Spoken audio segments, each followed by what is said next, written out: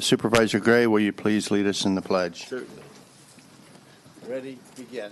I pledge allegiance to the flag of the United States of America and to the republic for which it stands, one nation, under God, indivisible, with liberty and justice for all. Okay. The purpose of this, well, first of all, would the clerk of the board read our 9 o'clock, and that'll tell us what the purpose is. So this is a fiscal year 2019-20 budget study session, and it includes all county departments.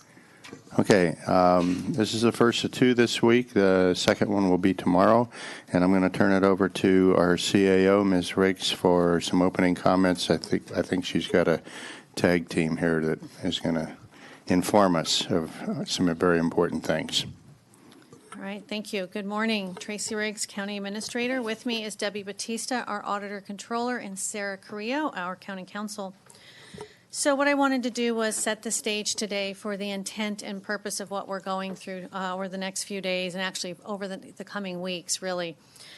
The meeting today is really, today and tomorrow, we are not asking the board for direction. It is for informational purposes. It allows a time for the board and for the public to get as much information and education about the program so that when we ask you for decisions in the coming weeks, you will have a better informed platform for making those decisions. So that's the goal here. I have a few things I wanted to kind of go through just to kind of set the stage, and then we can get started. So some of the questions have been, why are we here? And we are here because our current organizational structure is not sustainable. And our budgeting process over the years has included a multi-year budget process. And a few years ago when we did this, we were projecting at one point almost an $8 million deficit for the year 1920. Because of those actions that we've engaged in over the years, it has been reduced significantly. But since that time, there's been other actions and other items that have happened, such as more realignment, more reform programs, and more decreased funding from the state and federal level. So as what I just said, we continue to see a decrease from state and federal funding, and while that happens, we're seeing an increase in mandates at the same time without providing funding for those same mandates. When we hear about realignment and reform mostly at the state level, what that means is they're pushing those services down to the local level. An example of that might be when we saw where the state had to reduce the number of prisoners that they had, their inmates. What we saw was a complete change in what took place at the local level in our jails and in our probation and court systems. Departmental revenues, as I mentioned, while we have increased costs in both personnel, salaries and benefits, and our services and supplies, the revenues are not keeping pace. The responsibility at the local level to provide services for those who commit crimes have continued to increase, which really has reduced the flexibility for your board to provide any other ancillary programs outside of public safety. And that is why we see the majority of the discretionary revenues are directed towards public safety. For that very reason, those state and federal mandates continue to increase, meaning they want more services for those that are in our locked facilities. So with that being said, our purpose for today is transparency. It's time to allow the department heads to address you directly and to educate you about the services and the programs and the individuals that they serve. This is also the beginning of a process to redefine how our local government and how it is that we provide services to our community. And then finally, the primary focus, of course, as I just said earlier, our organizational structure is not sustainable as it currently exists today. So this is the beginning process where we look at what do we need to do to create an organization that is fiscally sustainable today and into the future. Many individuals are going to hear terms that they may not be used to hearing, such as mandated programs, statutes, regulations, essential services, and programs. I want individuals to realize that these terms are generally defined at the federal, state, and or local level, and those definitions come from maybe the Constitution, state and federal law, legislation, or by a local ordinance. And then finally, this is really important to me. While the next 2 days will be challenging, we are very excited to engage in such a transparent budget process. It is my hope that this process is not used as a platform to tear down departments or individuals, but as an opportunity to inform and educate those involved. We understand the sensitivity of these discussions that will take place, as every program and service that we provide is important to someone. Services and programs serve our community, and therefore it becomes very personal when these discussions can include elimination or reduction of those programs or services. It is my hope that as we engage in this process, that we will keep a positive and objective environment, and that I would like to defer to Debbie and then for Sarah for any comments they may have to add. I just want to thank the board and thank County Council.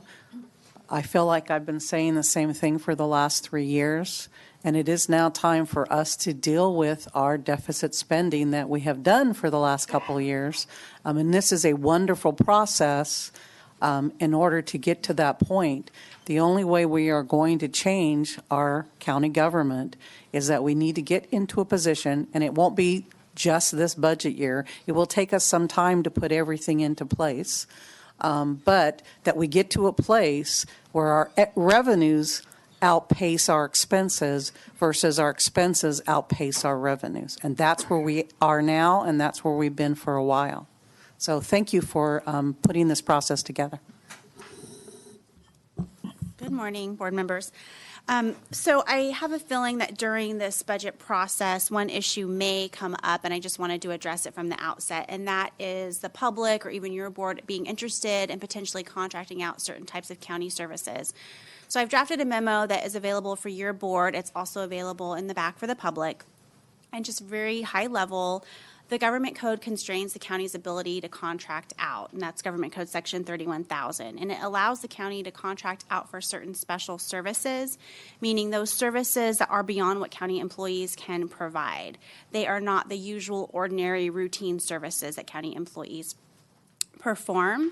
And they are considered special when it's someone or an individual that has a certain expertise that can perform the service. So contracting out a service based on cost savings alone is prohibited by law. It's also a bargaining issue. So should your board through this process decide you have questions about potentially contracting out certain types of services, we would ask for time to review that matter. We'd also ask that we have time to meet with the CAO and Human Resources to talk about some bargaining impacts as well. And I also want to make it clear that there is a distinction between just contracting out versus the county stopping doing the service entirely. The county can absolutely stop doing or providing a service, but if you're going to contract it out, we have to do further legal analysis. And I'm happy to answer any questions if you have any. Okay, with that said, Mr. Chair, you have a list of the departments. They have received that list, and they're aware of their order. Okay, I have some opening comments of my own, and this is really for both the public and our staff. First of all, for the public, I'm not sure that you really recognize, I hope you do, the level of effort that a process like this entails to come before this board and do the presentations that are going to be done today and tomorrow. Never mind the time spent in here today and tomorrow, but the time preparing for that. This is a transparent process. I hope you appreciate that. The flip side of that transparent process is every one of our employees knows what we're going through, and every single one of them has some anxiety about the future in their lives, okay, that might be impacted by this process. So I hope the public understands that as well. This is not pleasant. It's not fun. And none of us are looking forward to it. But as Ms. Batista said, it is necessary. Ideally, we would have done this earlier, but circumstances didn't allow us to do that. I hope the public appreciates both the anxiety level and the level of effort that the staff has put in, and our staff leadership. Thank you very much. So staff, leadership team, all of that, from me personally, and I think from this entire board, thank you very much for doing this, and we're looking forward to hearing and sharing with the public your presentations today. So I think I've got a batting order somewhere in here. The first one, I believe, is community resources.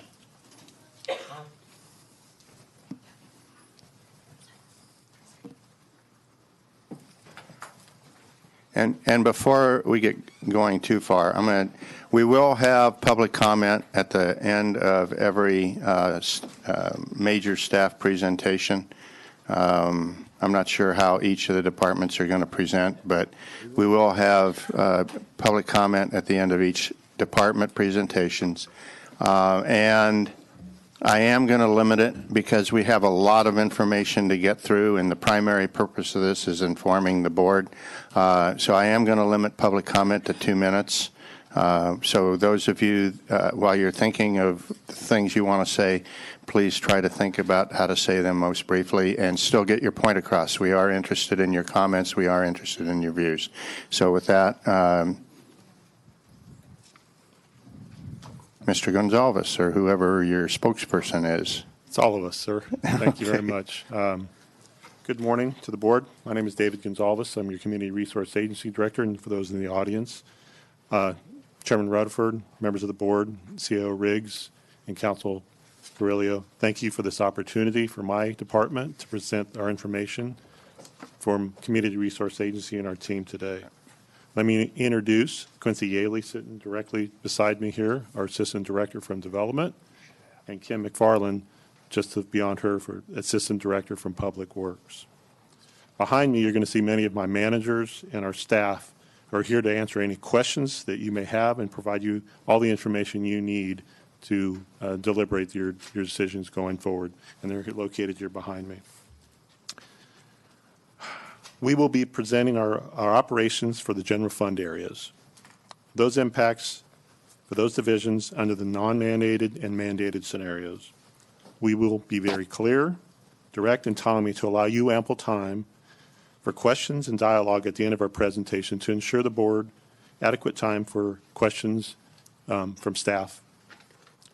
This budget crisis will push each person and the department's creative side to open ideas and thoughts we once thought were infeasible or unachievable due to our past perceptions and views.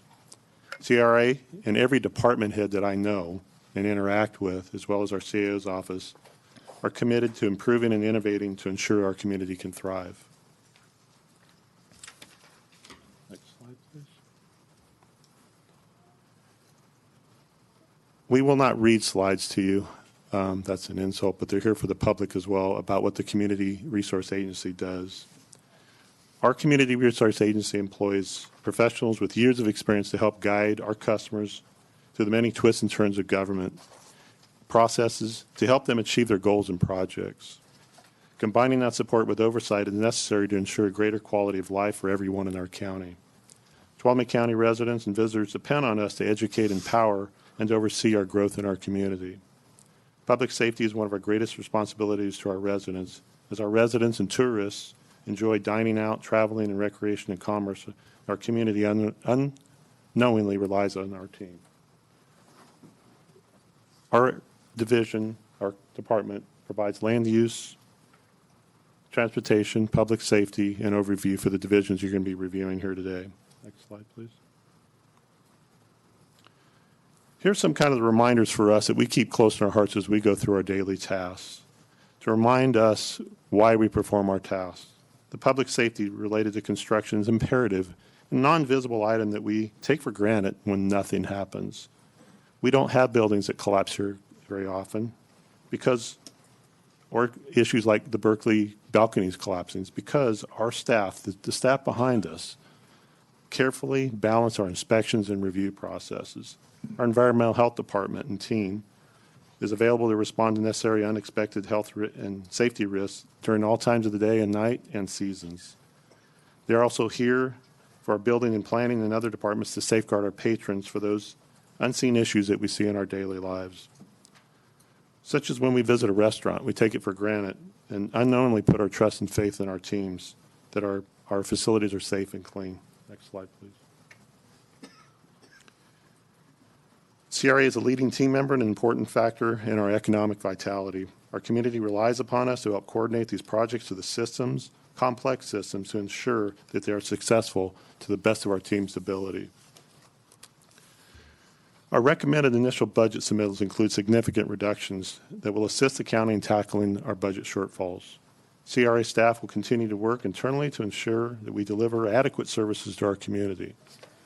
We are acutely aware of our actions and the severe impacts to other departments and our health and safety of our community that our decisions make.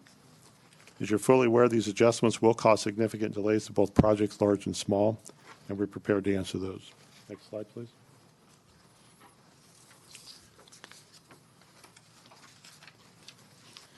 This slide depicts the 5 divisions that we will be discussing here today in detail from both Quincy and Kim. They're the 5 general fund divisions. They are housing, environmental health, planning, building, and survey GIS combined. There are 33 full-time general fund staff in there. They generate approximately $1.4 million in permits and compliance fees revenue. The environmental health department processes 300 plus facilities that I was mentioning earlier for inspections and safety. In 2019-20, there was approximately 2,000 residential lots maps that were processed by this team as well as all the others. And we also provide these divisions, as well as all the others, provide support to the board's priorities. Slide. An overview of the future impacts for CRA is important to overlay before Quincy and Kim go into the details. There will be delays in ministerial and discretionary permits. It'll impact our customers, which will greatly affect how we interact with them and our team and how we adjust to that. Impacts to health and safety, as I mentioned before, will also be impacted. Elimination of programs that are a vital part of our environmental and cultural fabric here are also being affected. There's a likely increase for increased land use conflicts. Delays in capital and development projects will occur. The limited cross-sectional support, cross-functional support from our GIS, fire staff, and OES will be affected as Quincy and Kim will go through those details. That's an overview. I'm going to turn it over to Quincy and Kim here as they go through the details of that. Thank you. Good morning. Thank you for having us here. We're going to start with a discussion of the mandated versus non-mandated tasks that CRA does. And just to set up how we got here was had each manager look at the different major components of the programs that they operate. We worked with county council to identify which of those were mandated under a state or federal law, or identify if it was mandated under a local government, local ordinance. Then what we did was we zeroed out all of the FTE allocations to those non-mandated tasks and looked at where we ended up. What was the difference between the FTE time spent on all of the tasks versus the FTE time spent on just the mandated tasks, and that's where we started. So this is a picture of a baby, and we're not babies at CRA, but we do enjoy mobiles. And what we have is the CRA mobile, because CRA doesn't work in silos and it doesn't fit a traditional org chart. Our divisions are fluid. They move back and forth. They interact with each other. And one division cannot operate without the other. Otherwise, our mobile will be out of balance. And so we've got our main general fund divisions up there, but we also interact with our partner division in CRA, which is Public Works. So we'll start with the building division. Under mandated tasks for the building division, this includes the majority of our building permit process, such as application processing, plan reviews, inspections, and occupancy certifications. It also does involve the operation of the 4th floor development information counter.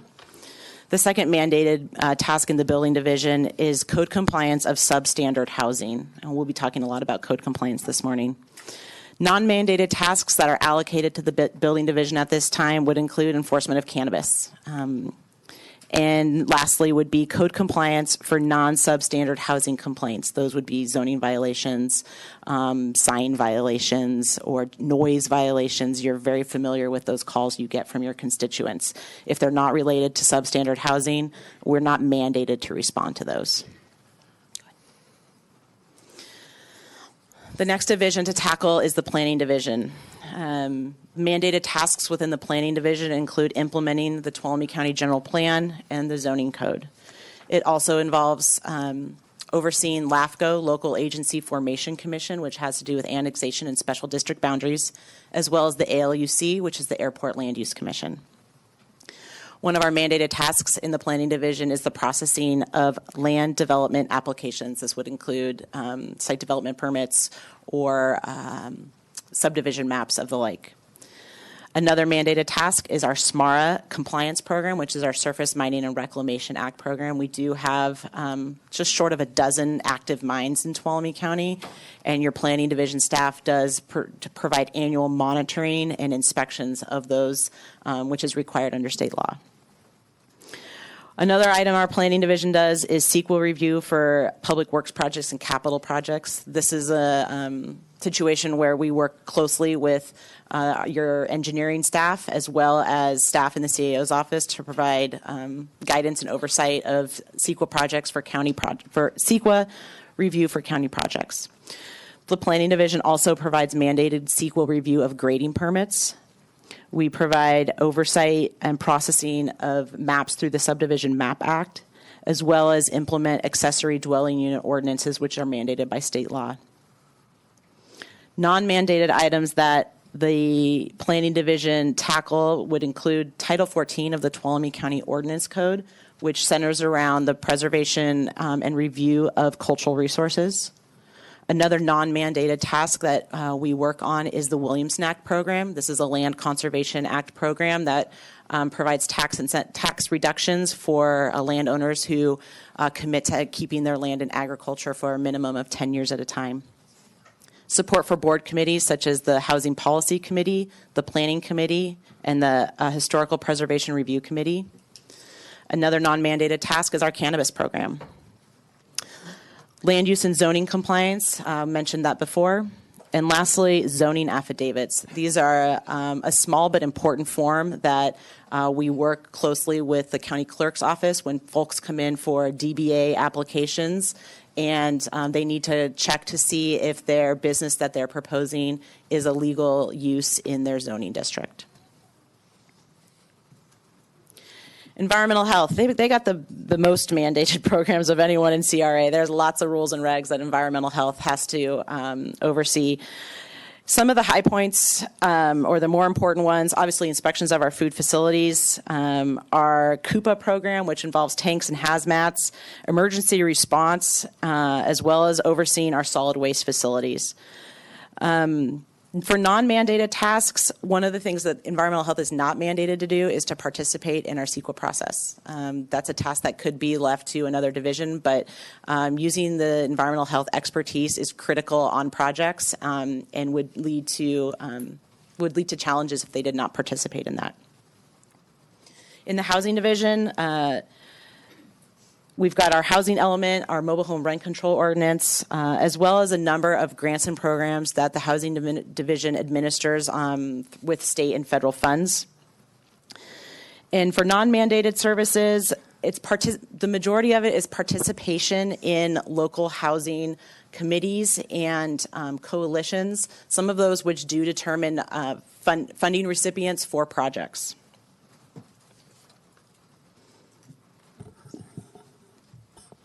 The Surveying and GIS group is a small one of just 4 highly skilled, highly trained, and in the case of the surveyors, licensed individuals.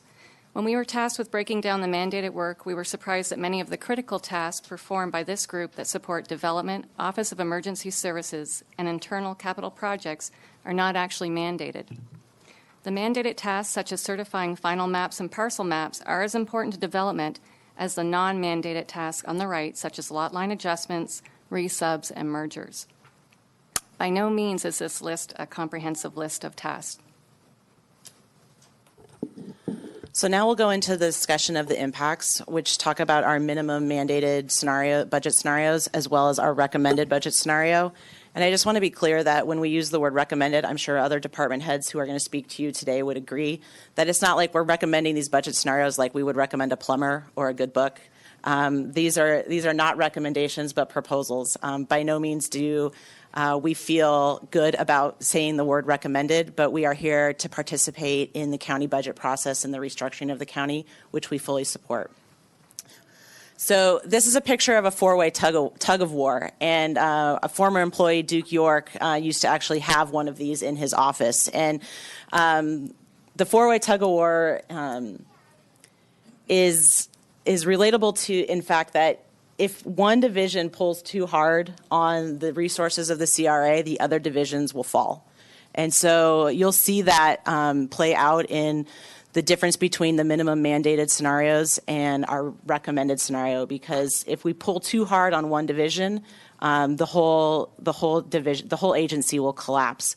Another thing that I'm sure other department heads will attest to is that we have such great employees that when they see one division being pulled too hard, they will compensate. And mostly this is in the fact of our managers and our assistant directors and our directors who aren't hourly employees, but who will put in the extra hours in order to keep CRA afloat. So I don't think any other agency that you're going to see today would be be different in any other way.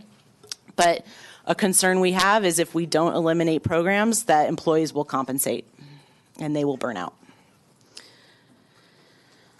So for the building and environmental health divisions, when we looked at the mandated versus non-mandated tasks, eliminated out the FTE allocations towards those mandated tasks, what we see is a delay in the reviewing of both building and environmental health permits. We're guessing that this is a 4 to 6 week delay, but my managers behind us have indicated that this is a problem that compounds itself over time, that the more you get behind, the larger the load becomes. And one of the things we've eliminated in the budget is outside plan check services, which is a line item that we do rely on when we get a backlog of projects, is we rely on hiring out, sending out plans to help kill that backload. Another would be limitations in environmental health's ability to respond to health and safety emergencies. Our environmental health division manager, Rob Koslevy, is currently our only employee who is certified to respond to these emergencies. And Rob works morning, noon, and night and is available 24 hours a day at the beck and call of the county residents in order to address hazmat situations. That would be impacted under the future scenarios. Delays in inspections of food facilities and closures of businesses until environmental health can investigate. Right now we have an immediate response time. If someone calls and tells us they see a mouse in a restaurant, we send somebody out to investigate that and to do a survey. But under budget scenarios, we might not be able to send people out, and so we would just have to close the restaurant until we could get there. Temporary food facility permits is another program that environmental health operates. It's very common, especially during the summer months, for our inspectors to be working after hours and on weekends. And we would need to alter that program, which could jeopardize health and safety of people attending those events. We also will have no code compliance for non-land use issues, which would result in an increase of work without permits and land use conflicts, which would result in an increase in your phones ringing. Lastly, we would be eliminating the cannabis enforcement. You are all here. Most of you were here when we went through that process.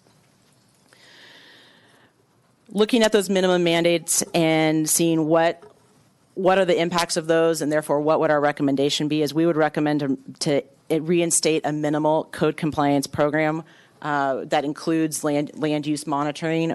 This would also reestablish revenues in the division.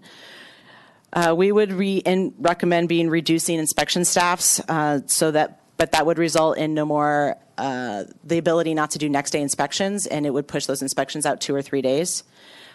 We do have we have several vacant positions, and so this recommended scenario does recommend not filling a vacant permit tech or a senior environmental health specialist position. In the planning division, future of CRA is that all business would be required to be conducted with an appointment, with the exception of handing out zoning or handout information. It would extend our time that we would be responding to questions from the public. We would no longer do zoning affidavits to verify zoning information, and we would also expect to see a 4 to 6 month delay in the processing of discretionary entitlements such as general plan amendments, zone changes, and site development permits. Applicants would be required to submit their own CEQA documentation. This is with mostly addressing the need for initial studies. So if a project is not exempt, an applicant would need to take on that cost of hiring a consultant to provide the county with the initial study. That can be upwards of $10,000, more closer probably to $25,000. We're proposing the elimination of the Williams Snack program. We currently have, about 126,000 acres under the Williams Snack program. This is a land use control program that mostly impacts western Tuolumne County. We would be proposing to eliminate that program. Also, no more support for for BOS committees, as well as a significant reduction, if not elimination, of Title 14, which manages cultural resource protection. Under the recommended scenario, we would eliminate a vacant planner position, and we would expect the same results to happen. Housing, a little bit of a bright light. After looking at the minimum mandated and our recommended scenarios, we think that we can operate the housing division at the same levels with just a little bit less administrative support in a reduced budget scenario. It could lead to delays of processing of some of our applications. It also could lead to staff not being able to be as responsive to grant opportunities, but we think that we can maintain the integrity of that program moving forward. Now I'll turn it over to Kim for the final discussion here. Yeah, so impacts to surveying and GIS. GIS mapping and interactive tools that support other agencies will no longer be available under the minimum mandated scenario. GIS staff will support CRA work only. The survey counter, which has a great deal of walk-in traffic, would be closed, and surveying requests would be by appointment only. The map room connected to the survey counter has town site maps and materials that date back to the 1800s. And if it's not supervised, we have concerns that these important documents will be damaged or worse, go missing. With only one surveyor and one GIS, there will be long delays with capital and development projects, and public works services will be greatly impacted. Therefore, we are recommending that this group of 4 remain as is, fully staffed.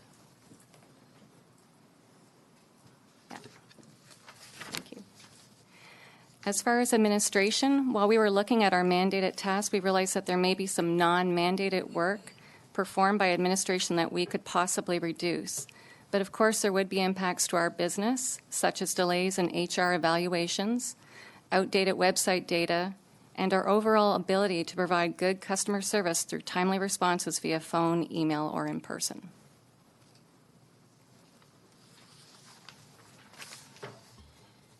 Okay. So as I stated before, we're trying to give an overview and allow you ample time to proceed with questions of us.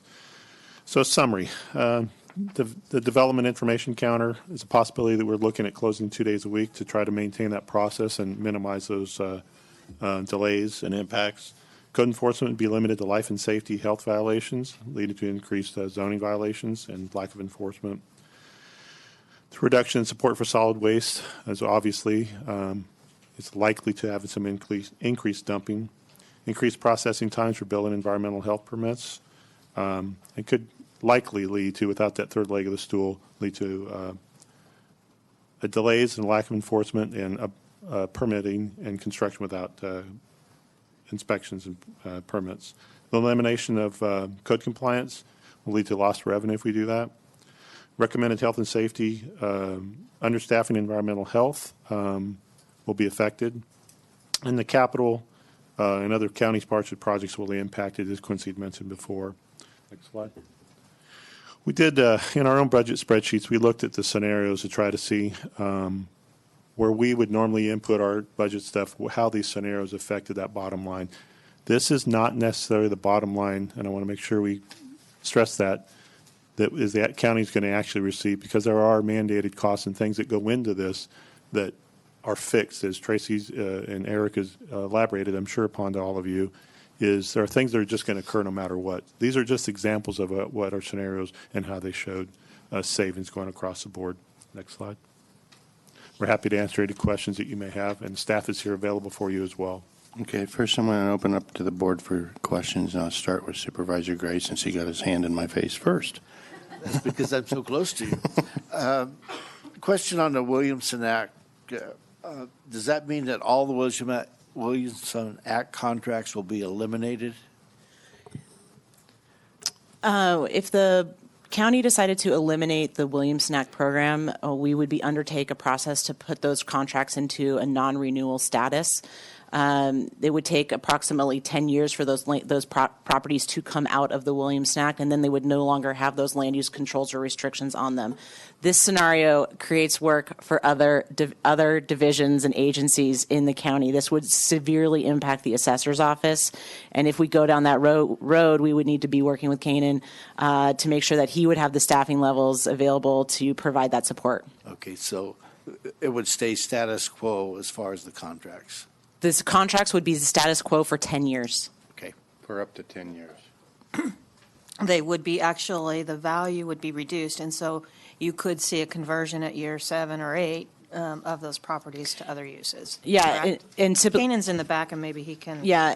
From a land use perspective, though, typically what we would do is we do start accepting development applications for Williamson Act land prior to them exiting their contract. And then we go through that CEQA review process, and then once they exit, then they can begin with the development. So we would still continue that type of work. There would be from the planning division side of it, there would be an initial push in the next fiscal year to get to a mass non-renewal of those projects, and then we would be sitting back and letting that process and that time frame expire. Okay. Other departments would have other impacts. All right, thank you. So as you bring a property out of Williamson Act, you slowly begin to restore the assessed value back to the factored base year's value over a 10-year period of time. We have to calculate those with Excel sheets and formulas just within our office for all those contracts. I am aware of other counties that have just frozen Williamson Act, meaning that they just don't allow it going further, but those still in it, they maintain. And it is a 10-year process to go ahead and bring a property out of the Williamson Act to go ahead and allow those benefits. And I have heard of other counties possibly doing direct charges for Williamson Act to try and restore just what the general fund would have received should it been assessed under Prop 13. In addition to that, from a planning standpoint, the Williamson Act program that our planning division administers isn't just taking whole pieces of property in and whole pieces of property out. We bring to you throughout the year a number of projects that involve lot line adjustments or sales of properties where we have to enter into new contracts to recognize new property boundaries or new property owners. And so that's where the work would end on our part, is we would no longer be accepting those applications to allow those movement of property lines or change of ownership to happen. They would be in non-renewal status, and it would severely limit what landowners could do until their contracts expired. She is correct on the compatible uses. It does require kind of enforcement of what's allowed in Williamson Act, and if there's any deviation from what was proposed, it does need to be reviewed by them and permitted. Okay. Follow-up question? Yeah, go ahead. Just, I would be interested in knowing the actual cost, that savings for that particular piece when we get to it. Sure. From a planning standpoint, it's probably about 0.25 FTE of a planner time. So if you take a planner salary of $70,000 or something like that, all in with loaded, it's about a quarter of that in terms to staff-wise to administer that program. One thing I think you'll hear from department heads today is that when you have less programs to operate, things get simpler. And so when we start to say, well, we'll leave a piece of that program and we'll leave a piece of that program, and those are still all moving parts that your assistant directors, managers, and directors have to manage. And so, yeah, we can look at modifying our programs, but we're giving it to you the whole enchilada here of what it would taking the whole thing out. Supervisor Brennan. And just for the public, so they understand, you mentioned the total acres of Williamson Act. Can you put that in a percentage of what that equates to in the land base that is not governmental? I will look it up right now and answer that question for you. I think it's in before the we leave. 90 percentile. Yeah, let me pull it up. area. I've got it. Thank you. And there's also a revenue side of that as well, is there not? Limited. It's just I'm going to round it and say $1,000 at the most for a Williams-Nack contract. We just updated that it was several $100s. No, and- I'm talking I'm about sorry, go property ahead. tax revenue. Yes, Kanan. So the Williamson Act offers a benefit to the property owner in reduced property taxes. Yeah, okay. So it would be a revenue to the county and an additional tax burden on the landowner. Correct. Okay, just so we're clear. Yeah. Okay. Any other questions? I just have one question. With so the county currently provides applicants assistance with CEQA documentation. And so under this proposal, that would be the applicant's responsibility to hire an outside agency to assist them with that. The goal of that, I guess, is to free up time for county staff to do other responsibilities, or is that correct? That's correct. Okay. Do you know about how many hours per week or in a given time is dedicated to that? What percentage of county staff time is devoted to CEQA documentation for applicants? Sure. An initial study that's for a simple project is going to take you upwards of 80 hours to write. More complicated projects that are still an initial study, I've seen reports back on our timesheets over the past number of years that you can get closer to 200 hours. Environmental impact reports, I just want to make sure we're all clear, those are required to be prepared by an outside consultant. So I'm not talking about the preparation of an EIR. It's really limited to that middle level of CEQA documentation, which is called the initial study. Okay. And is what's being proposed, is that typical among other counties, or? It goes either way. I've seen counties up and down the state that require an applicant to hire a consultant to prepare that study. It's a significant cost for you to bring in a consultant to prepare that study. Yeah, it's probably closer to $25,000 on top of your application fees that you pay already. The county has elected to generally keep those in-house, A, in order to reduce costs for the applicant, and B, to maintain control over that environmental document.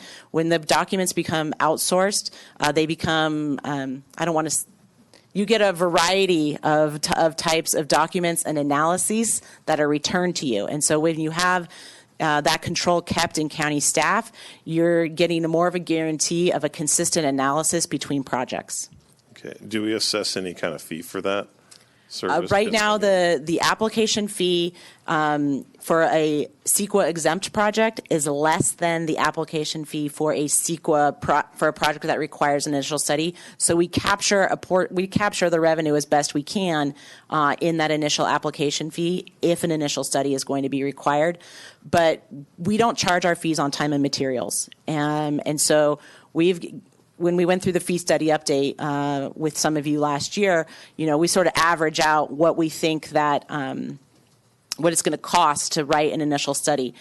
When a project comes in the door, we don't necessarily know how controversial it's going to be or what the resource issues are going to be and how much of an in-depth of a CEQA document you're going to need. So some projects, in terms of time and hours spent towards the initial study, are astronomically larger than other projects that require a more simple initial study. We don't have a mechanism in place to account for that delta difference. Okay.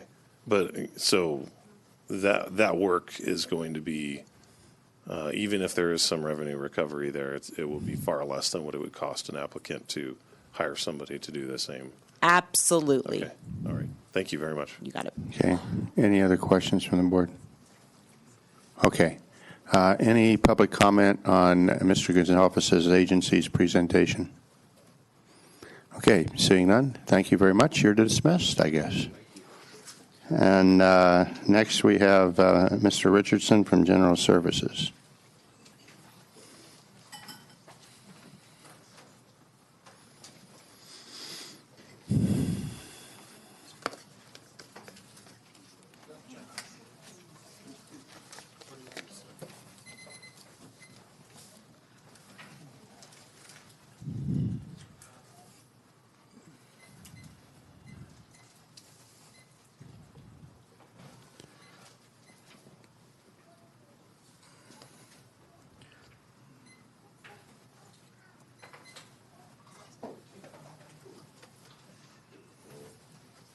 At your discretion.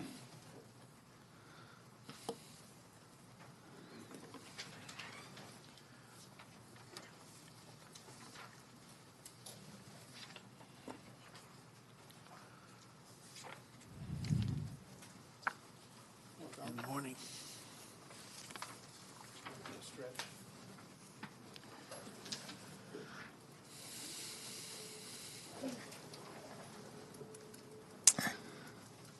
All right, General Services Agency, thank you. I'm Daniel Richardson, the General Services Agency Director. I have with me Ed Hogue, one of our facilities manager. Let me give you an introduction to what General Services Agency is and who we represent. So, General Services Agency, we create community and we provide quality of life. We talk about general services today. You're going to hear about library. You're going to hear about recreations, veterans, facilities. These are the agencies that bring together the old, the young, the rich, and the poor. For mothers, grandparents, and caretakers, they bring their children to story time at the library, where they intermix, they learn, they do crafts, they dance, they play. The libraries invite all, from the homeless person to the after-school children, to find refuge from the heat and the cold to do their homework. They meet friends. They apply for jobs. If you were to visit a pool today, you'd find families, groups of preteens who are enjoying an afternoon swim. You'd find the older generations in the morning exercise in the pool on pool noodles to Beach Boys tunes. If you go to Standard Park, you'd see softball teams tonight with players from churches, work groups, making new acquaintances. Some are going to lose and some are going to play, but they're going to laugh, they're going to have fun. They're going to create community. If you visit Standard Park in 2 weeks, you'll see the magic of Tuolumne County Youth Soccer, where you have 1,000 children out there playing, all managed by volunteer organizations. You have families who gather to cheer on these kids. This is community. When you talk about GSA, it fosters volunteerism, the spirit of library volunteers. You look at all the Special Olympics volunteers, their sports coaches. We provide venues where the community comes together. Recreation provides mentoring services for employing approximately 60 teenagers each summer. These young adults where they learn to critical employment and supervisorial skills. I had 10 of them at my house the other night where they laughed and played and enjoyed camaraderie. Economic development. When we talk about softball tournaments, we bring in scores of teams from all over California who come. They stay in hotels. They eat at restaurants. The Veterans Services brings in millions of dollars to this community. These are those who protect our freedoms. We provide them with their benefits. GSA enhances our quality of life, and they bring the flavor and the zest to our community. Let's go through each of our divisions, and we'll address each one separately, and I guess we'll take questions you can after each one or at the end, at your discretion. However you want to do it. Probably best do after each one, because some will have specific comments for dedicated to recreation or library. Facilities, we'll see, Ed. So facilities management. What do we do? Ed, you want to give us a quick introduction? My name is Ed Hogue. I'm your facilities manager for the county. Who we are and what we do. We have 15 full-time employees in our division. We have 2 part-time office staff. Of the 15, we have 6 full-time maintenance, 6 housekeepers, and 1 groundskeeper. The difference between our department and a lot of other departments that you're going to be hearing today is we don't have a lot of programs. So when you're looking at our budget, we are more of a support organization, and we basically support every individual employee in the county in their workplace, and also the community for different parks and recreation areas that we maintain right now. Next slide. So our core services here at the county is we maintain currently approximately 600,000 square feet of county-owned or leased properties. We complete approximately 3,500 work orders annually. Those are the requested work orders. that come in where there might be an emergency, there's something that's broken, heating and air issues, all those types of things that are out there that come up every day. Our housekeeping staff maintains 30 buildings daily. So we have the 6 staff are out there in 30 buildings doing the trash removal, restroom cleaning, lobby cleaning for the public, vacuuming, all those types of housekeeping services. And then we have 1 groundskeeper on staff that is attempting to maintain the 99 properties that the county owns or leases right now. Next. Our program statistics, these aren't favorable numbers for us, and I apologize, but this is where we're at with our staffing levels of today. Our average completion time to actually close a work order from the date that it is assigned is approximately 34 days. That sounds like a really long time, but in reality, we always take and prioritize our work orders depending on life safety. So if we have something that's flooding or causing damage to a building or those types of things that are going to affect our employees or the public's use of our facilities, those become our highest priorities. And then other work orders such as painting, those types of projects are really pushed out quite a bit. And that creates a longer average time because we're not able to do a lot of those types of smaller projects and work. Right now, our current staffing in our maintenance division allows us to complete approximately 14 work orders a day, and we are actually losing ground daily.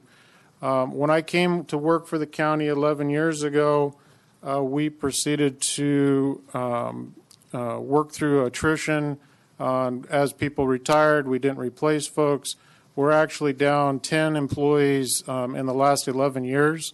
So we were at approximately 26 employees full-time, and we are now down to 15 full-time. One of the other things on this slide is small projects, construction projects. We're no longer doing those. So if we had to, say, put up a wall or put in a door for privacy for a manager, those types of projects we've been have come out of our schedule, and we are now having to look to hire contractors to do that work. And as all of you understand the prevailing wage issues that we have here in the county, these projects now are a lot more expensive than they would have been otherwise. We've done some small projects, plumbing projects and whatnot, that sometimes they're 2 and 3 times the county's cost to do the same work if we were doing that work in-house.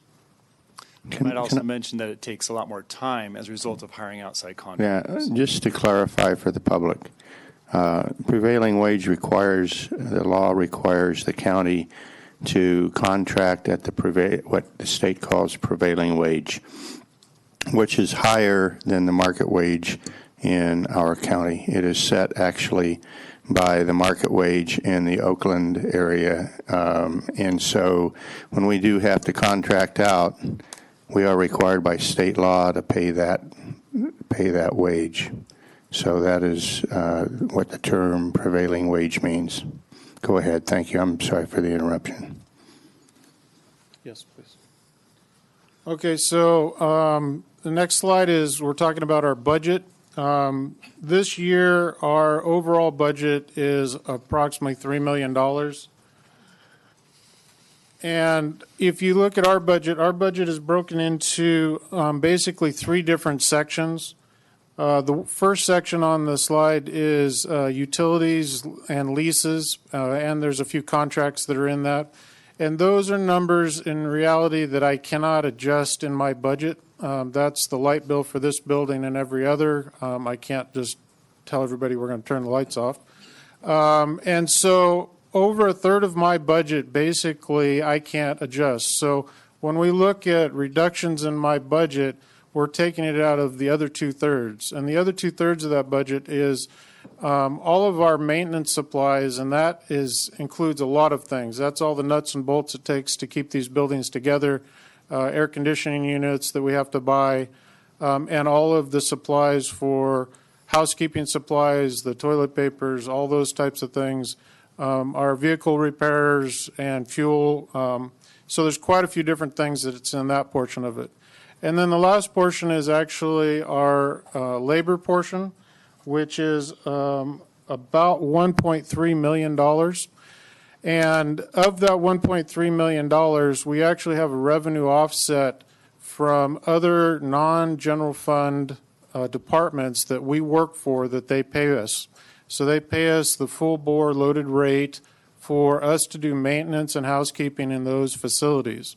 So when we end up looking at reductions in staff, we also have to look at potential reductions in revenue, or if we don't reduce revenue income coming in, we have to extremely reduce the services to general fund organizations. So it sort of makes it an unfair process where we would serve somebody that pays and don't work for somebody that doesn't, basically. So at the end of this number, we're looking at about a $2.6 million and change annual budget for our department, which in our proposed budget, we had actually reduced our budget by almost $400,000 through savings, and we're renegotiating contracts. Everything that we can think of that we are cutting out, we're trying to cut out of the system. One of the other problems that we have right now with our budget and our staffing levels is our maintenance, our preventative maintenance has really slipped here in the county because we do not have the staff to provide the level of service that we need to do. And what that is causing is we're becoming a reactionary organization. So we basically just put out fires. We're not out there finding the things that need to be addressed as small issues to save us money in the future. An example is this building here. This last fall, we lost one of the compressors on the chiller. Cost us over $20,000 to replace that potentially could have been a minor repair if we could have caught it. So as we're moving forward, not being able to provide our preventative maintenance for the buildings, we're actually increasing the cost to our budget through emergency repairs, and some of them are getting pretty large. Moving on to our recommendations, I am not looking at asking to reduce any staffing. I'm actually asking for augmenting 2 positions, which I know that's not a popular thing to talk about today, but we're in dire straits. And with the new jail coming on after the first of the year, we're going to be expanding out about another 60,000 square feet. And we'll be looking at, between that and the backlog of work that we have right now, either in preventative maintenance or actual work order requests, we're going to fall either even further behind than we are right now. And then the other augmentation that we were looking at is for our groundskeeping position. Our groundskeeper, Susan Longeaway, incredible employee. If you haven't met her, she's one of the hardest working people you'll ever come across. We are literally burning her out day by day just because of the magnitude of work that she's trying to accomplish. And the other issue that we have is anytime she takes a vacation or if she is sick, we don't have anybody to cover that position, and then we have issues with landscaping and all those costs.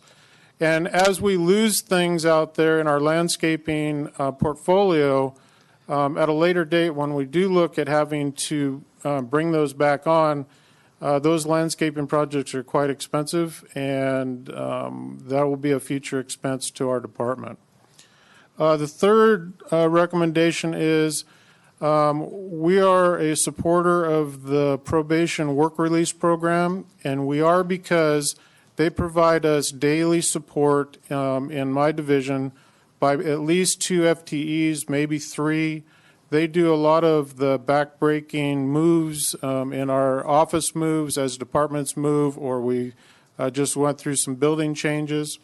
Those types of things. They help us in our parks. They go out and pick up trash. They do a lot of manual cleanup when we have homeless issues. There's just a multitude of items that they help us with. And if there's any possibility, we're hoping that the work release program can be at least maintained at the levels that they are at today. So on our menu of options, we don't have a lot of things to look at cost savings. I mean, we've been going through these budgets year after year, cutting and cutting and cutting, and I think we've pretty much got to the bare bones of the projects now. But if and when we do look at closure of either programs or county facilities, those need to be looked at as actually getting out of these types of buildings, because our insurance company through CSAC makes us maintain vacant buildings the same way that we maintain this building right here. So for example, like when the jail moves, we will still have to maintain that jail building until that building is no longer a county asset. So there's a whole level of things that we have to do so that even though we close a building or a program, if we do not get out of that facility or completely close it, it's still incurring costs and time in our department. And then the last thing is, if we do reductions in services, we would suggest that we look at the Tuolumne Rec contract that we have today to bring it in line with the services throughout the general services or the general fund departments, and make sure that we're providing the same service in Tuolumne as we are in the rest of the county, because right now we do contract out with the rec district for landscaping services up there and housekeeping services and some minor maintenance issues. And I believe that's everything that I have. Okay. Questions? Supervisor Gray. Going back to the contracting out work in lieu of staff doing it, I'd like to have some idea of the cost in related to, how much we contract out and how much would it cost if we had a person doing that. So I think that would be important for us to know. Other questions? Supervisor Gray, clarification, is that for just general housekeeping, for example, in Groveland, or is that for plumbing and electrical? That's for everything that you may contract out, and if we're paying prevailing wage, would it be cheaper or less expensive to have a full-time employee doing that versus the amount of money we're spending on the contract? And I know why you do it, because you don't have the person available. Yes. I certainly understand that. But maybe we're shooting ourselves in the foot. Okay. Okay. Any other questions? Quick question. On the facilities, for instance, when they move out of the jail and they go to the new jail, is that a mandate or just direction from C? It's actually direction from our HR department from the insurance company that we have to maintain these buildings, and we can't, for example, if we don't maintain them at a certain level of a certain standard, say if there's a water leak in that building while we aren't paying attention to it, and it were to cause thousands and thousands of dollars, they're not going to be interested in covering those costs because we're not maintaining all of the things that the insurance company makes us insure. So it's, I guess, an insurance company mandate. It's not like a state or federal mandate. And then on, for instance, like landscaping, maintenance, do we use our jail crews to offset some of those costs? No, the jail crew does not work for any, or for my department. As far as I know, they only work for paying outside agencies. Okay. I'm sorry, that's just what I understood. Sorry, is Bill in here? No. No. So they do a little bit, they do a little bit for us, as we've seen them do, help us out with OES and some other items, but they don't do that type of work that you're speaking to. Could that be looked into Probation moving? does. Could that be looked into moving forward if we're going to be filling a jail up more in the future, offsetting some of those costs with utilizing jail crews, free labor? Well, like we said, it's not free because they do charge for their services. They do help if you're willing to pay for it. They as in jail? The jail inmate crews. Yeah, it's a revenue source. Right. So if you're taking that, you're taking from one department and giving to another department. That's the problem. Yeah, in one priority area, because I think they're doing a lot of work on vegetation management. Exactly. projects. Okay. Public comment on this one?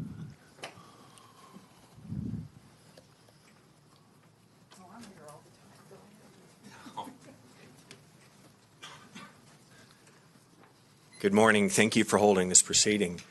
I'm Tony Krieg from Tuolumne Park and Recreation District, and we've enjoyed many years of providing you service out there.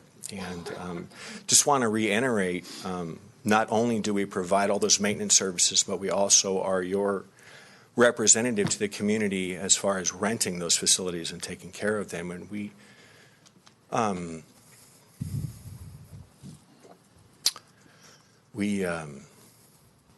enjoy doing that.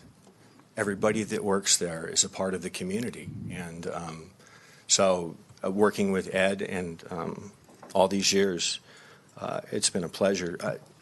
I just want to say that, and I'm really talking about GSA now, is my dad once told me there are three things people need.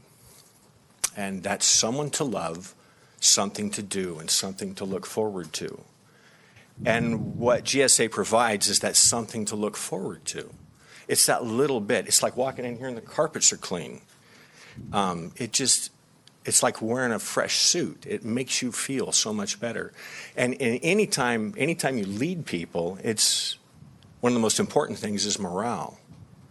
And recreation and library and all those things are like your hand to the community. And so when it's easy to cut these costs. They don't seem essential. But the bottom line is that it makes life so much more enjoyable. And there are so many people that are served because of it. And most of the people who are in this profession don't do it because of the salary, because they're easy to cut. I mean, everybody knows it. They do it because of the love in their heart. So when you're thinking about these positions and these facilities there, or these services that you provide, and I'm preaching to the choir here. I'm just saying this for the fact that it just hasn't been said yet. So thank you for your time. Okay, thank you. It's going to be hard for the public, but I'd ask you to try and help us here, because we've got several other departments, I think, in Mr. Richardson's agency, and we're kind of crossing lines a little bit with the public comments. This was about facilities, not so much about recreation. So please, I'm trying to do the public comments the best way that I can, but please keep your comments to the subject. Go ahead, please. Okay, thank you. Well, I would follow up with Mr. Krieg's point a little bit, because like the museum over here has a really wonderful patio that can be rented out for activities. So it needs some maintenance because it's old. But I think we need to be cognizant of what we do in this county, because I want to know whose bright idea it was to plant grass over at the Veterans Hall. Grass is very expensive, and it needs a lot of maintenance, and I see Susan out there once or twice a week, and she has to cut the lawn, and you have to water it, and you have to do this, that, and whatever. And we have all this grass in Courthouse Park, which I guess is nice, but then the dogs pee and poop there, and it needs water, and it needs maintenance, and it needs weeding. And we really ought to look at what we're planting in a lot of places, because grass is very high maintenance. Thank you. Yes, ma'am. I'd like to ask about the status of Kennedy Meadows. It's my understanding that it is owned by the county and leased out to a private party. And I'm wondering if that, and the maintenance is provided by the county, if that's correct information. It's incorrect. I believe that's incorrect, but Mr. Richardson. I was just wondering about the amount of rent they pay, if it's reasonable. Yeah, the county has a contract, a lease with Kennedy Meadows Resort to actually run. The county does not maintain Kennedy Meadows. They do it on their own. They do provide revenue. They're a concessionaire to the county. They provide a percentage of their gross receipts to the county. And so we receive that directly into the general fund. It doesn't come through facilities or general services agency. Thank you. Seeing no other public comment, Provide a little more clarification on the Kennedy Meadows piece, that there is also a fund set up that is not administered by the county, that if there are projects that are done at Kennedy Meadows, that fund, and that's associated with, help me out, Daniel. The concessionaire revenues come in, and then we have a fund, and then we can allow it to be spent on Correct, projects but there at are Kennedy also Meadows. additional dollars that go to any large projects that are done up at Kennedy Meadows. The Stewardship Council has Thank you. grants The available Stewardship to them. Council. Yes. Thank you. Okay. Do you have other departments? Yes, let's move on to veterans. Okay, thank you. Thank you very much. Thank you, Ed.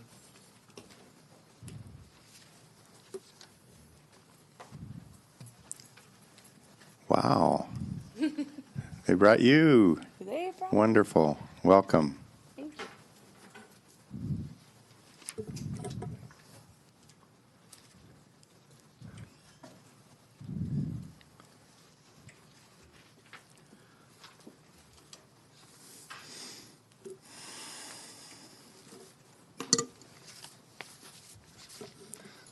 Okay, I have Vicki Sides with me from the Veterans Services Office. This is one of our bright, shining offices that receive visitors every day to provide them with services benefits. So let me give you an introduction to what they do, and Vicki, feel free to. She's the one who actually provides the direct services and much more knowledgeable than I am. Like I said, they provide disability benefits to veterans. They do DMV verification. Those license plate monies, they receive them. They also provide burial benefits, grave markers, medallions, burial reimbursements. They provide life insurance. Also, dependents indemnity compensation. And you can see that the money that's received for that, $1,600 to $1,900. Education benefits. We help not just the veterans, but also spouses and children can receive education benefits. And also benefits for health, so that they can continue to be rehabilitated and ongoing health. So, moving on. So how many people are we serving at the Veterans Office? Currently, we have 12,666 cases in our Vet Pro. That's our computer system. That's a federal computer system, that state level computer system. And of those 12,000 cases, 6,000 and some change are actually active cases that we're working on at any one time. So how much money does the veterans bring into the county? This is mind-boggling to me. Compensation and pension dollars, over $22 million. And new awards, almost $2.5 million. And then you have aid and attendance additional dollars given for $200 to $800 additional monthly monies are received for veterans and their families. So it's a significant, when you talk about economic development, over $22 million, that's annually, correct? Yes. Yeah, that's annually. So you think of this community, that's a large amount of money. You think of the economic development that happens with that money. We have a large veterans population. We currently have 2.98 FTEs that assist the veterans in applying for benefits. We have a net county cost of just over $202,000. This is actually, we have one vacancy there, but it's 4 bodies consisting of that 2.98 FTEs. So potential solutions, not that we recommend these, but we need to list them as possible. If we eliminated one of the FTEs that is vacant, what will we see? We'd have reduced outreach, delays in providing veterans benefits. If we eliminate additional 0.5 FTE, we would have no one at the front desk to greet people. They wouldn't be able to log in when they come in. There would be privacy issues, increased wait time. And this individual does a lot of also conversion of paper to electronic documents. And here are the dollar amounts that you would save if you don't fill the vacant veteran service representative position of $55,000, or if we were to eliminate the 0.5 FTE, almost $16,000. Like I said, we don't recommend these, but they are a menu of options for the board to consider. Okay. Veteran services. Just a comment for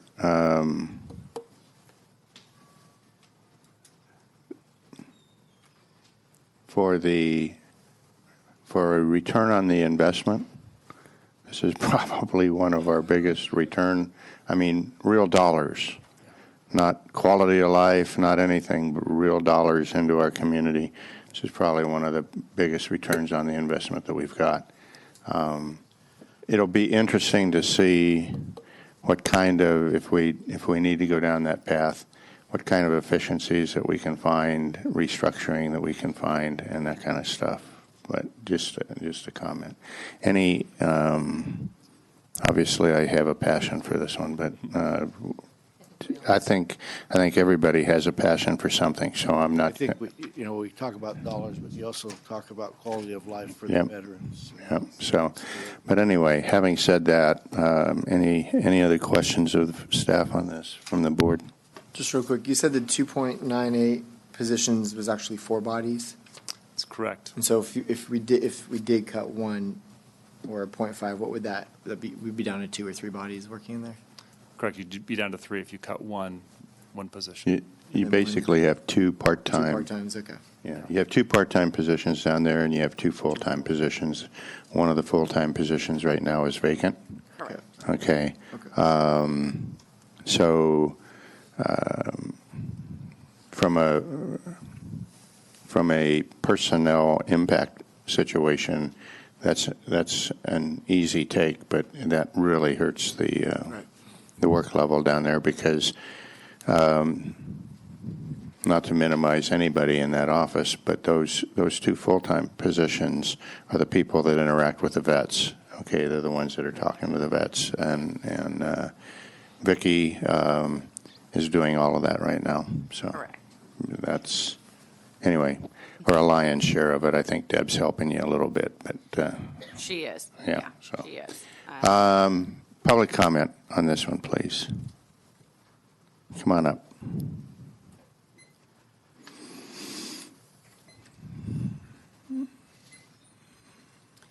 I guess I just need a little information. When you talk about veterans, I think federal. Is there any federal money that we receive to augment these programs? How it works is, how it works is we have to be trained and accredited with the federal government, Department of Veterans Affairs, and the state. The money trickles from feds to state to county based off of what we do, how much a veteran receives, how often we go to training and conference, which is mandated 3 times a year. Okay. So The monies the veteran get come from the federal level. Yeah. Those monies they spend within the community. As far as our funding, it's based on a workload, certain claims we do for disability, pension, compensation, health benefits equate a workload, so to speak, which equals, not to get too far into the weeds here, a subvention funding that we apply for every 6 months to get from the state via 3 different parts of a program. Okay, so if you're down 1 employee, you're going to do less and you'll receive less revenue. Correct. Quite possibly, but like Carl, my passion is with veterans. I love what I do. We maintain a high reputation in this county, and so I do my best to continue that because they're the reasons why I get to do my job every day. Yeah. So the answer to your question is yes, we do get state funding that partially pays for the services we provide. Doesn't pay for everything. There is Correct. general fund money that that is applied to the program. And yes, obviously, anytime you reduce personnel, you're going to reduce productivity. So, and that Okay. will impact the state money that we get. Yes. Thank you. Thank you. Seeing none, who's on deck? Thanks, Vicki. Thank you. Go back and help our vets. I shall. I probably have a lobby full. Library's next.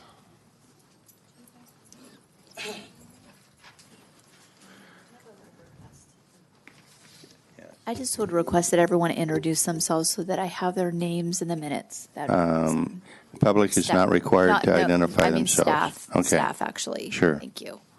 I understand.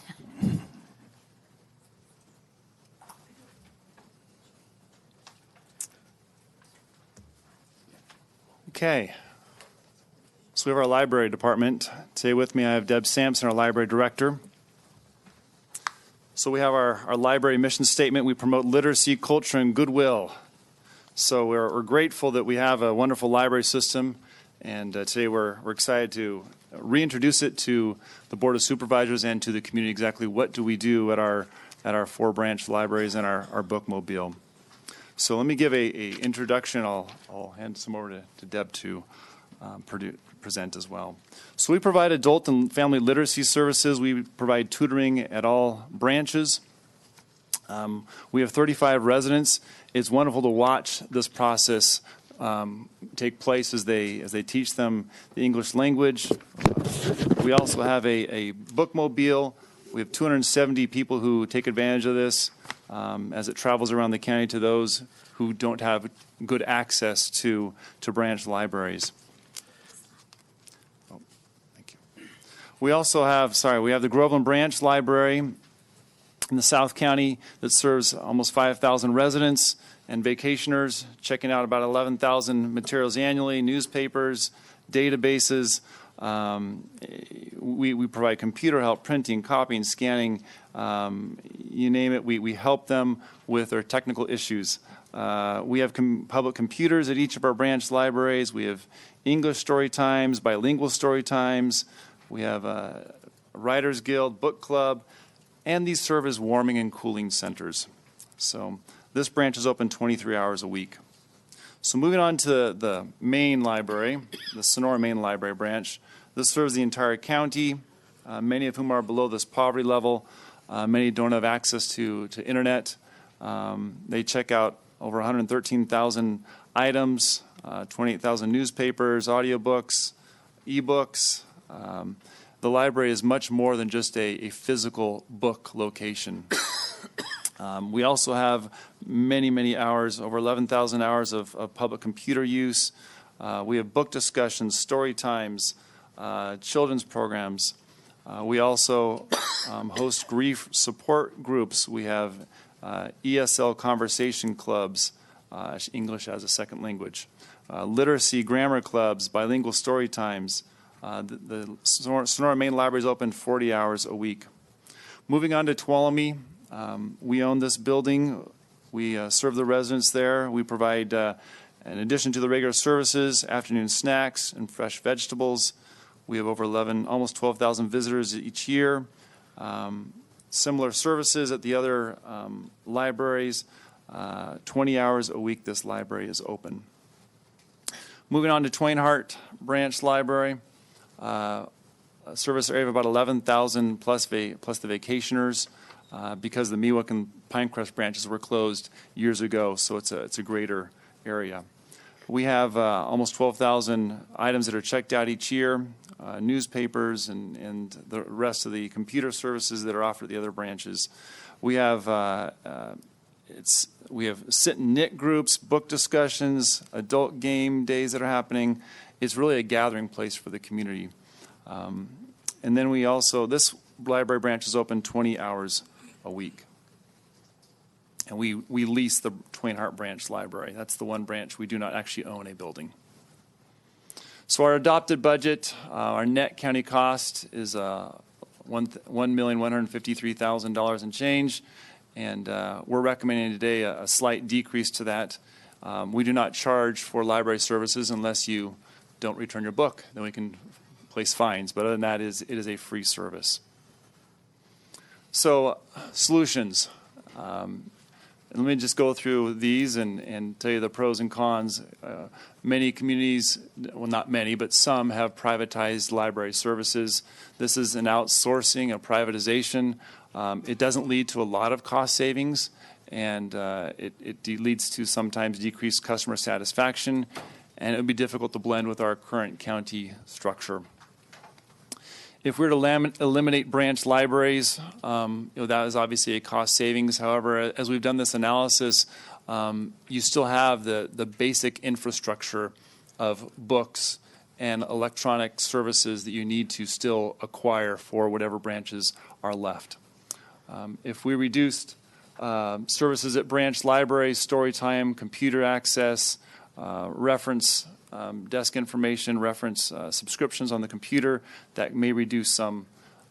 If you eliminate the bookmobile, this bookmobile, the physical bookmobile, is approaching its end of life and needs to be replaced, and the circulation has somewhat declined.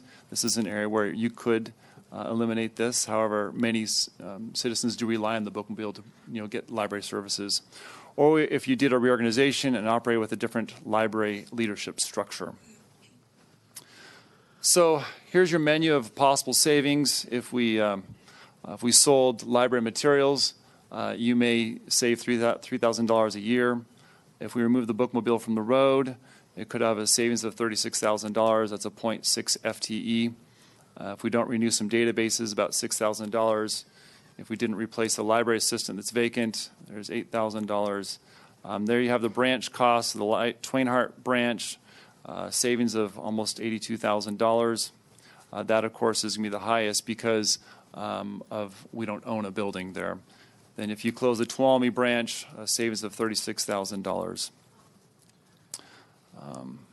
If we reduce the book budget somewhat of $10,000, if we cut the literacy program, interesting program because we receive grant funds to run the literacy program, so there's not as much savings as one might think. And then if you just reduced general other services of the library, story time, teen programs, we have virtual reality and children's events that could equal an FTE.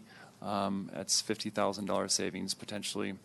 If we didn't offer public computers, that would be an annual savings of approximately $10,000. We do have to replace those computers, and then you also have the annual software licenses. And then if you organize the library leadership, you could have a savings of $100,000. We do not recognize these. We have two tens there, I see. We don't recommend these, but they are a menu of options for your board to consider. So that's library. Just to be completely clear, we've already instituted the selling of used library materials. We got the go-ahead from Debbie Batista, and so that is underway.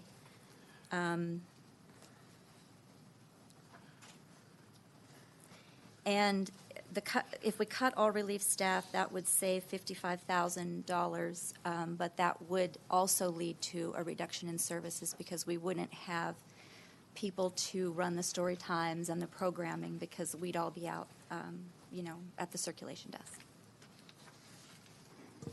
One other thing that I should probably mention, the American Library Association does a public survey every year of public libraries. And for a community the size of Tuolumne County that has 55,000, the average full-time equivalency of staff is 27. We are operating right now at 12.5. So that's why I can't really recommend any further reduction. I have a question. Yeah, I'll ignore you this time, and I'll go to Supervisor Brennan. Thank you.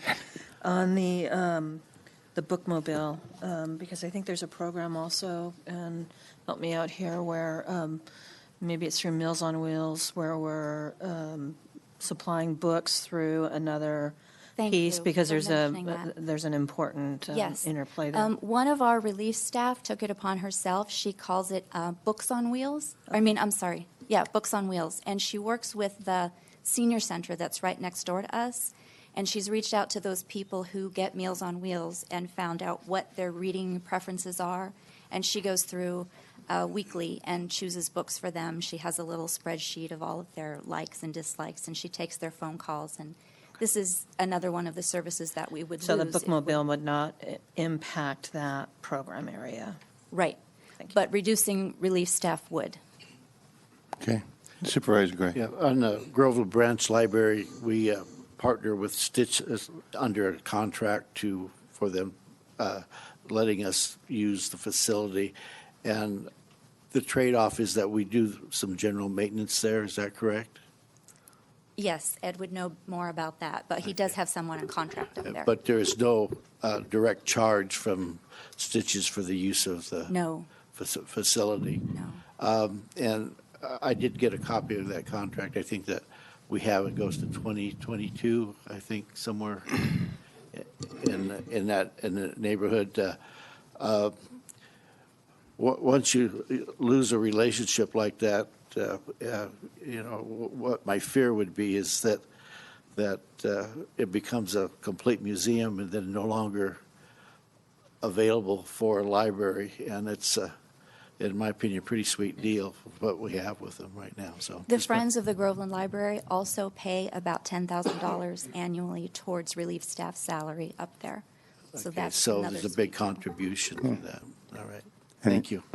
Any other questions? Yeah, Supervisor Camel. So the Tuolumne Township branch, that's owned by the county, correct? Yes. So reducing or eliminating services there would, we're only talking about employees and the electricity and the books and. One half. Okay, one so half what would happen to that facility if we stopped using it? We would still have to maintain it, or so there'd still be a cost associated with having that property, I assume, right? Yeah, I would assume that the CAO would look at relocating somebody out of rental floor space into Right, county-owned. if we were not using it for the library, we would be looking at it for whatever uses that it might offer. But you're correct, there's no rent that we pay there, but we would need to keep that building up, as you heard earlier from Ed, because it's a county facility. So, okay. Closing branches, by the way, would also lead to costs for removing the equipment and the books and storing, if possible. I don't know how much space the county has for storing Okay. these types of things. Okay. Public comment? Come on up.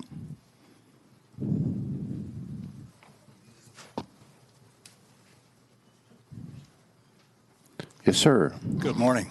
Good morning. I'm Malcolm Carden. I'm the president of the Friends of the Tuolumne County Library. This lady behind me is actually my vice president, so you'll be hearing from her too. I don't have a lot to say, actually. It's been very educational sitting here this morning and hearing some of the ins and outs of the county. I've learned quite a lot, in fact. And I want to thank Daniel for putting together his presentation, especially on the library. I know Deb had a big part in that as well. Friends of the Library, for those of you who don't know, has a membership of about 400. That includes our two associate groups, the Friends of the Groveland Library and the High Country Friends, which covers Twain Harte. By proxy, however, we represent the customers of the library. And these customers are the people who take the programs that have been described and also have library cards. And one statistic that hasn't been mentioned is that there are actually 29,000 operating library cards in this county, which is something like 55% of the population has a library card. So you can see the type of support the library system has here. But basically, we support the programs that the library puts on, and we also buy the library nice things, as you might say, like furniture and computer systems and window blinds for the meeting room is one thing we bought last year. So I'm not going to get into the statistics here. I think you all got a copy of the email I sent out 2 or 3 weeks ago. You know, that expressed my feelings about it pretty clearly. One thing I did want to point out, and this hasn't come up either, is that our library system here, we're the largest county in the immediate area, 55,000 people. The other counties have populations of 25,000 or Sir, less. can you wrap it up, please? Yeah, sure. We do have a 2-minute limit. Oh, okay. Our library system here is actually smaller already than Mariposa and Amador counties, both of whom have 4 branches. I just want to throw that in. That's about all I have to say. 2 other suggestions I might have. One is based on my career as a financial person. One is to put a more positive spin on what you're doing here rather than looking at it as a cost-cutting exercise or a zero budgeting exercise, to look at it as perhaps a county resource reallocation exercise, Okay. which implies you can take money and actually increase budgets. Thank you very much. Thank you. Mm-hmm. Thank you for your time. Sorry to have to cut you off, but I need to enforce the 2 minutes.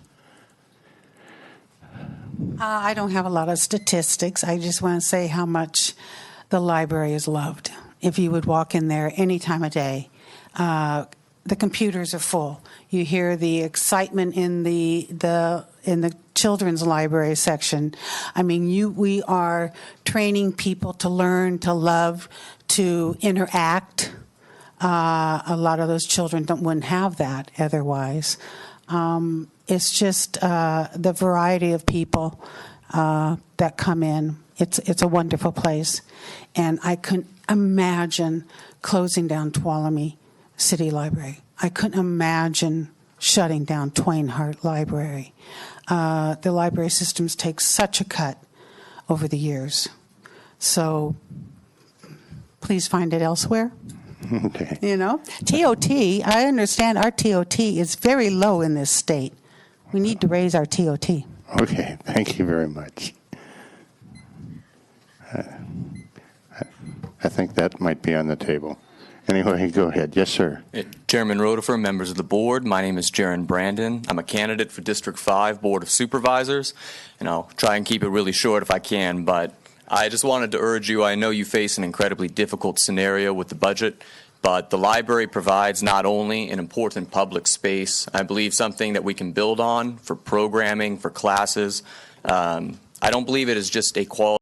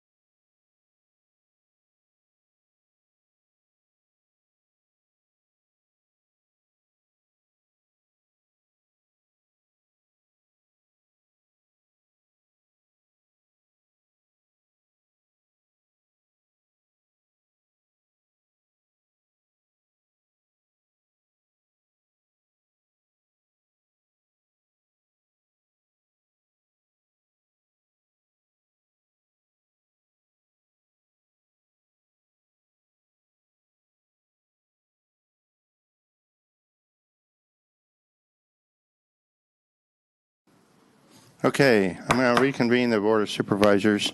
Supervisor Gray is on his way. In the meantime, I do want to make an announcement about our unfortunate incident that we had this morning. And first of all, the family of the individual is very appreciative of everything that happened.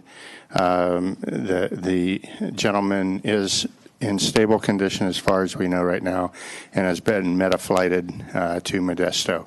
I want to thank all the, first of all, I guess if you got to have a heart attack or something like that, have it where you got a defibrillator and about 20 people that really know what they're doing is one lesson. But the family is very appreciative of those people that basically saved the guy's life, obviously. And I'm very appreciative of everybody that was in this room. Everything that I ask of you to enable that effort to have a good conclusion, you did, and I really, really appreciate your cooperation. So thank you very much. And again, as far as we know, the gentleman is stable and he is down in Modesto. So I think, at least for the time being, it's it's a happy ending to an unfortunate incident. And again, thank you to the people that participated in the resuscitation effort as well. And with that, as I remember it, we were in midstream of public comment on the library. So I would, I'm going to ask that if you have previously spoken in public comment, that you've used up your allocation. But those who still wish to speak in public comment on the library program are more than welcome to line up on the side wall. I see none. Oh, okay. I'm sorry. Okay. Pardon me? Okay. Okay. So in the interest of fairness, none of us remember what you said before, so if you wish to start over, we'll start your 2 minutes over as well. Thank you, Mr. Chairman. Yep. So again, Mr. Chairman, members of the board, my name is Jaron Brandon. I'm a candidate for District 5 Board of Supervisors. And I just wanted to say that our public libraries are a great treasure locally. I believe that they're high-impact public spaces. They're a base for programming and classes, and they're not just a quality of life program, but also an opportunity for people without internet to be able to apply for jobs locally, a place to be able to go find a safe place to hang out, not only young people, but people that are facing the summer heat and weather conditions outside, and a place for kids who would otherwise be needing daycare programming and other outside education stuff to be able to go and learn and have a safe environment. I know that it takes years to build the reliance, and I think the base of users for these programs, and to end them even temporarily could be really, really impactful in a negative way. I know you're in an almost impossible scenario with the budget, and everybody has, things that they want to be able to see supported. Nobody wants to make cuts, but I think that this is per dollar something that really helps our community. I also see not only as a quality of life program, but a public safety program, that $1 spent on trying to keep a kid in a bilingual education program, keeping them and reading a book and pulling out a childhood program there, potentially is going to be a curative thing instead of rather having social services or law enforcement for 20, 30, 40 years in the future. I think it keeps them in a really productive program. So I hope that this is a program you support and look on kindly. Thank you. Thank you. Yes, sir. Tom Parrington. I was a member of the 2016-17 grand jury, and part of our report was including the library. And the library has basically only gotten back to its the proposed budget of $1,250,000 is only back to where it was in 2008 and 9 before the Great Recession. And if you adjust for inflation, that's still about at least 10% less than it should be, or probably 20% less. And any cuts to the library will just be devastating. It's maintained a partial operation, and our grand jury recommended this board look into a parcel tax or tax increase to support the library, and that has not been done. And I'm very disappointed. I hope the budget won't take more whacks out of the library. Thank you. Thank you. Yes, ma'am. I'm the other Parrington, Augusta Parrington. This is my second time through trying to save a library. The other time was in Pasadena, which has a very active library program. I served on the library commission there, and they were able to pass a parcel tax. And that is something that I urge you to do. The voters supported it 3 additional times, and it seems to have worked very well. So I'm hoping, I urge you to please support or think about supporting a parcel tax for Tuolumne, which really needs it in our heavily rural community. Thank you. Thank you. Hi, this isn't my first time with the battle for saving the library and things inside of it. But I would hope that you could eventually have a listening meeting and let the public really help you understand why this particular item is so necessary for our community. I think you would hear that our community needs access to information in all forms, books, newspapers, internet, 6 days a week from 8 a.m. to 9 p.m. We do not want to be a information poverty community. When our community has access to information, we have a community that's informed, educated, and involved. And that community includes from the richest to the poorest. The library is part of the infrastructure that supports a vibrant community, both economically and socially and culturally. Who will move here? Who will stay if we don't have a vibrant, working library? If we need leadership to make this happen, then let's make sure we hire the right kind of people to lead us to make this library a resource that our community can really thrive on. I raised 5 girls. We used that library 2 to 3 hours a week, checking out 50 books. Those librarians did not want to see us coming. But what my girls learned was that they could give back, and they learned how to shelve books in return for all the ones that they took out. Real dollars, the real dollars we should take from law enforcement so they don't have to use it, and use it in our library. Thank you. Thank you.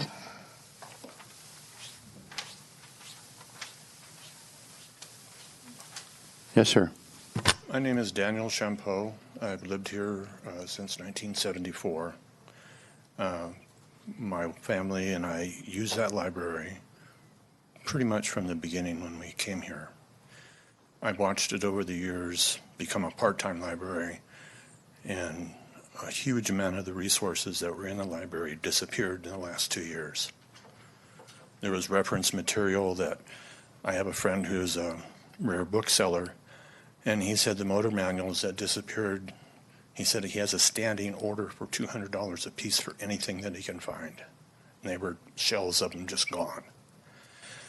You're cutting the library, or trying to, as the lady before me mentioned, you're trying to save money to fund law enforcement. Because if you take away all the programs that children are going to be able to use, you're going to need a lot of law enforcement.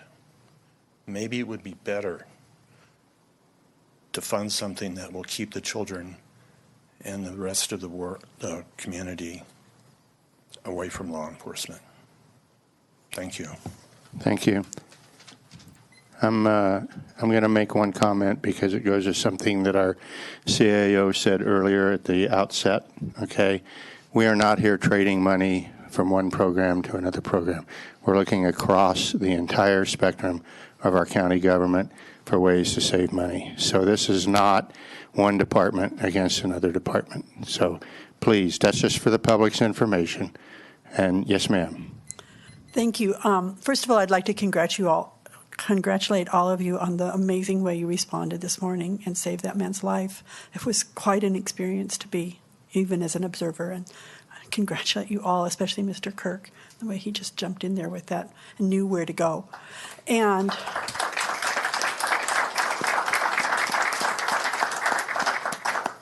I'm here in support of the library for all of the reasons that have been given both by the staff and by the community, as what a very important piece of the community fabric it is for so many people across the board. I would like to also raise an additional point. At a time when many of our institutions are changing and perhaps even falling to the wayside, we need our libraries as a pillar of democracy. It's a place where all people can go and have access to information beyond Google and become well-informed citizens. And our newspapers under threat. So many of the institutions that we grew up with and are familiar with that helped us to be good citizens are in the process of change. And the library has been great about adapting with technology services, and it needs to continue to serve our community. I know you have a very difficult situation. You're in a real pickle. We need more education about how on earth we ended up in this situation. But if you expect us to support the cuts that need to be made, I would urge you to consider continuing the services of the people who are being cut and receiving the services. I hope that made sense. Thank you. Thank you. Okay, seeing no other public comment, I think we're up to recreation. Is that correct, Daniel? So the Chinese fire drill begins. Thank you very much.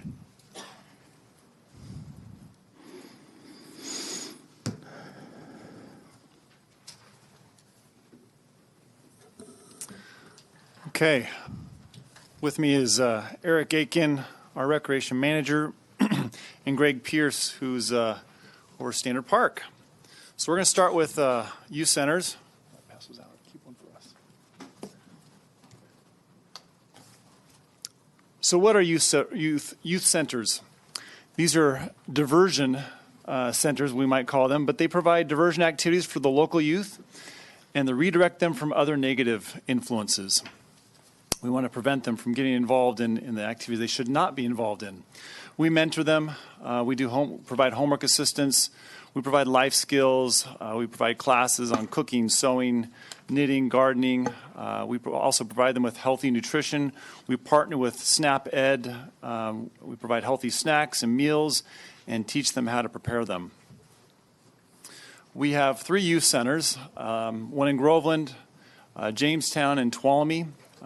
The ones in Groveland and Tuolumne, we own the center. We rent space from the Jamestown School.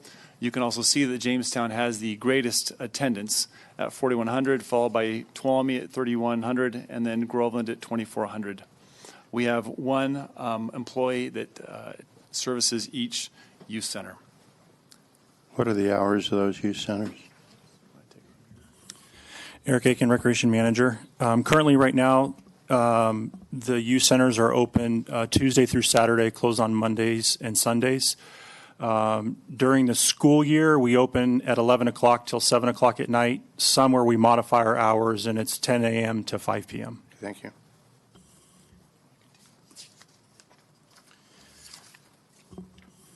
So in terms of program costs, so that's the net county cost for these positions. That includes the salary of each staff member as well as the budgets we have for supplies for crafts and trips and things that we do with the kids. We do a lot of mentoring with the kids, and as Daniel mentioned earlier, trying to teach lifelong lessons. One of the big successful programs we're really excited about in Tuolumne is the community garden, and our coordinator has hundreds and hundreds of pounds of food that they've been able to give out to kids and families within the community. So, next slide. So possible solutions here. We don't charge for the youth centers. They're drop-in programs. And the youth that these areas serve can't really afford to pay like a daily drop-in fee. So there really is no fee that we could establish to offset the costs. One of the things that we've talked about as a department is to try and get out into the community to talk with different organizations to see if they'd be willing to sponsor a particular youth center ongoing. So reaching out to some of the organizations within Tuolumne County that might have means and might be willing to help support something like that. That would be a way to offset some of the costs that we wouldn't have to pass on to the kids that are participating in the program. One other suggestion would be to reduce staff from 1 FTE to 0.8. After the last recession, we did reduce staff to 0.8, so we did function in that capacity for several years. What that does, it really eliminates their administration times. There's not as much planning and stuff that can go into the activities that we do. It's pretty much just hours that we're open for the kids. And then your last option would be to actually close the youth centers. which obviously we're not recommending, but that, in terms of cost savings, that would be the last opportunity. So the last slide kind of shows reducing staff to 0.8 would save about $35,000. Closing the centers would be about a $216,000 savings. And our goal is to try and raise at least $10,000 per center by reaching out to local organizations. So that's youth centers. Do you want to go on to? Okay. Any questions on the youth centers? I have one question. With so when we're talking about the youth centers, what portion of those facilities are county-owned, and what portion do we rent out? So right now, we have youth centers in Groveland, Tuolumne, and Jamestown. Jamestown's the only one that we currently rent, and we rent that from the Jamestown School District. It's one of the portables on their campus. The other two buildings, the county owns and maintains. Okay. So with those, when you talk about closing them, there's still a cost associated with closing them because and the Tuolumne Youth Centers actually, we share the building with the library. So half the Tuolumne Youth Center, half the building is the youth center, the other half is the library. Okay. So that one's kind of a joint shared, and we do a lot of partnerships and working with the library and programs that they work together on. Groveland, that's pretty much the only use, so that would be a vacant facility. But I guess what I'm getting at is that closing them, you can look at the savings, but then we're still going to be spending money on these facilities because if we just put a padlock on the door and walk away, Correct. They're going to rot and fall apart, and we still need to spend money to maintain them. Correct. These savings would just be your staff and salaries and supplies and what we provide to the kids. Again, I assume that the CAO would try to find either a tenant, a rent-paying tenant, or relocate one of our county functions that's paying rent now into a facility that was owned by us. Go ahead. Question. The Groveland Youth Center was built with grant fundings. Is there any obligation to keeping that as a youth center because of the fundings that were received through the grant process? Or do we know that? I don't believe so, but I'd have to check. Okay. Mo says no. Okay. Same thing with Tuolumne. Is there any? Are we good on the Tuolumne facility? No. Okay. I'd like to talk to you. I think I got an idea for you. Okay. Any public comment on youth centers? Seeing none. Next. I have one question real quick. Oh, I'm sorry. And maybe it would be you or Mo, but if the CRC building got built in Tuolumne, would we be able to utilize that as a youth center? And still maybe use that building for... Right. Mo Frank, County Administrator's Office. As far as using the CRC in Tuolumne for a youth center, we could use it for activities. We couldn't move in permanent county staff in there on a full-time basis. The HCD, we consider that supplementation, but we could use it for programs. Okay. So next up. Okay, next we have Standard Park. Let me just go over the core services. And we have adult softball leagues. This is very popular. It's going on right now. It's exciting to watch out there, spring, summer, and fall. We have youth sports. We rent Standard Park out to a variety of youth sports organizations. They play, they practice. We also have community events. We have sanctioned softball tournaments, USA Softball, NSA.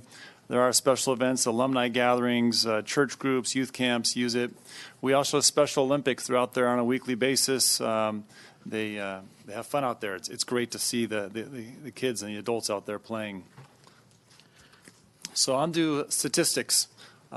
We have about 4,000 to 5,000 adult schools. When you say schools, you have Somerville High School uses it, and others come and visit to play against them. We also have youth programming, almost 2,000, 2,500 come, and Standard Park gets, we think, we don't have a ticker at the door, but we think about 100,000 visitors each year, and we are staffed up at 2 full-time equivalents and between 15 and 25 relief staff, just depending on what's going on during a particular season.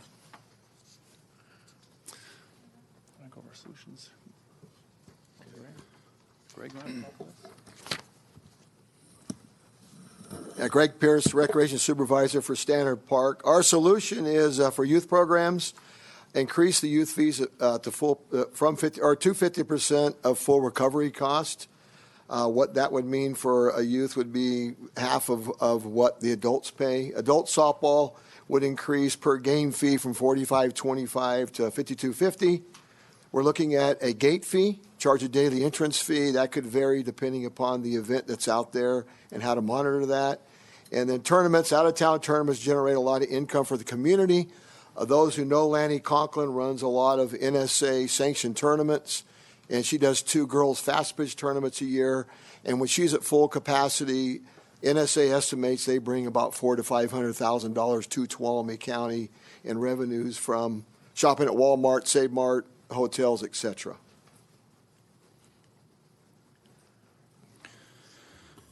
So in terms of program costs and solutions, one of the things we ran into, we were asked to try and come up with what the full cost recovery would be. And you'll notice these fees are going to differ from what we currently have.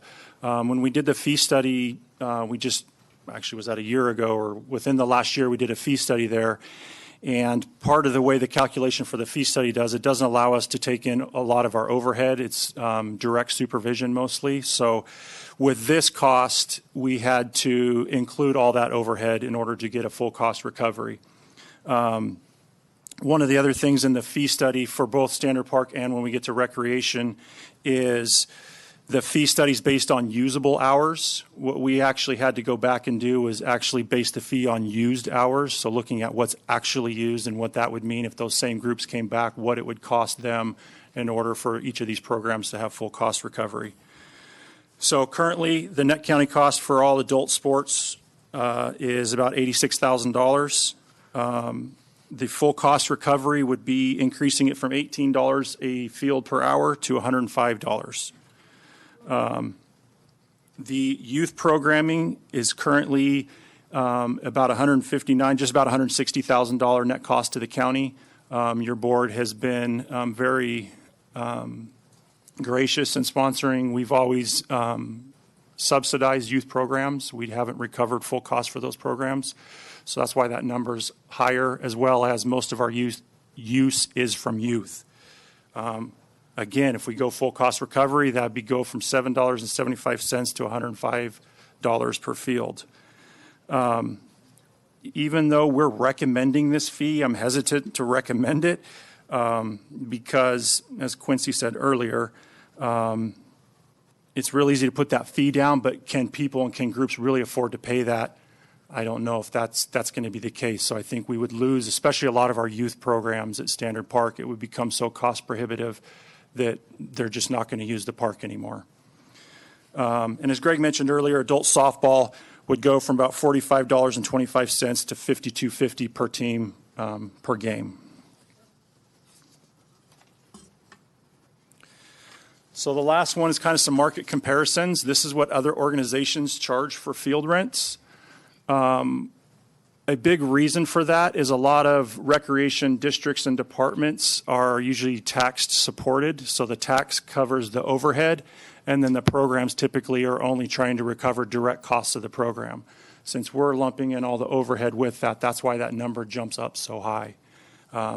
So you can see with these fees, we are substantially higher than anywhere else in the valley, and I think it's going to make it very difficult for a lot of our youth and even adult programs to be able to attend the park. Thank you. Questions? Yeah, I just want to clarify, when you say increase fee from $7.75 to $105 per hour, can you give me an example? You're talking like if on a Saturday Sonora Rec League is running out soccer fields, you're saying it's an hour, it would be $105 per hour? So that fee is $105 per hour per field. Okay. So if you rent the whole complex, you multiply that by 4. Okay. And right now, the current rate is $7.75. Correct. Okay. And again, that's because we're including all the overhead, and the way that this is calculated versus the way we did the fee study was quite a bit different. And your current fees are based on the fee study, correct? Okay. Correct. So I get it. So if we didn't want to include the overhead, we're back to the fee study numbers. Correct. Okay, thank you. Anybody else? And I just had a couple, just to clarify on these, when we're talking about 105 per hour, that's to cover all of the costs and not, we're just That's looking at. fuel in the truck, mowing lawn, painting lines, making photocopy. That's every penny that the department spends. So at the end of the day, the net cost for the department would be zero if we charged everybody 100%. Okay, so on the one side, we've got the fee study that looks at what the community essentially can afford. Right, now. Then this is looking at what we need, essentially. Correct. To keep things. And when we did the fee study, the adult fee came in higher, but we recommended a lower rate off what the true 100% was, just because we felt based on market comparisons, we were going to lose all of our users. Okay. Is there anything that holds us to the fee study, or is that just recommended? If you guys do decide to have us go down this road, we would have to go back and do another fee study and come back to the board to have the fee ordinance amended. But at this point, these are just recommendations. So we're actually required to perform a fee study before we can do any kind of adjustments? Correct. We'd have to modify the fee ordinance. Yeah. The way you calculate fees, this is different than we've always calculated them since 1988. There's a calculation, a formula that we go through. This is using a different formula than that is, because we're talking full cost recovery, a percentage of Eric's time, not just Greg's time, but what it really takes to run Standard Park. Okay. So I'm just saying, so we can't just split the difference and go with that. Okay. No. To be clear, once you did the fee study, because that's required legally to have any fee held up, then after that you could decide you want to charge a lesser amount. So you could charge less than what the actual cost is, but you need the study to determine that. Okay. But in the case where we chose to charge less than the fee study said, like you were talking about that one instance, we could ramp that up. Correct. Yeah. Okay. Thank you. And just so I'm bringing it from up here down to here, for instance, we have 2,000 kids who play soccer on the weekends.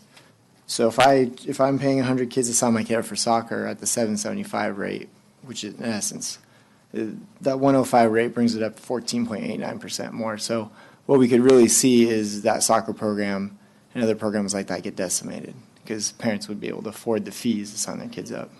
I think of all the programs, soccer could handle it the most just because they have more kids to spread it out over. Okay. It's your groups like girls softball and those smaller groups that you're taking that increase in costs, and instead of spreading it over 1,000 or 1,200 kids, you're spreading it over 50, 60 kids. So that increase in fee is going to be a lot harder to absorb but yeah, it's going to hurt all those groups. Okay. Yeah, Nia, we did a quick calculation, Erica, last night. For example, soccer, an individual may see an increase of $30 to their soccer registration fee, which is $90. They get them up to $120, versus softball may see an increase of $100 to that may be a little egregious, and a family may say, Sally, you're not going to play softball. And that makes more sense. I wasn't taking into consideration 2,000 divided by the 107 times 4. So It hurts either way. Yeah. Okay.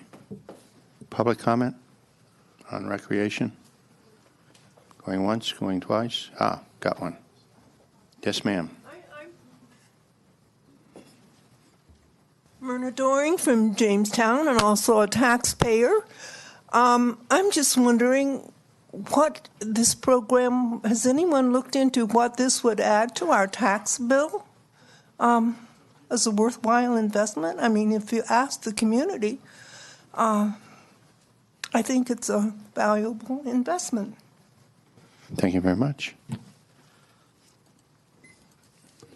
I think the answer is we're looking at all options. Any other public comment? Okay, Dan, one more.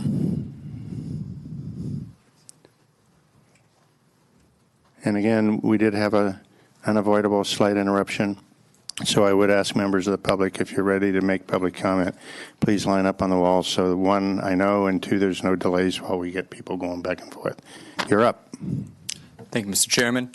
Mr. Chairman, members of the board, I just wanted to express sentiment that if the fees do go up for a lot of these programs, one thing that we had in the UC system was anytime a new fee was created that would put a burden on students, there was a return to aid policy. It would return back 25% to be scholarships, financial aid for those that would be most impacted by those fees. I urge that if you get the chance to be able to consider if any of these fees for important programs do increase, that some folks will have a better ability to pay that. A lot of times I think the most impact it's going to have is on the folks that, parents are working hard, they're not able to be there a lot of the time because maybe they're working a minimum wage job, and having some type of a fee waiver to be able to offset that for those that would be hit hardest, and ask for those that are able to support the program the best, that it's the least impact for them to be able to support that fee and have that consideration. Thank you. Mm-hmm. And there's also the ability to do needs testing and some other programs as well. Okay. Seeing no more public comment, what's next on your plate there, Daniel? Okay, our last but not least is just core recreation. Let me just describe some of these services that when we talk about recreation. We're talking pools. We got lifeguards out there right now teaching swimming lessons. There's lap swim, aquatic fitness, pool rentals, family nights, recreation swim. Tiny Tots, this beloved preschool transitional kindergarten program that goes year-round and has been completely full this summer, by the way. Then you also have the summer recreation program. We provide the day camps. This is a great place for those to come, not just during the summer, but we also have spring break day camp there. We also have hall rentals. We rent various community halls and spaces around the county where people hold everything from churches to wedding receptions to meetings to clubs. And then finally, we have sports and cultural classes. We contract with a variety of instructors to provide sports and art and horse camps and all kinds of wonderful activities. So with that, we'll get on to the nuts and bolts of money here. So this is the core recreation program. This is more geared towards individuals. Standard Park's typically groups that utilize Standard Park. This is geared towards each individual kid and adult in the community. So what we did is we provided some statistics for the different programs that we offer. You'll notice on the first page, employees is 0. So all these zeros, these are contracted programs. So we don't have county staff other than we take the registrations, we do the advertising, and then we receive 40% of each registration. The instructor receives 60%. So there is no county staff that actually works these programs. So eliminating those, we wouldn't be cutting any staff from that. So you can kind of just look through some of these. Some of these numbers look a little small. Some of those are max capacity. So again, baseball, basketball, 50, 70. So you can kind of look through some of the different statistics we have. Going through the next page, which you can see on Special Athletes Day, that's the track meet that we do at Somerville High School. It's typically a free event. It used to be Special Olympics, but now we're not partners with them. We can't use Special Olympics in the title. So Special Athletes Day is the event that we've done for, several decades now. We work with the county schools office in both here and Calaveras to work with their special needs communities to put on an event for the day and celebrate them in a fun and exciting way. We typically use 15 to 25 relief employees and volunteers for that. Rotary and Kiwanis both graciously volunteer and work the event with us. And then you got our spring break day camp. We typically have about 6 to 10 seasonal employees depending on how many signups we get for the program. Our summer rec camp is anywhere from 175 to 200 kids each summer. A lot of those kids are all day. They're there from 7:30 in the morning till 5:30 at night. It's an opportunity for families to have a safe place for their kids to go while they go to work. So we have a lot of working families that utilize that program. And we typically, again, 20 to 25 seasonal relief staff. Again, that depends on what sort of signups we get. Our registrations this year were a little low, but as you guys can remember, we had the whole issue of getting that going and finding a facility. So starting late, our registrations were down a little bit, but I would anticipate those coming right back. And then tennis camp, Tiny Tots, we have about 350 pre-Ks that attend that program throughout the year. And then again, going right into the next couple programs, the next one that we staff is our youth track meet. Again, that's another free event that we provide to the community. And we have about 10 to 20 relief staff that work that. Lake Don Pedro, we do swim lessons a couple times, a couple sessions each summer down in Lake Don Pedro at the Hacienda Pool. So we'll staff and run those programs. The next page is kind of the pools all kind of thrown into one. So you can kind of see in terms of what sort of relief staff, probably anywhere from 40 to 50 relief staff is required to run the pools each summer. And it kind of talks the attendance that we have at each of those. So anywhere from 2,000 to 3,000 people participate in our public swims, which is our rec swims, our fitness classes, our lap swims, and family nights. We do anywhere from 125 to 390 swim lessons per pool. Sonora's is down, but part of that is in negotiations with the contract with the high school. The high school wanted more of the evenings for some of their sports programs, so we lost some of our evening lessons, which kind of impacted our bottom number there. So that's why that number, typically that would be up quite a bit higher, closer to Twain-Hart. And then we do offer the pool for pool rentals pretty much any time we don't have a program going on. So these are the number of participants that utilize each of those programs. And the next page talks about program costs. So all of our contracts, direct costs, they actually generate a little revenue. But when you add in all the overhead to the department, there creates a net cost to the county. So you can see each one of those, $500,000 net cost to the county. Full cost recovery, we'd have to increase each fee by about 1.5%, 1.5 times, not 1.5%, 1.5 times. And that's because every dollar we increase, we're actually increasing our costs by 40%, because 60% we're still paying the contractor. So as we increase the increase fee to the instructor, so we would have to increase each fee by about 1.5 times. So we're recommending no changes to those fees at this point, mainly because if we start getting too high, we're going to start losing users. And that overhead's not going to go away. We still have vehicles, we still have clerical staff, we still have all those sorts of things.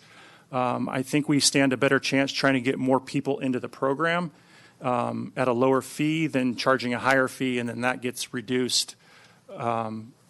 The revenue gets reduced to the county. So for all of our contracted programs, we're recommending no fee increase to kind of leave them where they're at. Firefighter training is currently free. We're looking to either increase that fee to $25 to recover our costs, or possibly even eliminate this program. This is something we do in partnership with the U.S. Forest Service. They have started doing some without us, so it's not like it would completely go away. They would kind of take that on themselves. How is that any different than some of the programs that like CAL FIRE, County Fire have? They're almost the exact same programs. So we could redirect those people. They would still have access to services and those kinds of things. Correct. Okay, thank you.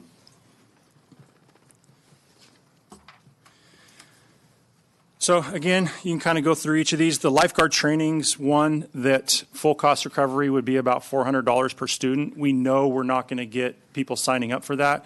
We already struggle now getting lifeguards certified and hired.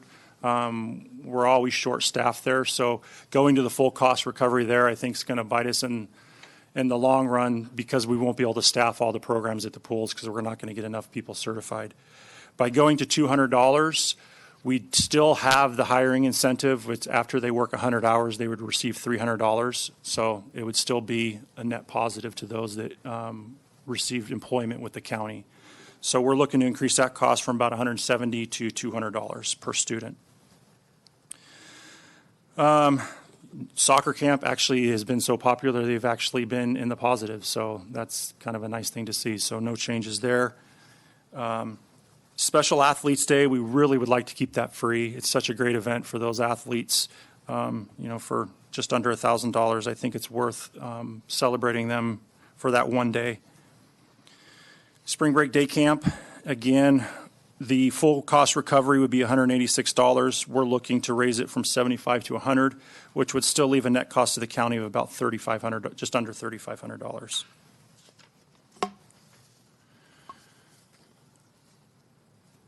Summer recreation. I've Yeah. got.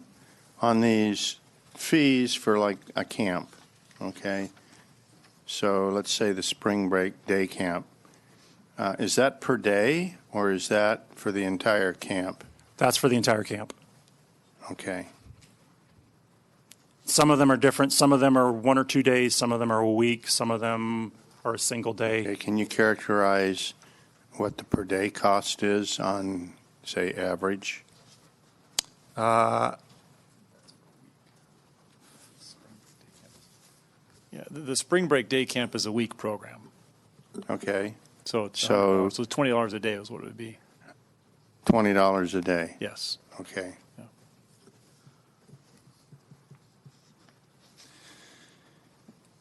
So summer recreation, again, the net cost of that right now is $34,000 and some change.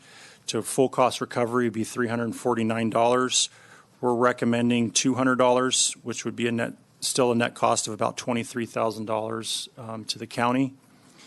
Some of these programs, and as we get into aquatics, one of the issues that we're going to run into, especially with aquatics, is 2/3 of our supplies and salaries is already going to be spent by the time the board adopts the budget. So some of these impacts we're really not going to see until the following fiscal year, because most of the aquatics program happens in July and August. So we're only looking at maybe half a month in June. So we're not going to see some of the full impacts, especially when we get to pools. So again, the last page talks about some of the last couple ones of our contracts that we do. Again, golf lessons is another one that's been in the positive. It's actually been pretty popular. Most of these have been growing, so that net cost has been coming down year after year.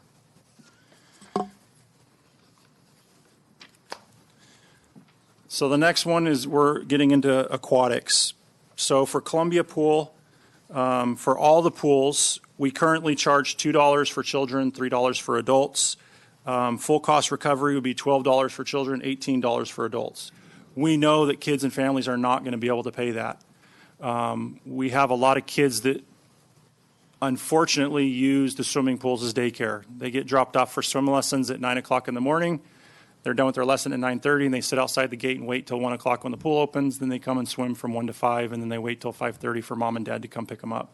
So we do provide that service, and we know that going to full cost, the kids in this community can't afford to come every day like they do now. It might be once a week. So we looked at more of an increase to $4 and $6. Again, the net county cost doesn't go down a whole lot, and again, that's mainly because we're going to already have expended most of our July and August monies now before the budget's adopted, so we're only going to have a couple weeks in June to try and make up some of those costs. Swimming lessons currently is $30.50. Full cost recovery would be $84 per lesson.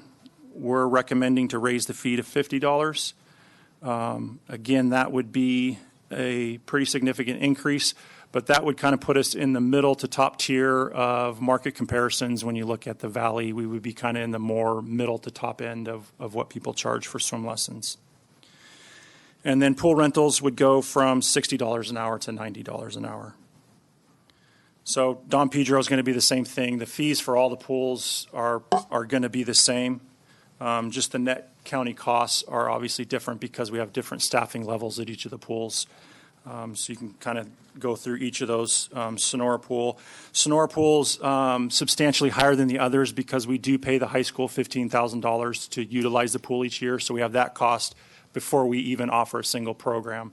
So that's why if you'll notice Sonora's net county cost is quite a bit higher than the others, is because we have that rent cost that we have to pay. That's the other thing. We're going to be paying this summer's rent out of this year's budget. So that rent's already, we won't save that by closing Sonora Pool. We would be paying for the summer we're currently in this fiscal year. They typically bill us after the summer's over in September. So that savings, if Sonora Pool were to not happen, wouldn't be seen until the 2021 budget.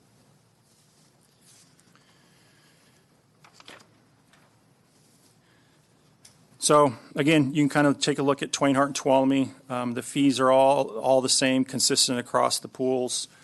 And then our discount ticket books we offer, those have been very popular as well. And then the last one is hall rentals. Just this last year, the Recreation Department took over the responsibility of renting the community halls, so like the Museum Courtyard, Jamestown Community Hall, Pinecrest, Groveland, Sonora Youth Center. I know I'm forgetting one, but we're in charge of renting out those halls. Currently, right now, all nonprofits do not pay to use the community halls. We are in the process of doing a fee study to basically figure out a fee that everybody would pay so that the net county cost for renting the halls would be basically zero. So we're going to come back to your board here hopefully soon with a fee study in regards to what those fees would look like for each of the halls. Okay, any questions of the board? Okay. I got a couple more. You got? I'm sorry. I didn't mean to jump on your feet there. So again, some possible solutions. Community halls, as I mentioned, we're looking to increase the fees to recover costs. No longer giving nonprofits the halls use for free. We do have a current vacancy in recreation. Can I make a point on that? Yeah. And I think that's important. And a lot of people don't. They'll look at that and say, well, nonprofits shouldn't, have to pay and all that stuff because of their nonprofit status. But there's two reasons where that's a good idea, I think. One is that it gives us it gives them some skin in the game. Okay, we've had some, I'll call them undesirable things happen. In some cases, it mitigates that kind of stuff. And two, all nonprofits are not the same, okay? It's pretty easy to get a nonprofit status. So I just wanted to put that out there because a lot of people don't understand really the reality of nonprofit status. Right, and we're not looking to charge to make money. We're just looking to be able to pay the light bill and the utilities. Exactly, okay. So as I said, we currently have a vacancy of a recreation supervisor position in our office. You could do one of two things. If we don't keep it, we can either reduce it to 0.8 or eliminate it altogether. If we do eliminate it, it will mean reduction in some. We'll have to get rid of some of our programs because currently right now in recreation, with that position, we have 2.8 FTEs in recreation. So losing that would take us down to 1.8, which we just wouldn't have the staff to be able to oversee all that we have. So if we lose that position, we would have to lose some programs just due to capacity. Some other options would be to eliminate the summer recreation program, the Tiny Tots program, no longer opening the Sonora pool and offering programs there, raise fees, as we've already mentioned, and then eliminating the firefighter training program is another option. And then the last page kind of talks about what some of those net savings would be to the county. So if we reduce the supervisor to 0.8, it would save the county about just under $12,000. If we eliminated it altogether, we would save $73,000. But again, with that, we would also have to eliminate some programming as well. So with that, if you have any questions. Okay, now any board questions? Yes, Supervisor Campbell. Yeah, we kind of, so with Tiny Tots, if we're talking about eliminating it, the most that we could possibly save is $36,077. That's the total cost, yearly cost? Correct. And then, so now, do we have to do a fee study if we were looking at increasing it from $124.75 to $200, or can we just raise it a little? When we talk about recreation, there's a little more flexibility because some of our fees, we actually established a fee range. For rec programs, it's like, don't quote me on this, but like $1 to $500. So we have the flexibility to establish a fee based on doing an internal fee study to figure out what it costs, but we could establish it within that range. Some of our other fees, like, for example, the pool rental is set at $60 an hour, so there is no range to change that. So if we wanted to change that, we would have to go back and modify the fee ordinance. Yeah. And is that true of the summer recreation too? Yes. So, okay. I mean, have you, is there any way we can kind of poll the parents that are currently using those services to see what, because I've talked to several and they would probably be able to pay a bit more for some of these programs, up to a limit, you know. But given the number of people that participate in them, I think if we could raise it a bit, it would have a pretty big impact. Yeah, and again, I think some of the fees I think are reasonable and that some of the parents can afford it. I think what will happen is you'll have kids instead of maybe doing swim lessons and basketball camp and summer rec, they may just do swim lessons and basketball camp. But yeah, we can definitely reach out to our parents. And so is that the concern, that you'd be robbing Peter to pay Paul with some of the other programs? Well, we're trying to make this our goal is to provide service to the community, to all of Tuolumne County, not just those that have the means to pay. So we want to try and keep this as affordable as possible so we can have a much larger range of people participating in the programs and utilizing what we offer, so that, you know, the kids aren't wandering the streets, that they have positive things to do. Yeah.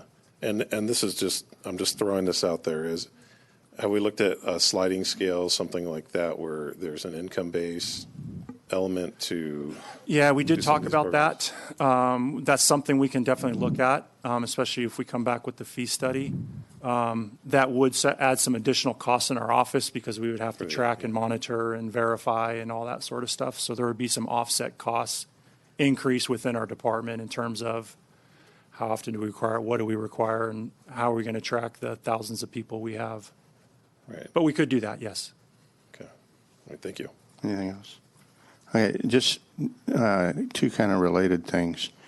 One, if we're going to go down any path on this in this area of any serious nature, I think one of the comparisons that we need to look at is, because a lot of people do, and I'm not being pejorative about it, that it's just a reality of today's lifestyle. I think a lot of people do use some of our rec services as daycare, okay? So I think it would be interesting to know, given the fact that we provide services and all that stuff beyond just normal daycare, what the comparative daycare rates are for the same kind of amount of time or whatever, so that, in one sense, I'm not really interested in, I don't want to say take business away from the daycare industry, but because we're cheaper.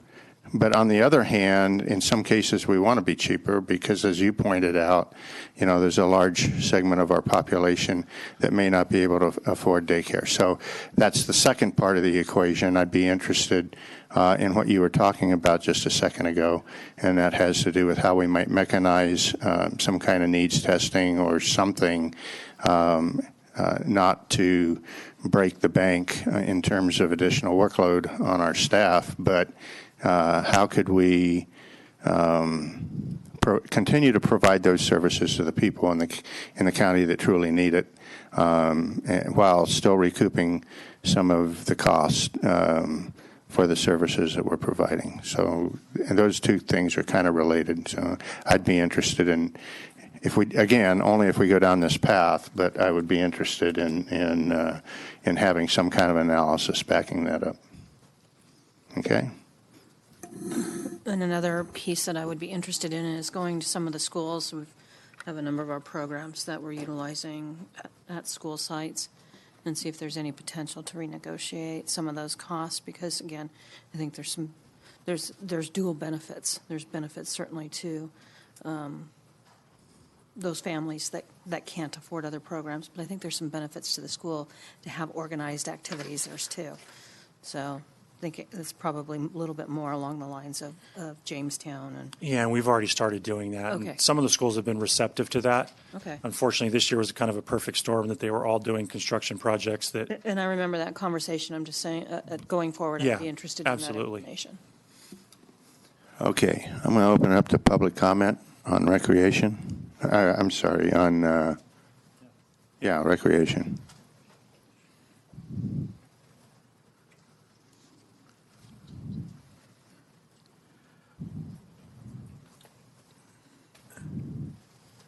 Yes, sir. Tom Barrington. I'm speaking against my interests as I'm a board member of a nonprofit, but I think that you also, in addition to charging nonprofits for the facilities that are under the Department of Recreation, you should also look at the library meeting room, which I believe is administered by the library itself now, and also Stryker Court, which is a facility that a lot of nonprofits use. And speaking on my own behalf, I think our nonprofit could afford it, and I would hope that you'd charge a reasonable fee to cover at least the expenses and overhead. Thank you. Thank you.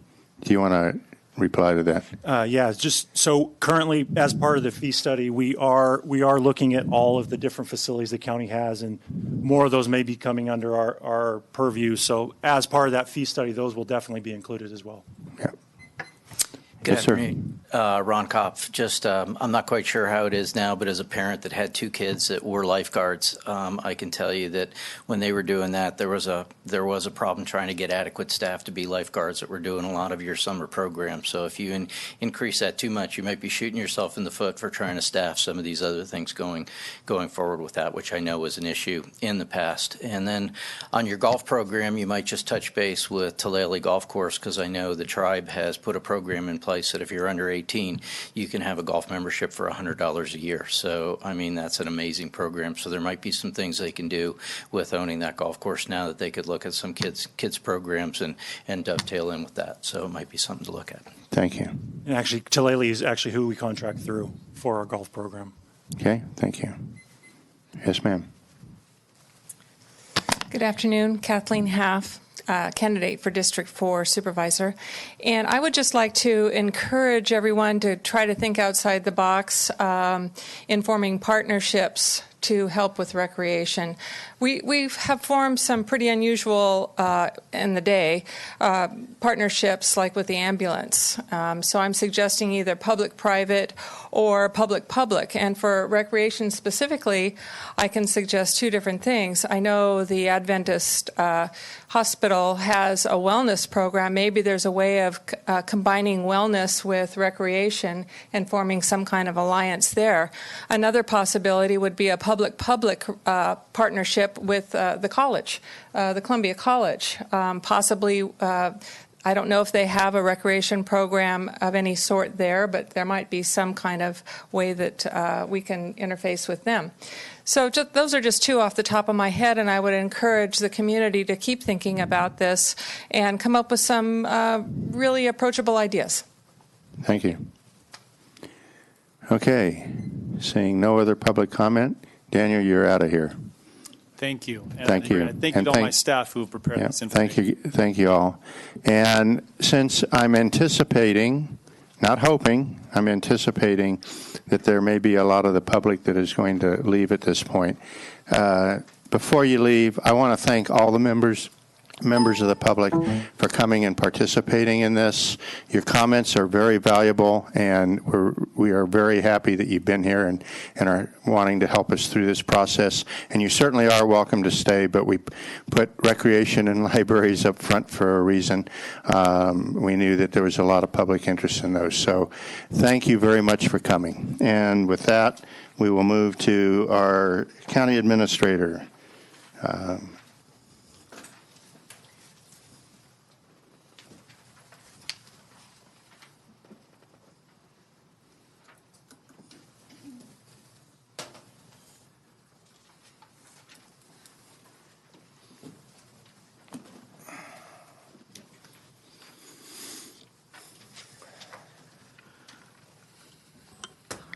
Are we ready here? So I anticipate that the next set of departments.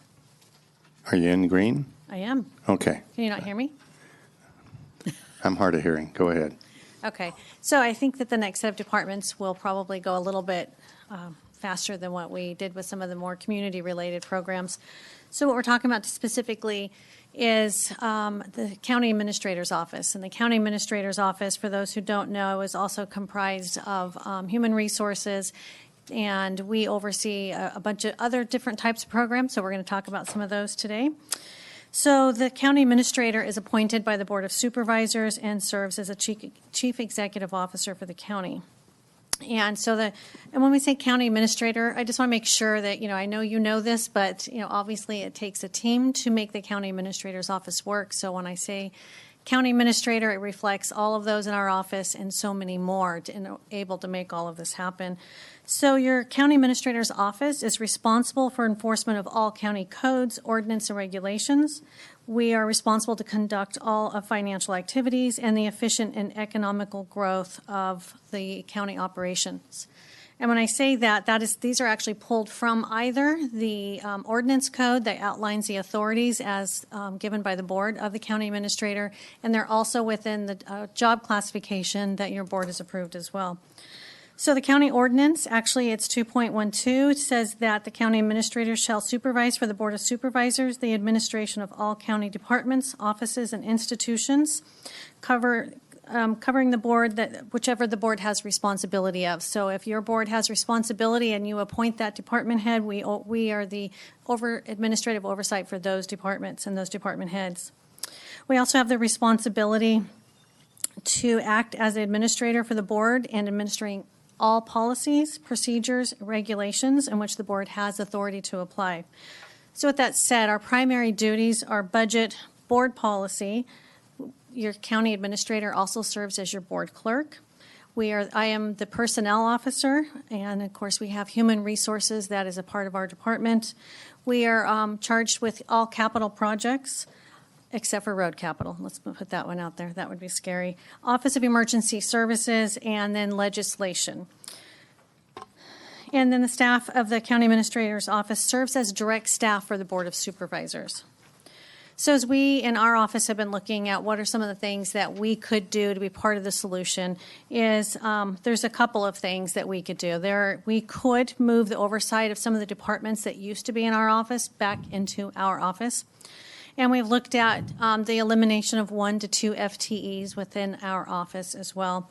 If we were to do that, eliminating staff and then taking on oversight of departments, it could inhibit our ability to be available to serve the board and department heads, inability to staff board committees and commissions, reduce staff time for legislative work, and reduce visibility in the community.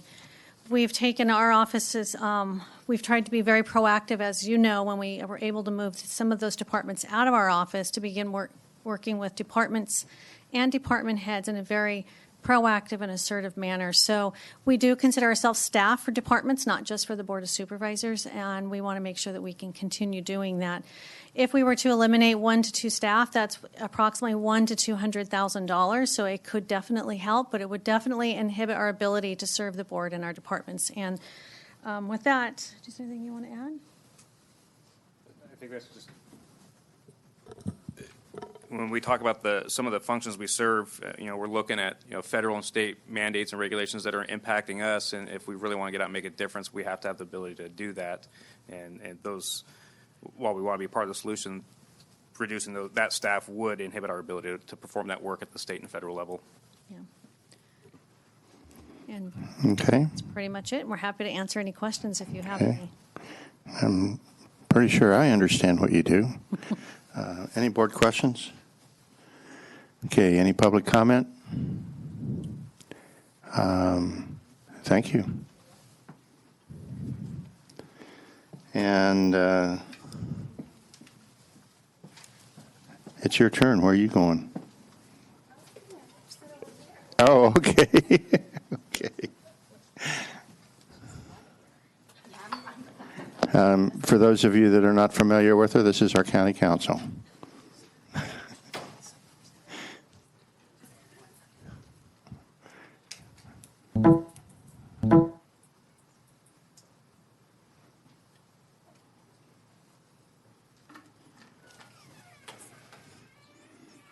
And that's the real boss of the office.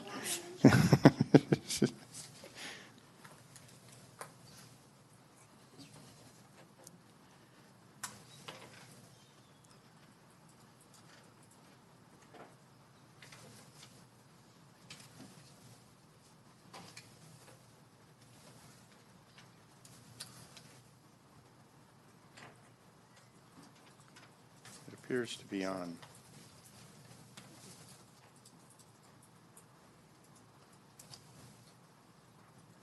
There you go. We're live.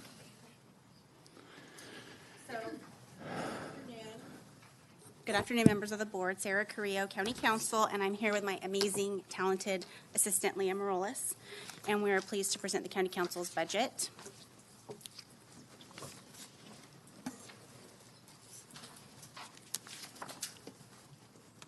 Okay, so our mission is to provide quality, accurate, and reliable legal services to our clients. And we are a full-service law office that handles civil matters for the County of Tuolumne. We support every county department, including elective offices. Our services include advisory, transaction, litigation support on issues of vital concern to the county and its residents, such as public safety, adult and child welfare, land development, environmental protection, real estate, contracts, public finance, taxation, public works, elections, and so on. The Office of the County Counsel is a mandated service pursuant to statute. So the government code provides that we are the legal advisors to the Board of Supervisors and other county departments. Decades ago, throughout California, it was actually the district attorney's offices that handled civil matters for the Board of Supervisors. But eventually, all counties in California separated the civil legal advisor for the county away from district attorney's offices, and boards created offices of the county council. Once the office has been created, then the civil duties that were vested in the district attorney transfer over to our office. So this quote is from a United States Supreme Court case, and your board has seen it before, but I like to use it because it reminds us, and it is the foundation of the attorney-client relationship. That's the relationship that our office has with our clients. It states that there are few of the business relations of life involving a higher trust and confidence than that of attorney and client, or generally speaking, one more honorably and faithfully discharged, few more anxiously guarded by the law or governed by sterner principles of morality and justice. So as your board is aware, we are an internal service for our county clients. We serve the public by our service to our clients. Part of our job is to ensure that our departments can conduct their business in a legal manner. And most people have no idea who county counsel is, so this is my opportunity to share with the public who we are. We are 4 attorneys, including the one and only Leah Morales. We are experienced attorneys. We have dedicated our careers to public service. Every member of my team believes that it is noble to serve our community, and we don't just view it as a job. It is a passion. It's something that we were called to do. The areas of law we practice are diverse, and for the most part, we are generalists. We do develop some expertise because we all take on certain departments as our assignments. As the law evolves, we have to evolve with it. And also, I cannot say enough wonderful things about my staff. I know your board knows that, but they are amazing. They are hardworking. They have steadfast integrity. They're committed to the mission, and they're also a lot of fun. So for our last fiscal year accomplishments, just a recap. As county counsel, my office does not have an independent policy agenda. Our agenda is your board's agenda. So our mission and our accomplishments are what your board sets out for us.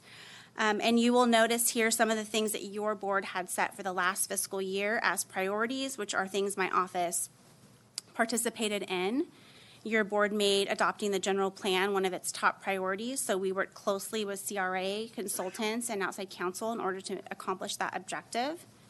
We also worked closely with other county offices to draft Measure M, which was the commercial cannabis tax measure, and that was on the November 2018 ballot.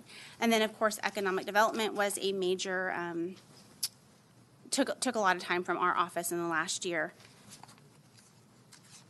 And then for this upcoming year, we anticipate we will be continuing to support your board's priorities.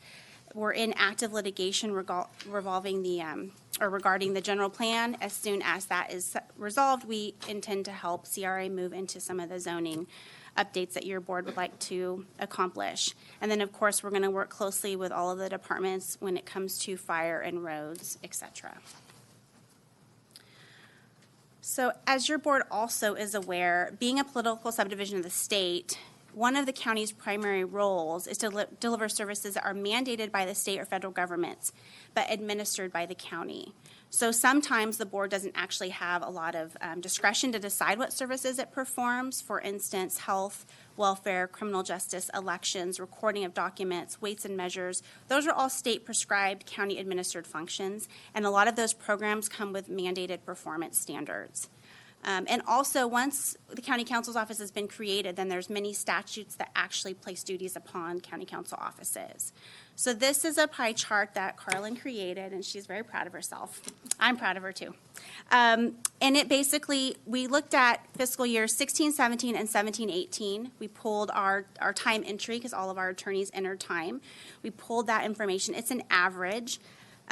Pulling information out of our system is very cumbersome, and so that's why you only have 2 years in front of you. And I have to thank Leah for all of that hard work that she did. So this pie chart shows all of the working hours that myself and my staff have done for those 2 years. Each member is a working member. There's no ability to have just a supervisor-only position, so we all perform the technical tasks required of us. The data shows we work approximately, the 4 attorneys, 8,200 hours per year.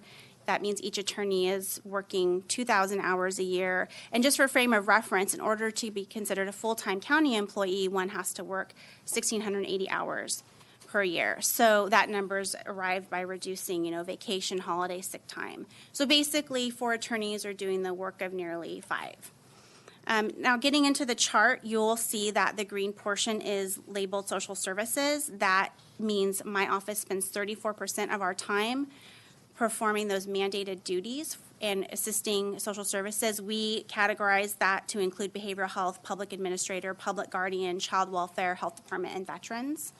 30% of the time, that's the purple, that shows our time devoted to your board, to the CAO, to human resources. Then we have 10% of the time, it says OCC.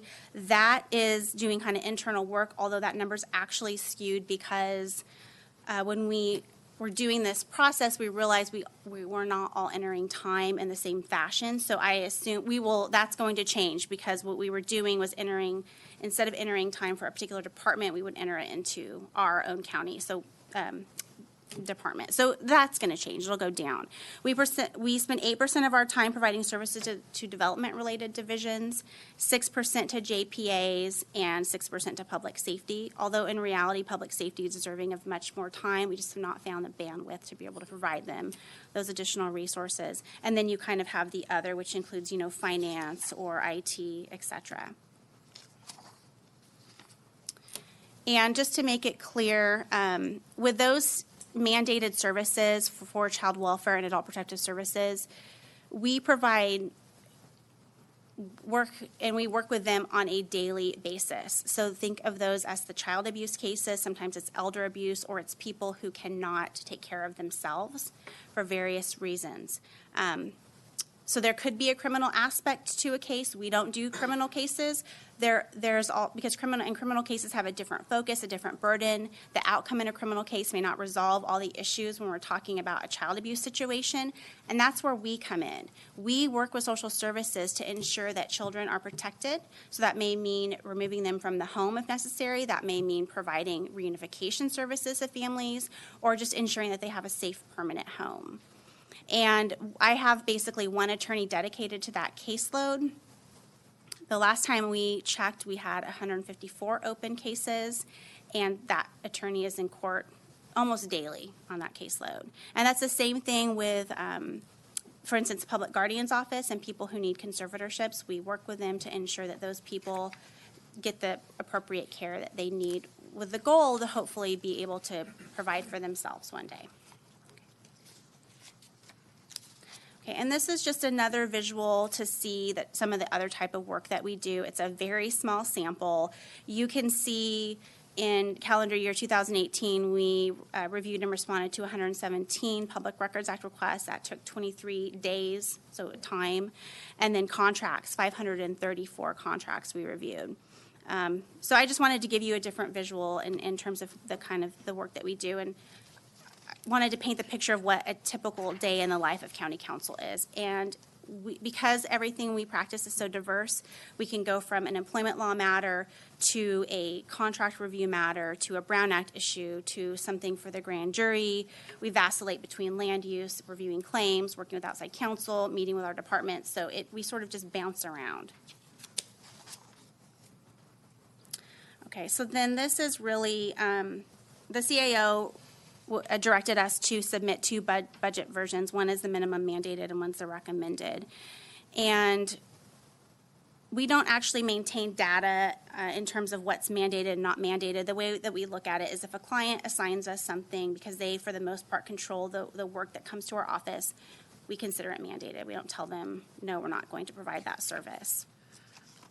There are some things internally, though, that we can potentially stop doing. Certain types of training that we provide to our clients.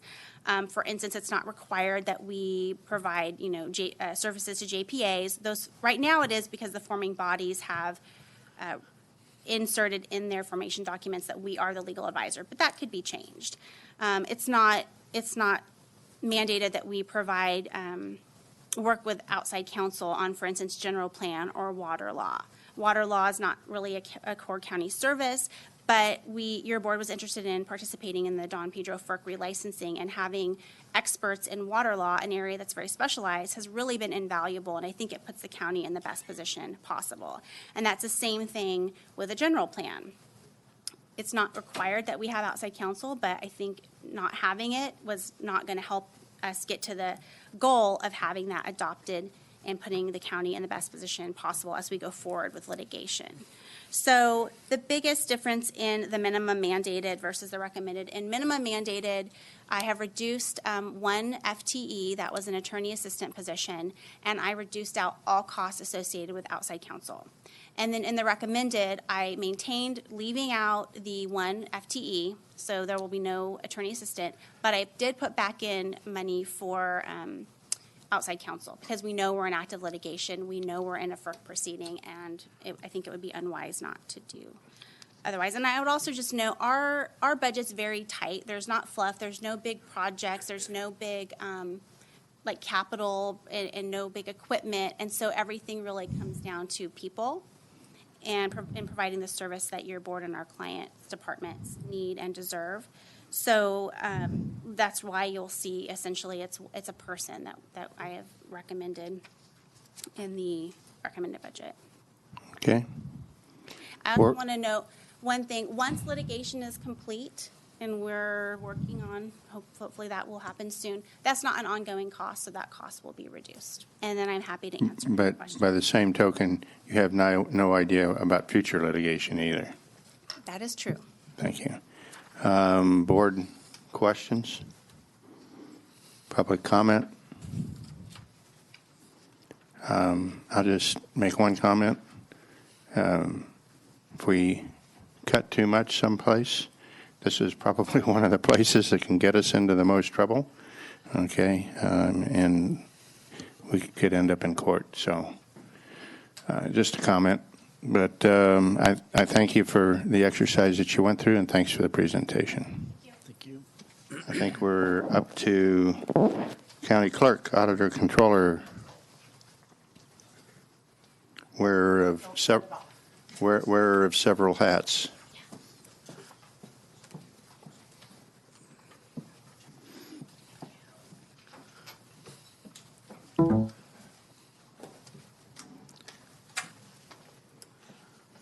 Good afternoon, Chairman Rutherford, board members, Tracy.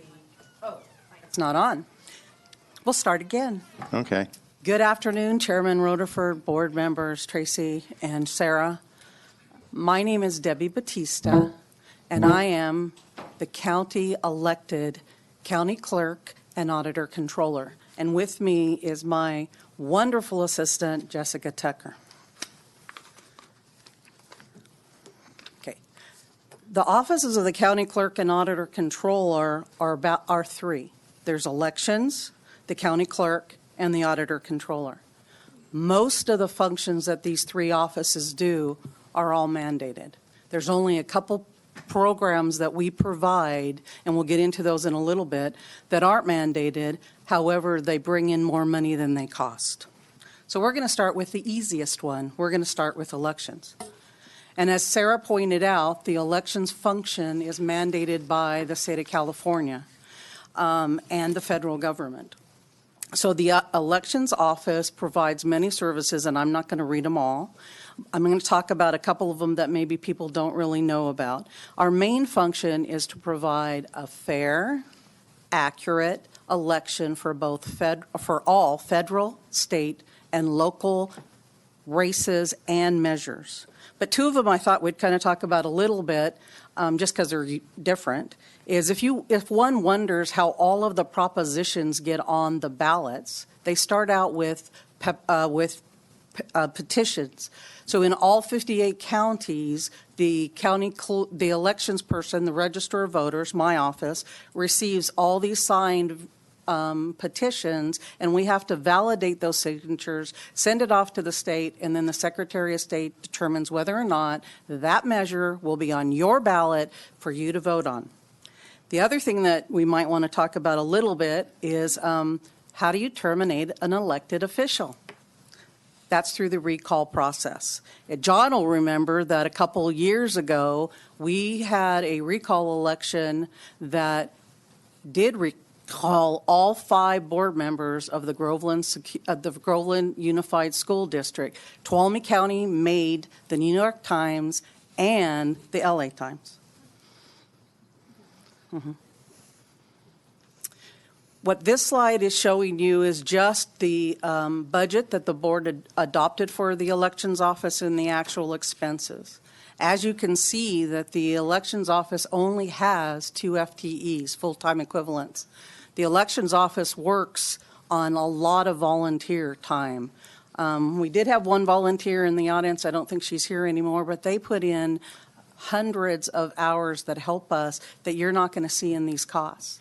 We do pay for some of the poll workers like less than $100 a day for them to be there 12 to 16 hours that election day, and also to go to the training. Here is voter registration since 2014. It has increased by almost 10%. Our population has not increased by 10%. I'm hoping that it's because the voters of Tuolumne County want to be involved. And the other thing that you should note, and I tell you all the time, we have a great turnout on every election, always higher than the state, and usually one of the top 5 or 6 counties.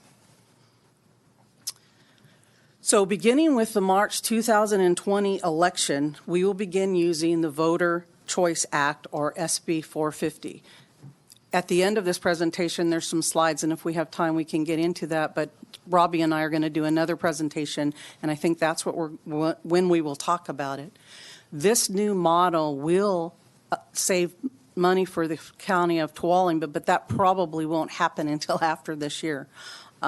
There will be better choices for voters. They'll be able to go to vote centers. There's more days that they can vote on.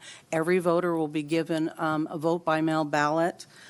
It's just a different way for voters to vote. But in 2019-20, there's some one-time costs that we won't incur again. Now we're going to go to the county clerk's office. In the county clerk's office, we issue marriage licenses, we issue fictitious business name licenses, and just for reference, we have a great database in the county clerk's office for the businesses who register with the county clerk's office. When we are talking about doing a business license, we probably want to use that database since we share that database with the assessor. But anyway. We'll go back to that on another day. We also have other functions. We keep all of the oath of offices for all the county employees. And as you can tell, the county clerk has a lot of mandated costs. There's another page of the mandated costs. Go on. What we have in the county clerk's office that are not mandated costs is that we are not mandated to perform marriage ceremonies. We perform about 100 marriage ceremonies a year. We bring in about $3,600 for those 100 marriage ceremonies, and we're not required to be the agent of issuing passports However, Tuolumne County, the elections, or county clerk's office is the only facility that issues passports, and the Calaveras County does not. So for the citizens, we are a great service, and we don't establish the rate for the passport. The federal government does. We made $45,000 last year issuing 1,200 passports. So even though it's not mandated, it would not be a really wise to get rid of that program. Okay, now we're going to get into the County Auditor Controller's Office. We're going to look at the overview of the department. We're going to look at the mandates of the department, the staff allocations, the staff costs, my services and supply costs, my budget, the challenges and opportunities of this office. Cool. I want you to look at that slide and look at all the shalls. The auditor controller has a lot of functions that they have to do. I am not going to read that to you. Instead, I'm going to give you the blurb that I give to everybody who we interview who wants to be employees of the auditor controller's office. The auditor controller's office is the financial arm of the county of Tuolumne. Every single financial transaction flows through my office, and not just for the county of Tuolumne. We also have the schools. We have special districts, we have CSAs, we have different kinds of funds that we have to account for, and that all flows through my office. The mandates of my office are general accounting. That's the recording of all that activity I just said, and being able to give reports to the different departments so that they can see what their activities are, compare that activity to the budget that you all pass. We have cost accounting for some of the different reports that we have to send into the state of California for us to get our mandates and to get us paid. We do special accounting for all those special districts that we talked about. The majority of the fire districts in the county of Tuolumne, the auditor controller is the auditor controller of record for them. We record all of their activity. We do accounts payable. Like I said, we pay all the bills. We do financial reporting, not just to the departments, not just to you, not to just to the CAO's office, to the state of California, the federal government, anybody who has a grant. Every time we get a grant with Sonora Area Foundation, there's a report I have to send to them once we spend the money.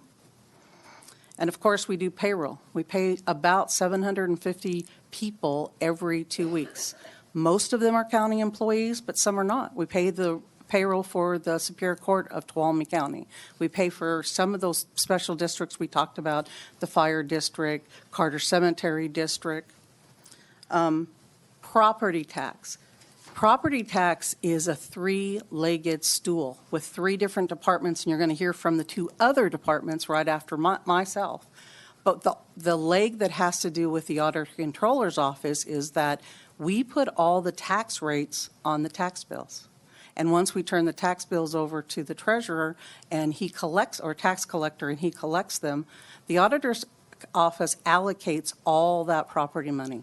Again, not just to the county of Tuolumne, but to all the schools, all the special districts, in and outside of our pooled cash. We have to account for that. We have to do reconciliations to them. We send reports into the state of California. We get audited every 7 years from the state of California to make sure that we've allocated all of that property tax correctly.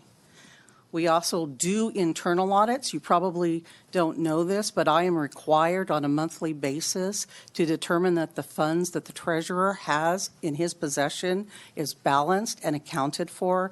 We do a cash count and an inventory count for the treasurer's office every single month. We also are the department who keeps track of the budget changes and the modifications and sends out the reports to all of the different entities that we deal with so they can keep track of their budgets. This slide shows you my staffing. One of the things that I really want you to see is that my staffing does almost all of the different mandates that as required. We don't have, except for our payroll person, one person who just does one function. And I have the best staff, and I've said that to you guys before. Everything that LA County does in the Auditor Controller's Office, the County of Tuolumne, and my 13 people downstairs does too. We just do it on a smaller scale. We don't run as many checks, we don't pay as many people, but everything that they do, we do. These people work really hard. In my lucky 29 years that I've worked for Tuolumne County, I have never had a staff member who said to me, "Ain't my job, man, I'm not doing that." That's because I have a wonderful staff. The next slide kind of just allocates the whole budget for the auditor controller and the different mandated functions that we have to do.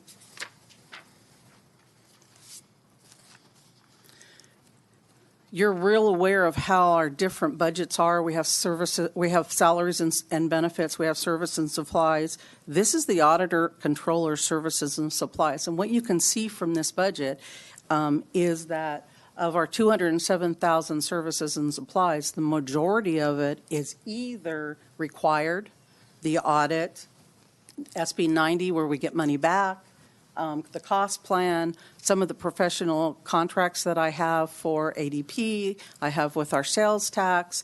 And then if you take out the mandated costs internal that the county charges, there's not a lot of money left for me to make choices about where I'm going to spend it. The next slide shows you just the budget and the actual for fiscal years 15 through 19.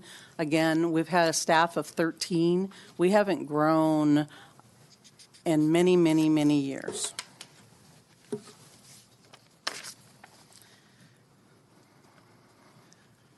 Here's the challenges for the Auditor Controller's Office for the next 12 months or so. We're implementing the Central Square software. The same staff that does all of those functions that we talked about is implementing this system. We're doing the data entry, we're setting up the new system, we're changing all our business processes, we're doing data conversion. So those efforts are competing with our normal work. And what I want to make sure is that my wonderful staff doesn't get burnt out. We heard that from different departments. This is my third conversion in my tenure at Tuolumne County. This is the only conversion I did not have relief. I do not have consultant time, and my staff is doing all the data conversion and not IT. So this year is very stressful for my staff, and I just don't want to burn my staff out. We also are dealing with an old financial system that we've had in place since 1999. We're having issues with that system periodically. I know you've heard from your CAO some of the challenges they've had with the budget system. We have some of the same challenges with our finance system. We have a great IT staff, and they were able to help us through them, and we come up with different workarounds. But it is stressful, and we need to get onto this new system. So let's look at the opportunities. This new system is going to be a fully integrated ERP system with finance, HR, budget, and payroll. We will be able to, because we chose, one of the things that the partners, the CAO's office, the HR department, and our office, when we looked at all these systems, one of the goals we had was that we were going to step back, not look at what we do today, and look at the new system for opportunities to change our business processes and make the system more efficient, make the system more user-friendly. But that takes a lot of change, and that takes a lot to set that up. When this new system is put into place, we will have lots of those efficiencies. I can't say we're going to be paperless, but we're going to be close to paperless. It will be that when one department puts in a journal entry, they will send it to the next department. There's not this piece of paper that's going to be inter-office to everybody, and they get to sign it. Everybody will have availability to the system. Everybody will be able to drill down on the system, see the check, see the claim, see your payroll and who those people were that you had for overtime, how many hours they had. But all of that needs to be set into place. It's going to be a great, efficient, new system that hopefully we can grow with and will make all of our lives easier. We're going to have workflow where there will be conditions, and if they're not met, then they go to the next person to approve. There won't be the bottlenecks that we have today where somebody's out, it sits on their desk, it will go to the next person. Departments will be able to see things in real time. They send something to my office or they send something to another office and we approve it. They'll be able to go into the system and see that right away. The system will be a whole lot more flexible. The report writing will be a whole lot easier, that different department heads can get out reports that pertain just to them. The sheriff can have a report that sits on his desktop that every day that he logs in, it will be real numbers, and the numbers will change for all his overtime, if that's what he wants. It's going to be a wonderful system. We just need to get it into place. And we believe that once we get the system into place, then the auditor's office can look at the auditor's office, because some of the functions we do today, we won't be doing with the new system. Then we want to look at a new organization in the office, and so that we can accomplish more things in less time, probably with less people. I cannot do that until this new system is put into place. So with that, do you have any questions? I do have one question. You mentioned we do the court payroll. Do we get reimbursed for doing their payroll? Yes, we do. Okay. Thank you. I have another question. When you talked about, you not only get reimbursed for the payroll or for doing the payroll, but that's state court money that you're paying them with, right? Yes. She was checking. No, we absolutely do. One of the requirements that I had with the state, or with the court, the Tuolumne County Court, and I had a great relationship with then presiding judge Du Temple, was that I made him keep two payrolls of his payroll in our pool, so the county of Tuolumne is never upfronting the state's payroll. Okay, thank you. Okay. Real quick, so Supervisor Kirk. in here I was looking for any recommendations for changes, but if I'm hearing you right, you're saying you're not making any recommendations for changes because you need to get this new system rolling out. You need the manpower to do it. And then you want to look at reorganizing. I do have a plan for reorganization, but I've shared it with CAO Riggs, and I've shared it with a couple other people. But one, we want to be from Missouri. The system, we're promising a lot of stuff. Probably 95% of it will really happen. But we really need to make sure the system's in, it's working the way that we want it to work, and then I want to do the reorganization. What do you anticipate the timing on that to be? Well, we hope to be going live with finance in January. But there is a function of the new system that doesn't work for Tuolumne County. The vendor is promising us that in their next release, which is in November, that will be fixed. It has to do with cash receipts. That is a showstopper. The county of Tuolumne cannot stop accepting money. So if that goes as timely as they're saying, we're hoping to have a January go live for finance. We're hoping to go live the very first payroll in April for HR and payroll. Budget, once finance is in, budget will be in. So we're hoping by the end of this year, all the systems will be in, we'll be comfortable with how they function, and then we can look at the changes we want to make. Okay. Any other board questions? Public comment? Seeing none, you're out of here. Thanks, Debbie. Okay, thank you.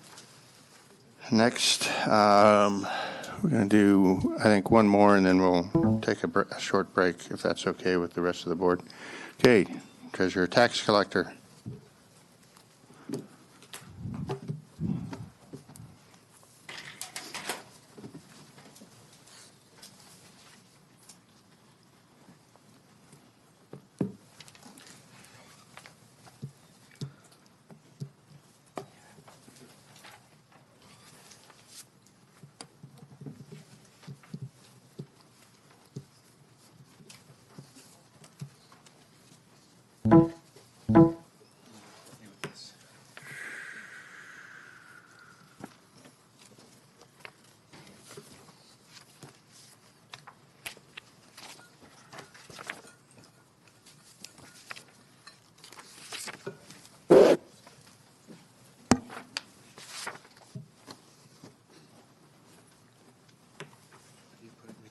Turn on.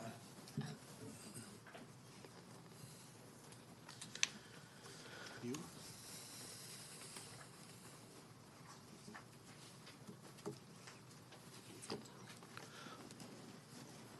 I don't know. I haven't used PowerPoint. It's all right. Liz is going to help you. Thank you. She's an old hand at this stuff. There we go. Just yours. Thank you.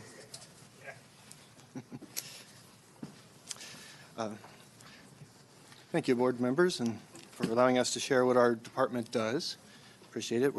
I'm Justin Burtwhistle. This is Michelle Ronning. We're from the Treasurer Tax Collector Department and the Office of Revenue Recovery.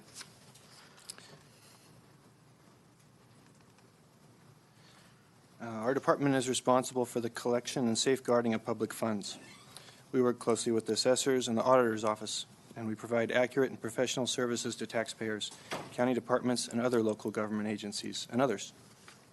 We'll describe each of our three divisions separately.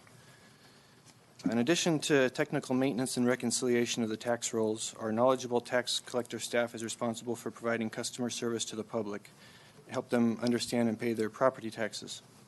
It's important they receive this assistance to help them avoid late penalties, liens, and public auctioning of their properties. These unfortunate remedies are not uncommon, but they're vastly reduced. Is your mic showing green? Mm-hmm. Okay. If you could just speak into it a little bit louder, we're having trouble. All right, okay. Okay, thanks. Yep. Mm-hmm. So they're vastly reduced by effective collection and customer service efforts. Yeah. Tax collector staff also processes and collects transient occupancy tax from hotels and short-term rental hosts. Our treasury staff, which is the same staff, is responsible for providing secure cash and deposit services to the various county departments and local government agencies. We verify the accuracy of deposits and quickly forward them on to the bank. The treasurer also manages county's temporary investments, which includes pool funds from other local agencies and county schools, special districts. You can see our property tax collection rate for Tuolumne County compared to other counties in the state. For secured property taxes, we're right on the mark, and for unsecured, we're significantly exceed the average.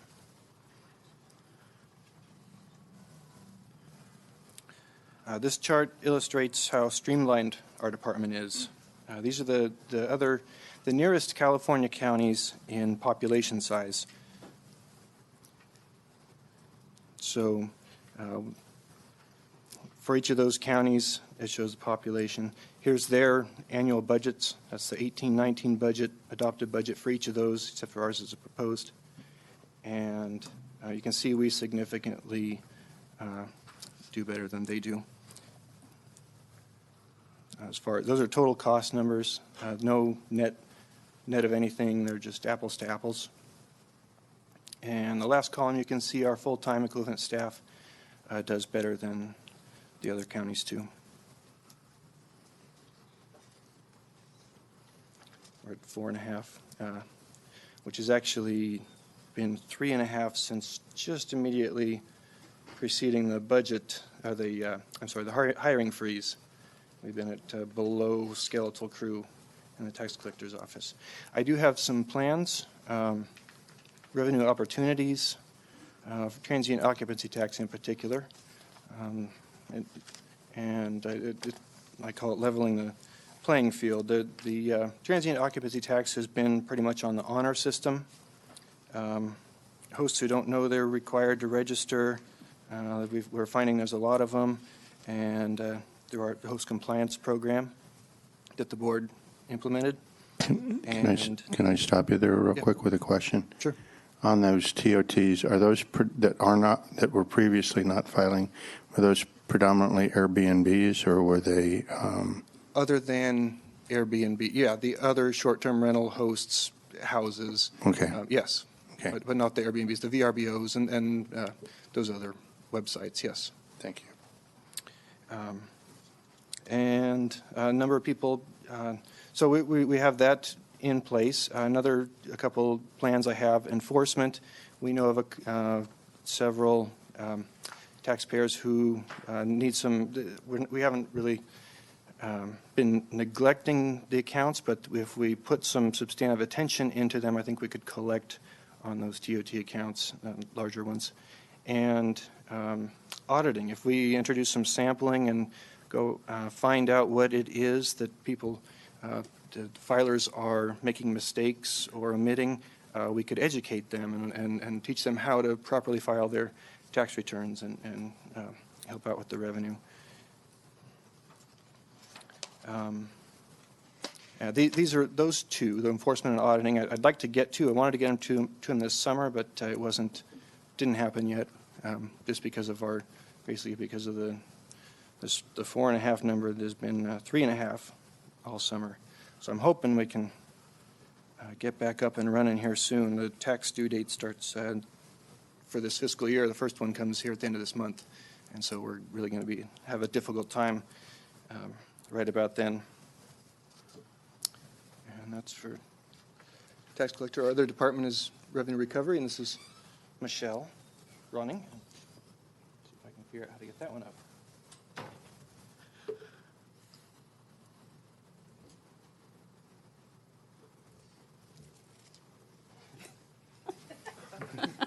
A little icon down there with the screen on it. Can I ask a question while they're loading up? Yeah, go ahead.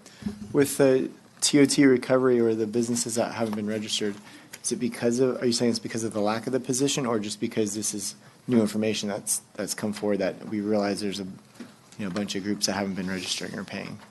So there's a couple. Host Compliance is a company that the board decided to hire, and it's turned out to be effective in finding hosts who are advertising on VRBO and the other websites. Airbnb it doesn't count because they pay us TOT directly. They collect but the other websites don't provide that service.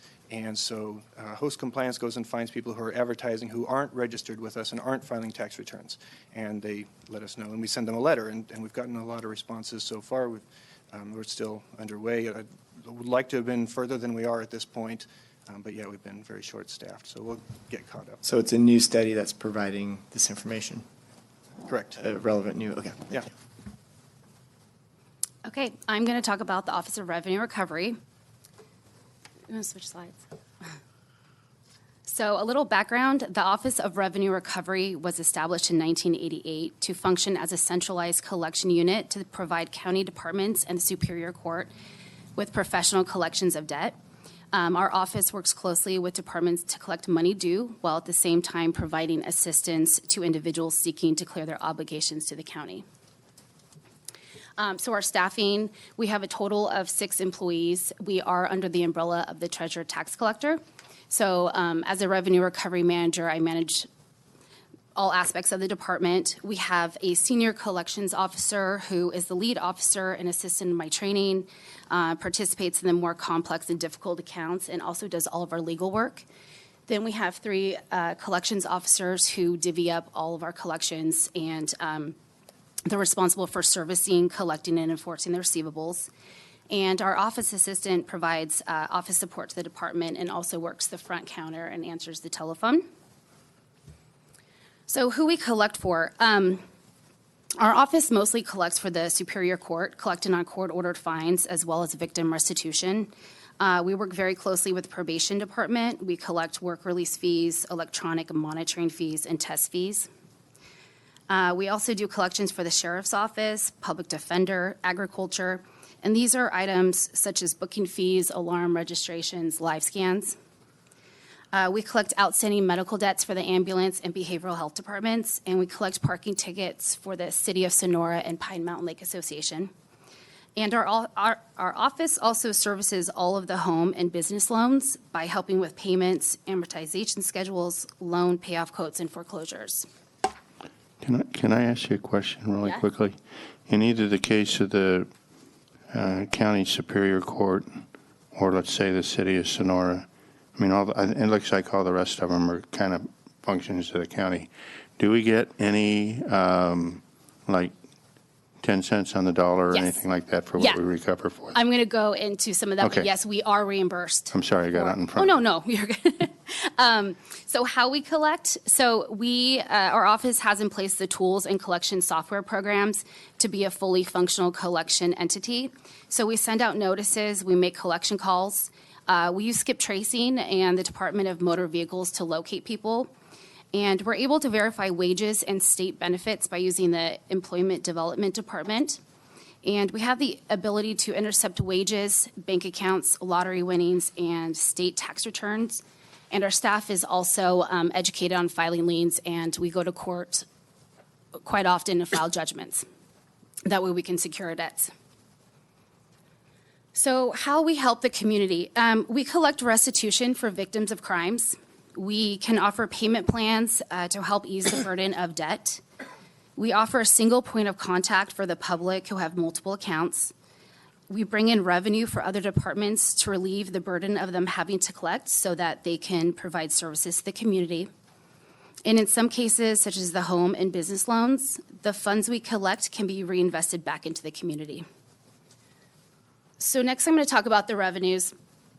So we get our revenue sources from a few different places. We received interest on the judgments. Those are the judgments we secure. We charge a fee for people to set up a payment plan for the court-ordered debt. We receive a rebate from the state to help offset the collection of restitution. And we also track and bill our time to the state. So that's for all the court collections. So we're reimbursed for all of that work. We also charge non-general fund departments a percentage of their collections to offset our costs. So total revenues are expected this year of $593,000.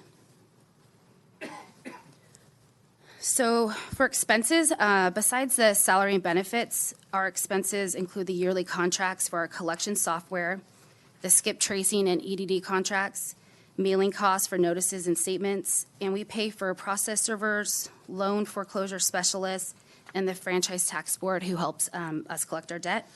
We also have a small training budget, and then this year we do need to replace a few computers. So total expenses are looking at $603,875. So if you take my revenues minus the expenses, we're looking at a net county cost, not including mandates. This is not the mandated cost of $10,875. Next. So our collections. I've broken down the last 3 years and then an average of our collections. So for last year, our collections for the general fund was approximately $246,000. Non-general fund departments was $351,000. Superior Court was $1.9 million. That money goes to the state. Housing and business loans was $465,000. And so total collections for last year were just under $3 million. But if you include our department's revenue, we generated a total of $3.6 million. So at this time, I'm not suggesting any type of restructure. Back in 2017, when there were budget cuts, we did lose some people due to layoffs. So we had to streamline our processes and procedures. And what we did was we created new forums, got them up on the website, made them more accessible. We scanned all of our documents so that collections officers had all that information while they were on a collection call. And we eliminated the in-person interviews. And we also restructured our payment plans to be more in line with the county ordinance that we follow. So those impacts have resulted in shorter lines quicker response times for our collectors, and just steadier collections and happy customers all around. So that's the end of my presentation. If you have any questions. Any board questions? Yeah, go ahead. How many staff layoffs did you have in 2017? One. All right, thank you. Any other questions? Michelle, you were here, so I'll ask you during that restructuring. Didn't you do some, within the two functions, didn't you do some cross-training as well? Or Yes. some cross-functioning, or I don't know exactly what the right word is. Yes. So I don't know if people remember, our office used to be in the front when you walked in. That was the Office of Revenue Recovery, and Treasury and Tax Collector was sort of in the middle then after the elevator. So what we did was we moved our office to the Treasury side and moved the Treasury into the Office of Revenue Recovery. So now we have staff members at the same counter for tax and revenue recovery, so we can help each other out when there's long lines, opening mail, processing payments. We also, the TOT that we collect, they use the collection system that we use, so we're able to integrate that, and I've cross-trained the tax and treasury staff on that as well. Okay, I just wanted new supervisors to understand. They did do some fairly, I have to call it innovative, but it was certainly some major Major changes. restructuring down there, so it was very beneficial. Okay, with that, any public comment?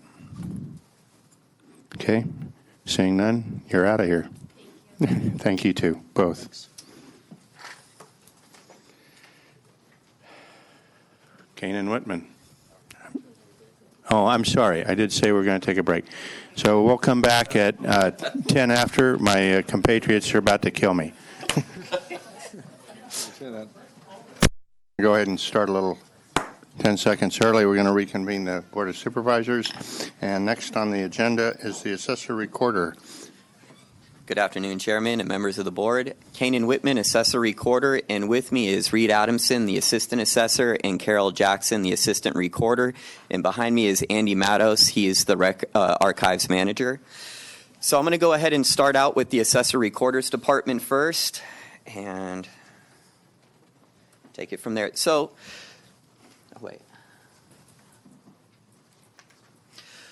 So, in short, the function of the assessor's office is to discover and inventory all taxable, real, and personal property in the county and to determine a fair and equitable value to be enrolled on the annual assessment roll.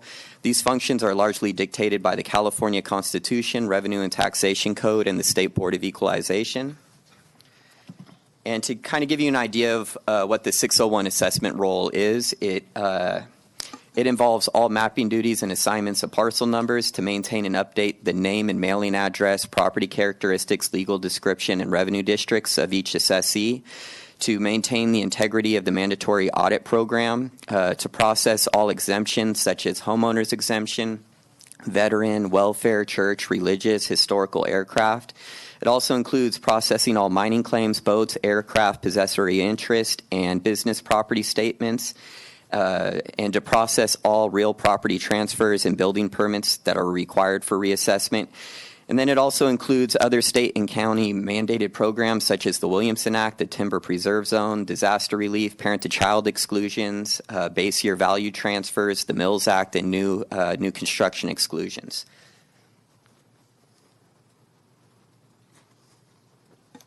And so just like the Treasurer Tax Collector's Office, I just kind of wanted to give you a comparison of what other counties are doing within the Assessor's Office. And as you can see, Tuolumne County, the net budget to the general fund is $911,000.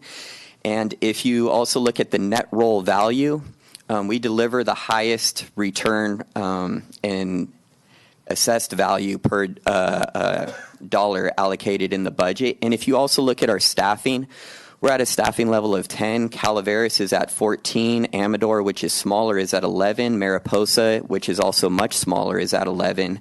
And Siskiyou County, which I believe we're about 10,000 higher in population-wise, is at 15. And Sutter is at 17. Tehama is at 19. And so I just wanted to just kind of bring this up. When you compare it to other counties, our workload which you'll see on the next one, is we get much more out of our staff than any other compared county similar in size.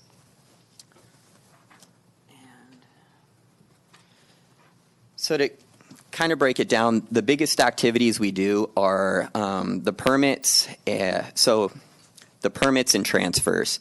So we get about 16,000 documents recorded in the recorder's office each year, and of that we have one person who has to examine all those documents, determine if there was a change of ownership, and if that change of ownership is reappraisable. And so last year we had a little over 5,000 of those 16,000 documents result in a change of ownership. Of those changes of ownership, 2,822 were reappraisable.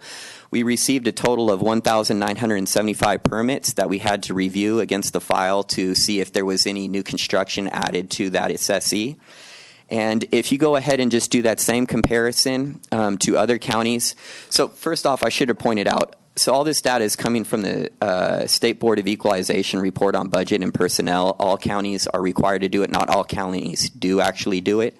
But if you go ahead and just look at the reappraisals each appraiser has to do per week, we're at 18.1. The next highest is Kings County, which is 100,000 people larger than us. They're at 17.7, but the average is 11.1. We're 163% above average when it comes to appraisals that each appraiser has to do. And the same goes for the permits. For valuing new construction, each appraiser has to do 8.6 per week. Has to do 12.7 per week, and the average is 8.6. So we're 147% above any of what the average is for all the surrounding counties and similar like counties.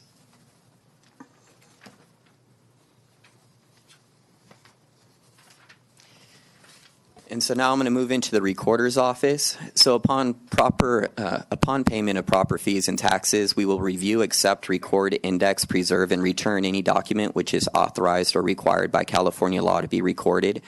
These documents must contain the required information and be photographically reproducible. These functions are largely dictated by the Government Code, Civil Code, and Revenue and Taxation Code. And then for the vital records, the office is responsible for the creation, registration, and preservation of all births, deaths, and marriage records from 1850 to present. We're also responsible for explaining these records' contents and to make these records available to authorized agencies and public. These functions are largely dictated by the following codes: the Family Code, Penal Code, Welfare and Institute Code, and Government Code. And I will say this too, Tuolumne County, we have a lot of home births in our county. We have a very active midwifery group in our county, and so it's kind of a service that our county provides that a lot of our neighboring counties don't really provide, only because they don't have that level of activity in their counties. But it's also something that I'm kind of proud in, considering I had 3 home births, but not me, but my wife. And then so I also just wanted to do a workload comparison, again, just with all those same counties. And as you'll see, we have the shortest staff of any of the counties, including Mariposa, Calaveras, and Amador. But also Sutter, Tehama, they didn't provide the information. And then you can see the number of documents being recorded. And the number of documents being recorded is by far the largest portion of the workload that the county recorder does. And as you can see, we have to do 104.5 recordings per week per staff in order to maintain our workload, when the average for all the surrounding counties is 69.75. So we're 150% above the average. And we are I guess Nevada County does perform a little bit higher than us, but I'm still proud of our performance. And I also have those same statistics for copies and vital records such as births, deaths, and marriage certificates as well.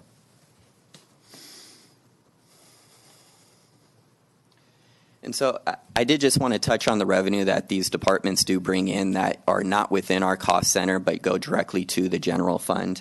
And it's roughly, it's over $17 million in secured property taxes. It's $490,000 in unsecured property taxes, $200,000 in supplemental property taxes, $225,000 in state reimbursements for the homeowner's exemption, and $475,000 in the documentary transfer tax. as Debbie did point out, this also involves the help of the auditor's office and tax collector's office. And so just kind of moving forward on the assessor side, we're going to continue to streamline the office as much as we can. We'll be coming to you guys looking to update our disaster relief resolution. So it doesn't involve a claimant's signature, and we can just kind of move with the information we have rather than doing mailings back and forth. We also are going to propose considering adding a fee for the parent-to-child exclusions who late file. The reason why we want to add this fee is because when they late file, we have to undo all the work we just did, and we are wasting a little bit of time redoing work that, had they just filed the form, that we wouldn't have had to do. And then we're going to continue to increase our web services, such as the online business property statements and assessor forms. And then on the recorder side, we're going to continue to work with IT to get e-recording up and running. And at a later point, it's going to be another board discussion that we're going to have in connection with other departments as well.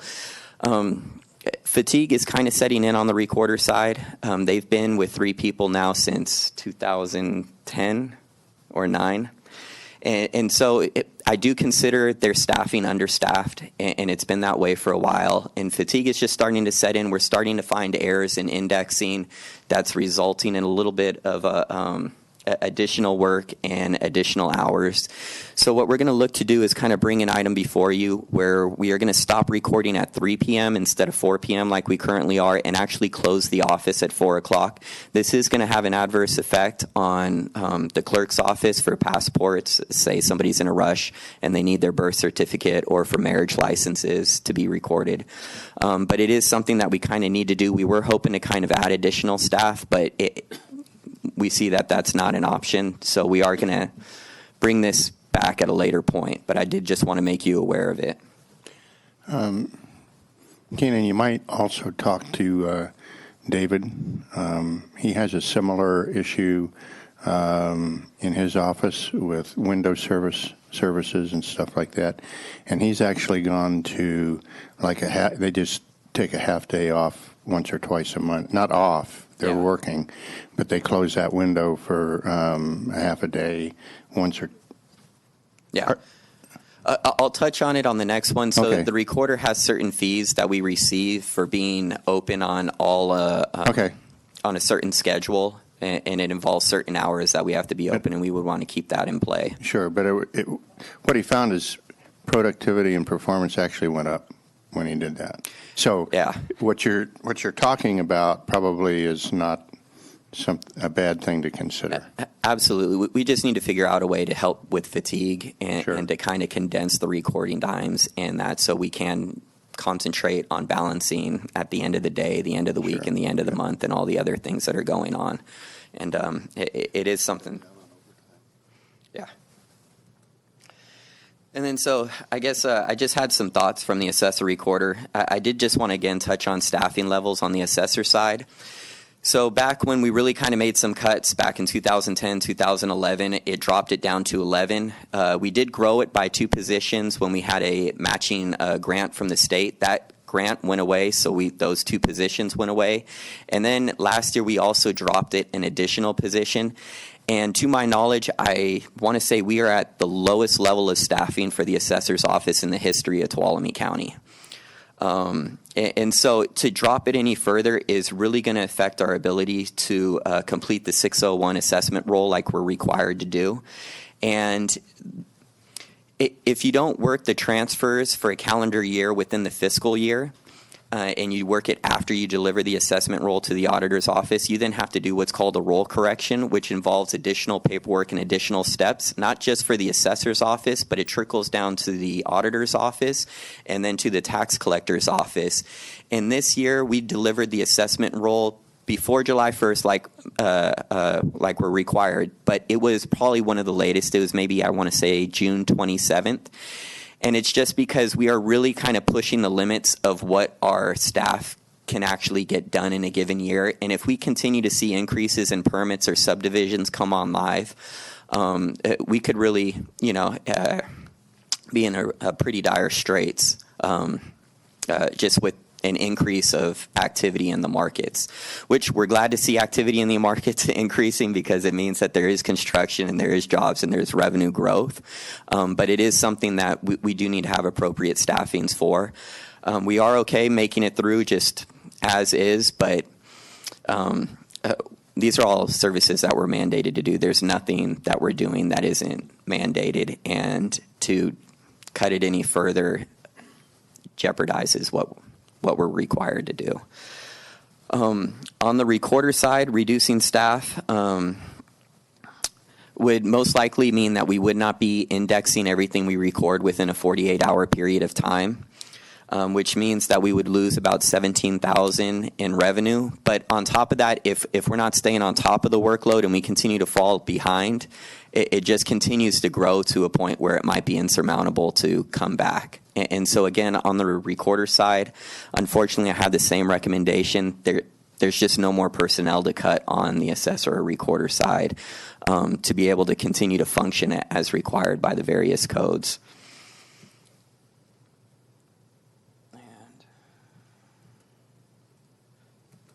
That's it. Yeah. Supervisor Gray. Yeah, could you explain the parent-to-child exemptions? Yeah, parent-to-child exemptions is when a parent passes away, if it's their primary residence, they can pass the estate on to their kids and not have a reappraisal of assessed value. And so it allows the parent to be able to continue paying the same property taxes that the parent was. It was adopted as part of kind of the push of like the taxpayers' revolt, because as parents were passing away, children then had to sell off properties because they couldn't afford to pay the higher property taxes. And so that's how the parent-to-child exclusion came into play. There's also a grandparent-to-grandchild exclusion when the parent is no longer is deceased. Is that one generation and then it's done? Yes. Okay. Well, say if I pass it on to my kids and then my kids pass it on to their kids, they can continue doing that. But anything that is not your primary residence, you're only allowed up to $1 million in assessed value to be transferred. Okay. Thank you. Any other questions? I've got one, and it really relates back to one of the earlier presentations. Approximately what would be the tax burden increase on, say, a rancher that had a lot of acreage? Percent would be fine in terms of increased taxes if we did away with the Williamson Act. It's going to vary from taxpayer to taxpayer. Just because of Prop 13, you have that base year value, and it's only allowed to increase by no more than 2% a year. And so if they've owned it since 1978, they're going to see a different increase than somebody that just bought a property that was in Williamson Act at, say, 2018 prices. Let's say somebody that's owned it, it's been in the family for over 30 or 40 or 50 years. There is a tax savings. It's not going to be as significant because they're going to have the older 1978 base year value. But what happens a lot of times within those larger ranches is there was a change of ownership from sibling to sibling, which there is no exclusion for that, so those would be reappraised. So there may be a lot of families that may think that they've owned it since forever, but as far as how we look at it for property tax purposes, there would be some reappraisable events that they may not be aware of. But it could be a very significant increased tax burden. For some property owners, absolutely. Okay. Okay, public comment? We're rolling right through this. Thanks, Kanan. All right. So I'm going to have Andy Matos join me for the archive. Oh, okay. You got one more. Sorry about that. You're not out of here. Not yet.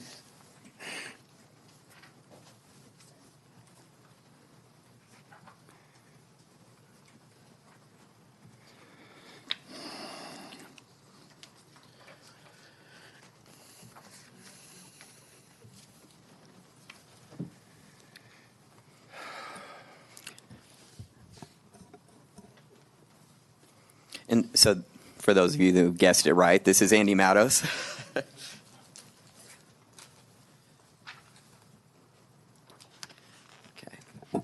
So the mission of the Carlo Di Ferrari Archive is to appraise, collect, organize, describe, preserve, and make available Tuolumne County records, and really kind of to just preserve Tuolumne County's written history, and also to just kind of help promote it.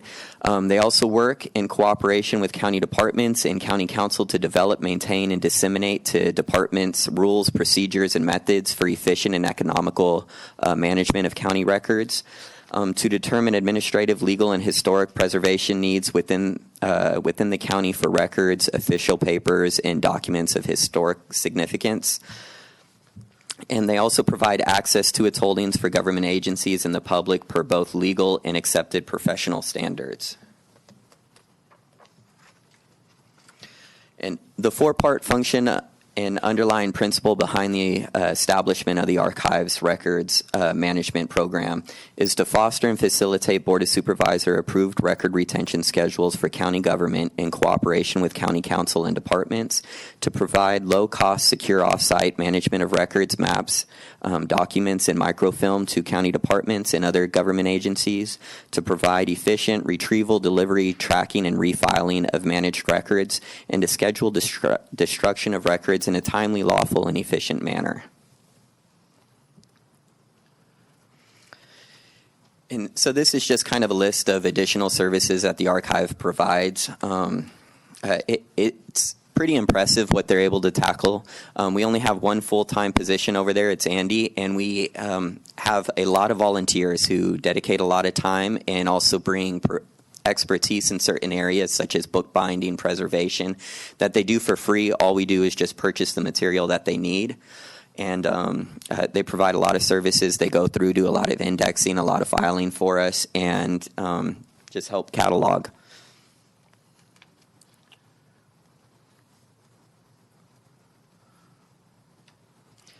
So, as I just mentioned, we have one full-time paid position over there and 10 to 12 archive volunteers who on average work 4 to 6 hours per week. And so this one person right here, he processes 1,936 requests for service. And that's scattered over 23 different departments listed here. All these is done at no charge to county general funds. And we do have a couple clients that we brought on. So back in 2014, one of the first things we did is we took a look at all the contracts we had and we renegotiated the rates with the Tuolumne County courts.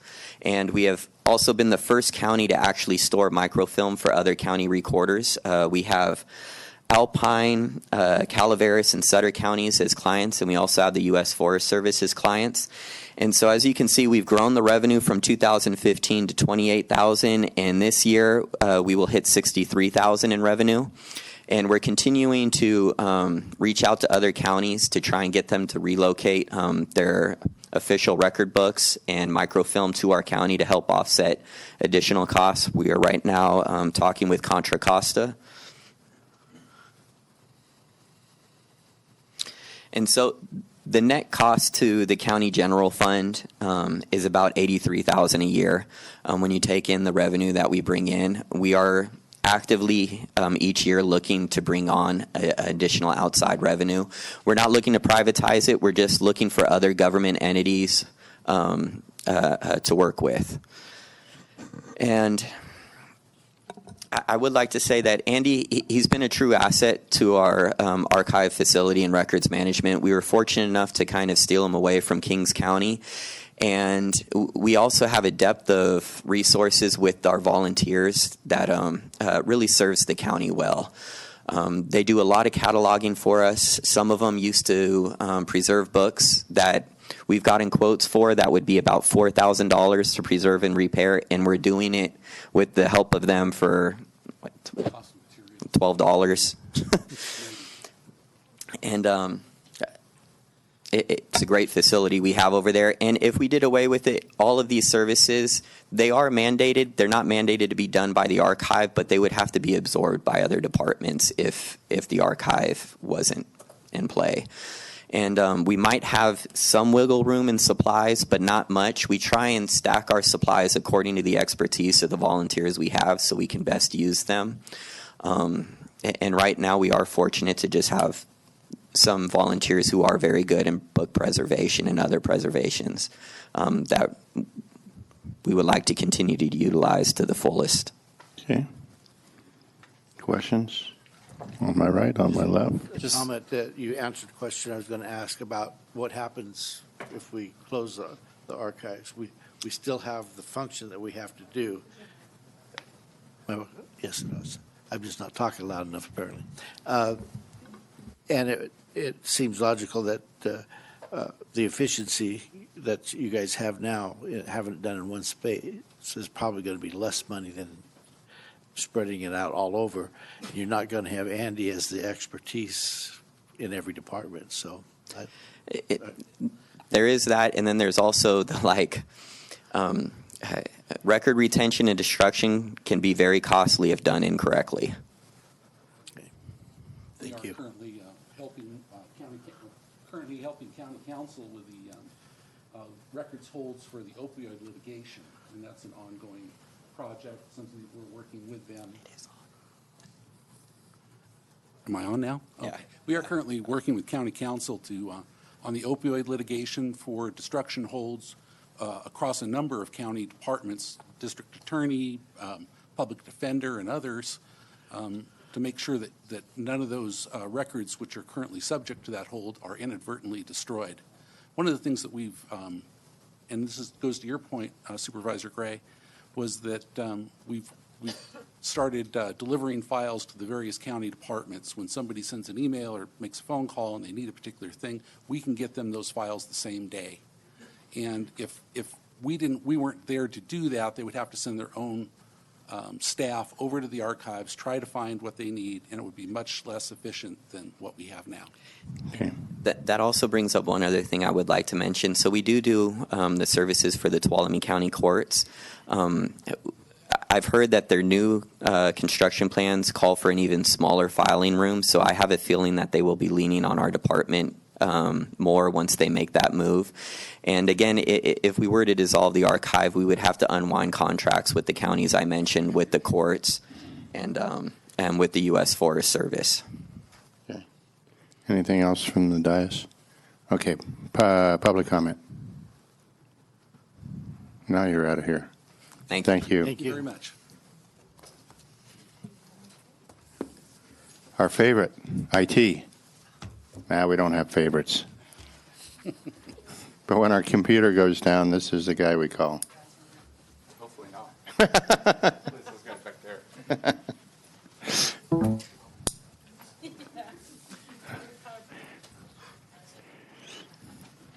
Gotta love IT. So I have about 30 slides. I hope that we can get done by 5.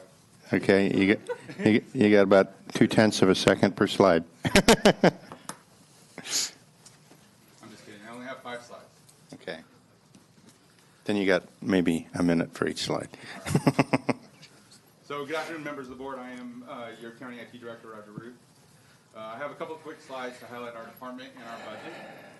My presentation will not dive into a lot of the details. It'll be at a pretty high level of what IT is doing and what our budget is. Before I begin, though, I want to talk about kind of why I was hired as the IT Director. There was a couple things that really stood out to me through the process. One was when I asked the team what they needed from a director, and the first thing that was said was that they needed someone to advocate for IT. So that's what I'm doing here today. I also was told that we needed results, we needed completion on projects, we needed to fully utilize the technology solutions that were in place, that are already in place, and that are going to be in place. And you've seen some of that already. Just the move to Office 365 is one of the big projects that's been lingering for quite a while in the county. I'm not going to provide you with a lot of information about what's mandated from IT, because realistically, most everything that we have in IT is not mandated to us. We're supporting departments throughout the county that are mandated, and in order to support them, we have to meet a lot of their things that they're mandated. I'd like to focus a little bit about our team. We have 17 IT team members. As you can see from this org chart, we have 3 vacant positions. We We are challenged with recruiting and filling these positions, as you've already heard many times.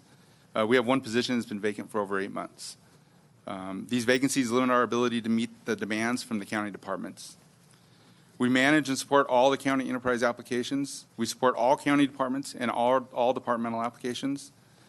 In total, we support over 250 different applications or systems throughout the county. We manage over 120 servers. About half of those are virtual servers. And I want you to remember that number because I'm going to have that later in my budget stuff. We maintain network connections to over 30 sites throughout the county, and we support nearly 2,000 devices that are connected to that network. We take about 2,600 support tickets a year from county staff. And just if everybody took the same number of tickets, it'd be about 150 tickets per employee if we were fully staffed. But realistically, our technicians take the bulk of that. So they're doing more than 150 tickets easily a year. We provide radio support throughout Tuolumne County and maintain over 9 tower sites throughout the county. We support and maintain hundreds of radios for at least 9 different county departments. We also maintain relationships and MOUs with outside agencies to ensure radio coverage and to ensure mutual aid. We secure and protect this entire environment, which is what we have to do to meet a lot of the mandates and the security requirements for other departments like the Sheriff's Office and Behavioral Health and Health Services. I could go on with the other requirements. I heard Debbie say this earlier, but I'm going to repeat it. We support the same services that every county in California supports, including Los Angeles and San Francisco. We just do it with minimal staffing. Okay, so I'm going to bring up my flag, because I still have my flag. You guys remember my flag? Okay. So as you may recall, even before I started, I knew that IT was an essential part of the organization. We maintain and support and provide services to all county departments and beyond. We are here because the county is here. Ultimately, our services are dependent on what services the county provide, and our department is, and I look at it, our department is very similar to how facility maintenance is. They're here to keep the lights on. We're here to keep the lights on your computers and on the network. So I wanted to give you a highlight of what lives in our operating budget. I'm going to start with the enterprise solutions. We have approximately almost a full $900,000 that is dedicated to enterprise solutions. So these are applications that are used countywide or solutions like our county internet connection that provides all county departments access to the internet. We also pay for our own lease and our own utilities in our building. In our actual budget that we use to maintain and secure the environment, we're only spending about $390,000. Of that, we spend about $185,000 to maintain things like our firewalls, our switches and routers, our storage, and to provide backup power in a lot of the locations in case we have power outages. We spend very minimal amount of money, $35,000, on different software solutions that we use. A lot of that software is so that we can monitor and maintain the environment, so we can know in advance if we start having issues. If the air conditioner goes out in the data center downstairs, we'll know before anyone else does. We do spend about $157,000 on miscellaneous things, and that's vehicles, fuel for our vehicles, tools, computer replacements, and included in there is one server a year that we budget for. And I mentioned earlier we have 120 servers. About half of those are virtual servers, which means that about every 50 years we'd be able to replace all of our servers.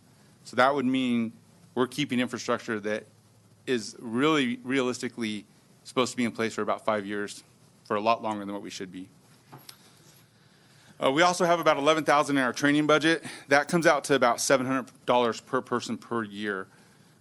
We are expected to maintain and support millions of dollars worth of infrastructure and systems on minimal training. Most of my team members, when I talk to them and I ask them, how'd you learn how to do this, how'd you learn how to do that, a lot of them spent a lot of time on their own educating themselves in other means other than the training that was provided through the county. That's not untypical in IT people, but it shouldn't be the standard. Okay, so when you talk about IT, what you're really talking about is risk. So I mentioned we don't have a lot of mandated things, but there's a lot of risk related to IT. You can eliminate the budget, you can eliminate the staff, but you do so at many risks. The most common and widely known is related to security, and I've got some examples on there, but I'll talk about one of them in a little more specifics. We are spending less than $390,000 a year to maintain and secure our environment, and just a fraction of that is actually spent on security. The county receives millions of emails a month, and I shared this information with department heads months ago, and only about 1/3 of those emails are even valid emails.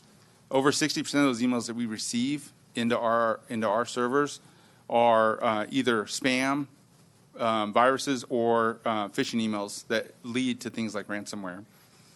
One example that's on this list, because there's a lot of big cities and a lot of big organizations, but Jackson County, Georgia is a smaller organization that's more it's a rural county more comparable to ours, and they spent over $500K to get their files released from a ransomware attack.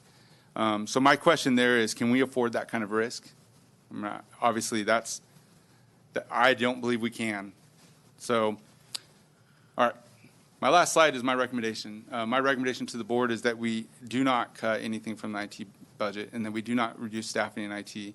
We're already struggling to maintain levels of service. We're not maintaining levels of service. We're barely meeting what we need to do just stay afloat. Many of our departments are not satisfied with the time that it takes for us to complete projects and to provide the services that they need.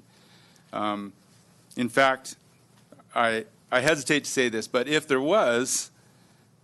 county happened to find extra funds, I would ask that you would provide more funding for the IT infrastructure and for the IT staffing. With that concludes my presentation, and I want to thank you for the opportunity to come before the board today. Okay. I'm going to make a comment on just one of the aspects that you touched on, because I've had some extensive experience myself in that environment, and that is in the what we used to call the IT world. The nature, not only is it hard to hire people in the IT business, it's hard to retain them, and it's not a function. It's not always a function. Sometimes it is, but it's not always a function of their work environment and all that stuff. It's the nature of the personality that's attracted to that job, and they're just into constantly changing challenges. So when they come in and they solve your challenge, okay, now they're looking for the next challenge, and if it's in the neighboring county or somewhere else, they're off and running. So you're constantly in am I right? Or You're absolutely right. I think our latest vacancy is someone who left for more of a challenge. Yeah.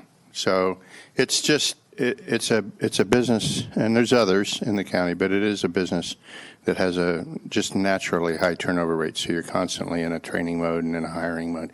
Anyway, any questions, Supervisor Brennan? Yeah, not a question, just a comment on the threat, because I'm aware of Imperial County's situation this last year with the ransomware, and it ended, I think they had to pay $750,000 to get out of that, get their information back. Yep. And that was just this last year, I believe. That was just a small sampling. I think that Supervisor Kirk sent me an article, but there are hundreds of organizations throughout the United States right now, just like ours, that are dealing with this. Okay. Public comment? Okay. I think you're done. So that brings us to our anchor lady for the day. The anchor leg on the relay here, our Ag Commissioner. Weights and measures, air pollution control, the other lady of many hats. Welcome.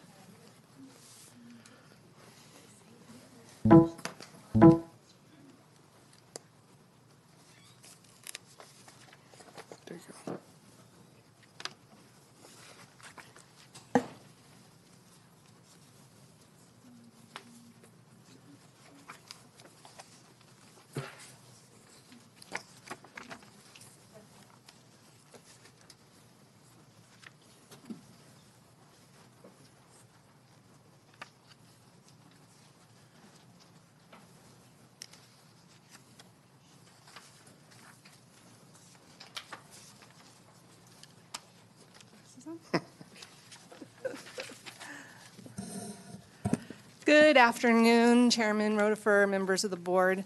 I am Kelly Schroeder, your Agricultural Commissioner, Sealer of Weights and Measures, and Air Pollution Control Officer. Today I'm going to be talking about ag and air. I'll start with agriculture, though, first. Okay, so these might not help. Our department ended the 18-19 fiscal year with a net county cost to the general fund, not including the county mandated costs, of $64,655. This included our contract with the USDA for Wildlife Services Specialist for Tuolumne County. Our programs in the agricultural department include pest detection, pest eradication, pest management, pest exclusion, nursery, apiary, fruit and vegetable, crop statistics, and pesticide use enforcement. For weights and measures, our programs include devices, weighmaster, petroleum, and quantity control. All activities conducted by my staff are mandated. Our costs are offset by contracts with the California Department of Food and Agriculture and the California Agricultural Commissioner and Sealer Association, mill assessment fees from the purchase of pesticides in California, unclaimed gas tax, fees through county ordinance, and a federal grazing contract. The majority of the net county cost associated with the Ag Department is allocated to mandated costs determined by the county and for our contract with the United States Department of Agriculture for our Wildlife Services Specialist.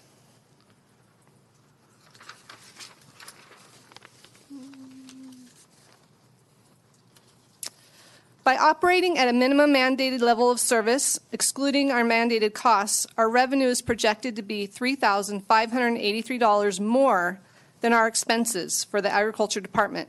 At this level of service, we would not include the USDA Services Specialist.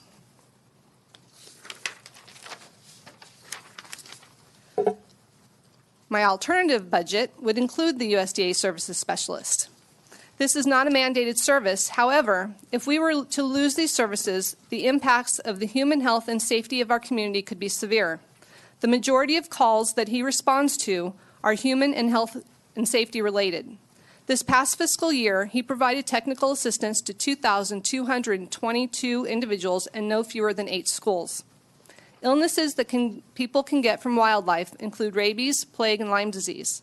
According to the World Health Organization, rabies is estimated to cause 59,000 human deaths annually in over 150 countries. Due to widespread underreporting and uncertain estimates, it is likely that this number is a gross underestimate of the true burden of disease. According to the Centers for Disease Control and Prevention, human rabies cases in the United States are rare, with only 1 to 3 cases reported annually. The number of human rabies deaths in the United States attributed to rabies has steadily declined since the 1970s, thanks to animal control, vaccination programs, and successful outreach programs. Each year, around 60 to 70 dogs and more than 250 cats are reported to be rabid. Nearly all these animals were unvaccinated and became infected from rabid wildlife, such as skunks, raccoons, and bats. In fiscal year 18-19, 452 skunks were euthanized by our USDA specialists. Our Animal Control and Public Health Department, in coordination, also have animals tested for rabies. As of January this year, 16 skunks euthanized by Animal Control were tested positive for rabies. Rabid skunks have been found in Groveland, Columbia, Jamestown, Miwok, Twainhart, and Sugar Pine so far this year. People and their pets have come into contact with some of the skunks that were tested positive. The specialist removed 21 skunks from schools in our county. People have had to move out of their homes for extended periods of time into motels due to skunks. The number of skunks euthanized by the USDA specialist in fiscal year 15-16 was 119. Although we do not have the numbers for rabid skunks euthanized by the specialist, he has observed many of the skunks showing clinical signs of rabies before he euthanized them. Again, this past year, 452 were euthanized. The number has almost quadrupled in the past 3 years. This is a problem that is not going away. Larger wild animals also pose a threat to the safety of our citizens and to our livestock and pets. As reported by USDA in the report, Death Loss in Cattle, U.S. cattle and calves due to predator and non-predator causes in 2015, coyotes accounted for the highest percentage of cattle deaths due to predators at 40.5%. Coyotes also accounted for the highest percentage of calf deaths due to predators at 53.1%. In 2015, in California, 1,100 cattle and 8,180 calves died due to predators. In this past fiscal year, the USDA specialist removed 42 coyotes from Tuolumne County. In an effort to look at ways to offset the expense to our county, we have researched other counties contracting with USDA's Wildlife Services. They use various models to offset the cost of providing an integrated wildlife management and depredation program to their citizens. Cost recovery options include, but are not limited to, charging homeowners at a partial cost recovery amount for wildlife control services involving raccoons, opossums, and skunks. There are also private businesses that provide these services for a fee. However, we were unable to locate one with a license in any of the following counties: Tuolumne, Calaveras, Amador, or Mariposa. Charging the city of Sonora for urban wildlife control services is another option. Sonora does not share in the cost of providing nuisance, depredation, or human health and welfare wildlife services for their citizens. Charging agricultural operators at a partial cost recovery amount for wildlife depredations, and charging at a full cost recovery for all services provided by the USDA trapper.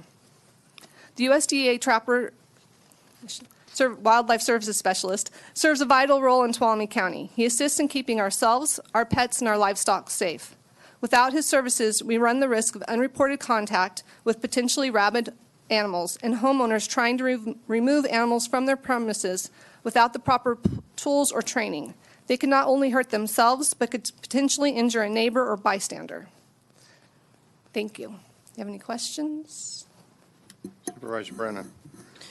Yes, am I correct in saying that in this last year, we were classified as a rabies endemic county by the state of California? I am not aware. I would have to find The that out. vet that is associated with sending the samples in, Dr. Wes Whitman indicated that we were. Okay. Supervisor Campbell.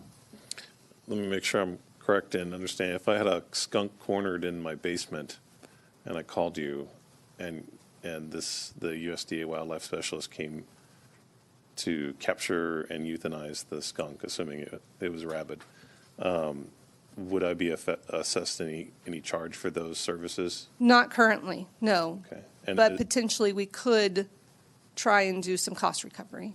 how much would it cost if I were to hire an unlicensed pest removal to do the same service? I don't have those figures, but I do know that other counties in our area, Sacramento, for example, charges $25 to set a trap. Nevada County charges $90 to set a trap. So I do have some county fees, but wasn't able to get any pest control business information. I see. And when you say set a trap, that means capture the animal and Well, take you it away. try and capture Okay. the animal. So you set a trap in hopes that you will be able to capture the animal. But you pay for the trap. I see. Yeah. Okay. Thank you. Mm-hmm. Okay, public comment? I think you've got another one, right? Yep. Okay. Oh, I'm sorry, we have public comment. So, thank you. I looked down too quickly. You were just wanting to skip us.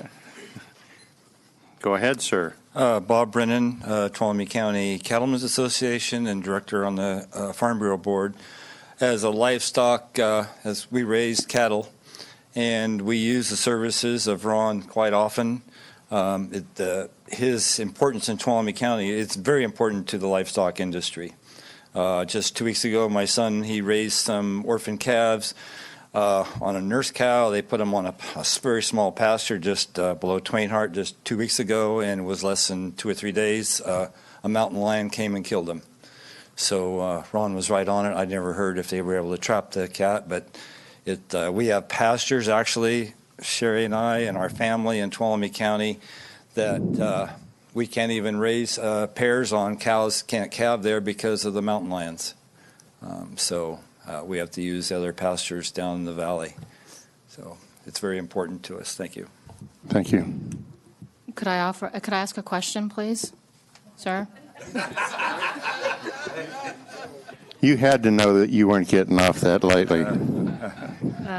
Would you consider talking with the associations you're affiliated with and Ms. Schroeder and see if they would be willing to look at some cost recovery or some assistance in assisting with this budget item? I think we could take it to the Farm Bureau Board and the Cattlemen's Board, and we could, because of the importance. You know, a couple of calves has a huge value, and we've all been through it. So, yes, we probably could. Thank you. Okay. Without speaking for the board, Correct. but we will take it to the boards. Thank you. That's a brave man. Did I? Yep. Oh, well, I'll get that. Did I send a copy to you, Kelly? Okay. Oh, maybe it'll stay here for a minute. Okay, I don't know if you folks were here before, but in all fairness, because I did earlier, I've imposed a 2-minute time limit on public comments. So I just let you know so you're prepared ahead of If I time. don't make it through it, you can read my comment. Okay, thank you. Members of the board and chairman, as a bit of background for those, sorry about that. For those of you that don't know me, I'm Jim Maddox. I'm a graduate of Oregon State University. My Bachelor of Science degrees in Wildlife Management. I moved to Tuolumne County in 1969 and was with California Department of Fish and Game's wildlife biologist for this area until I retired in 2000. I've been told Ron Anderson's job is not classified as public safety. Therefore, his job is potentially on the chopping block, and in an effort to balance the county's budget. You've heard quite a bit about this already from Kelly, but you're going to hear a little more from me. First of all, over the years, I can't think of a single public school district in our county that has avoided an incident involving legitimate mountain lion scare. Those scares resulted in the school being placed on heightened alert. The schools have experienced mountain lion sightings on their campuses at one time or another, and Mr. Anderson has provided invaluable assistance to the Department of Fish and Game personnel in resolving many of those incidents. His extraordinary skill and knowledge of animal behavior has been paramount in our success mitigating any problems. The potential for an episode between a curious lion and running, screaming children is very real and should be recognized and respected by all. And I really emphasize that because lions, their urge to chase is triggered by things that run, and little children are pretty attractive. And we've been very fortunate in this county. Potential for an episode between a curious lion, well, I already got that. Predators interpret creatures as running potential prey, and children, particularly small children, should be considered at risk. Is that all I got, Carl? Yeah, I'm going to ask you to wrap it up. Okay. I'll give you a couple more seconds, but if you can just summarize. Well, like I said, Kelly talked a lot about problems as far as rabies are concerned. Ron has been integral in keeping from having something bad happen. There's also the possibility of plague, which has occurred in the county before. And certainly he might be called upon to help out there too. So he's a very important person as far as public health is concerned. We get it. Thank you very much. I have a question. Okay. This is off your time limit. As a member of, I think you're still a member of the Fines Committee. Yes. Would you be willing to take this issue to the Fines Committee and have a conversation about, because it is important to a number of sectors? Absolutely, we would. Some financial Yeah. participation in this. And we need to investigate all options there. Thank you. Yeah.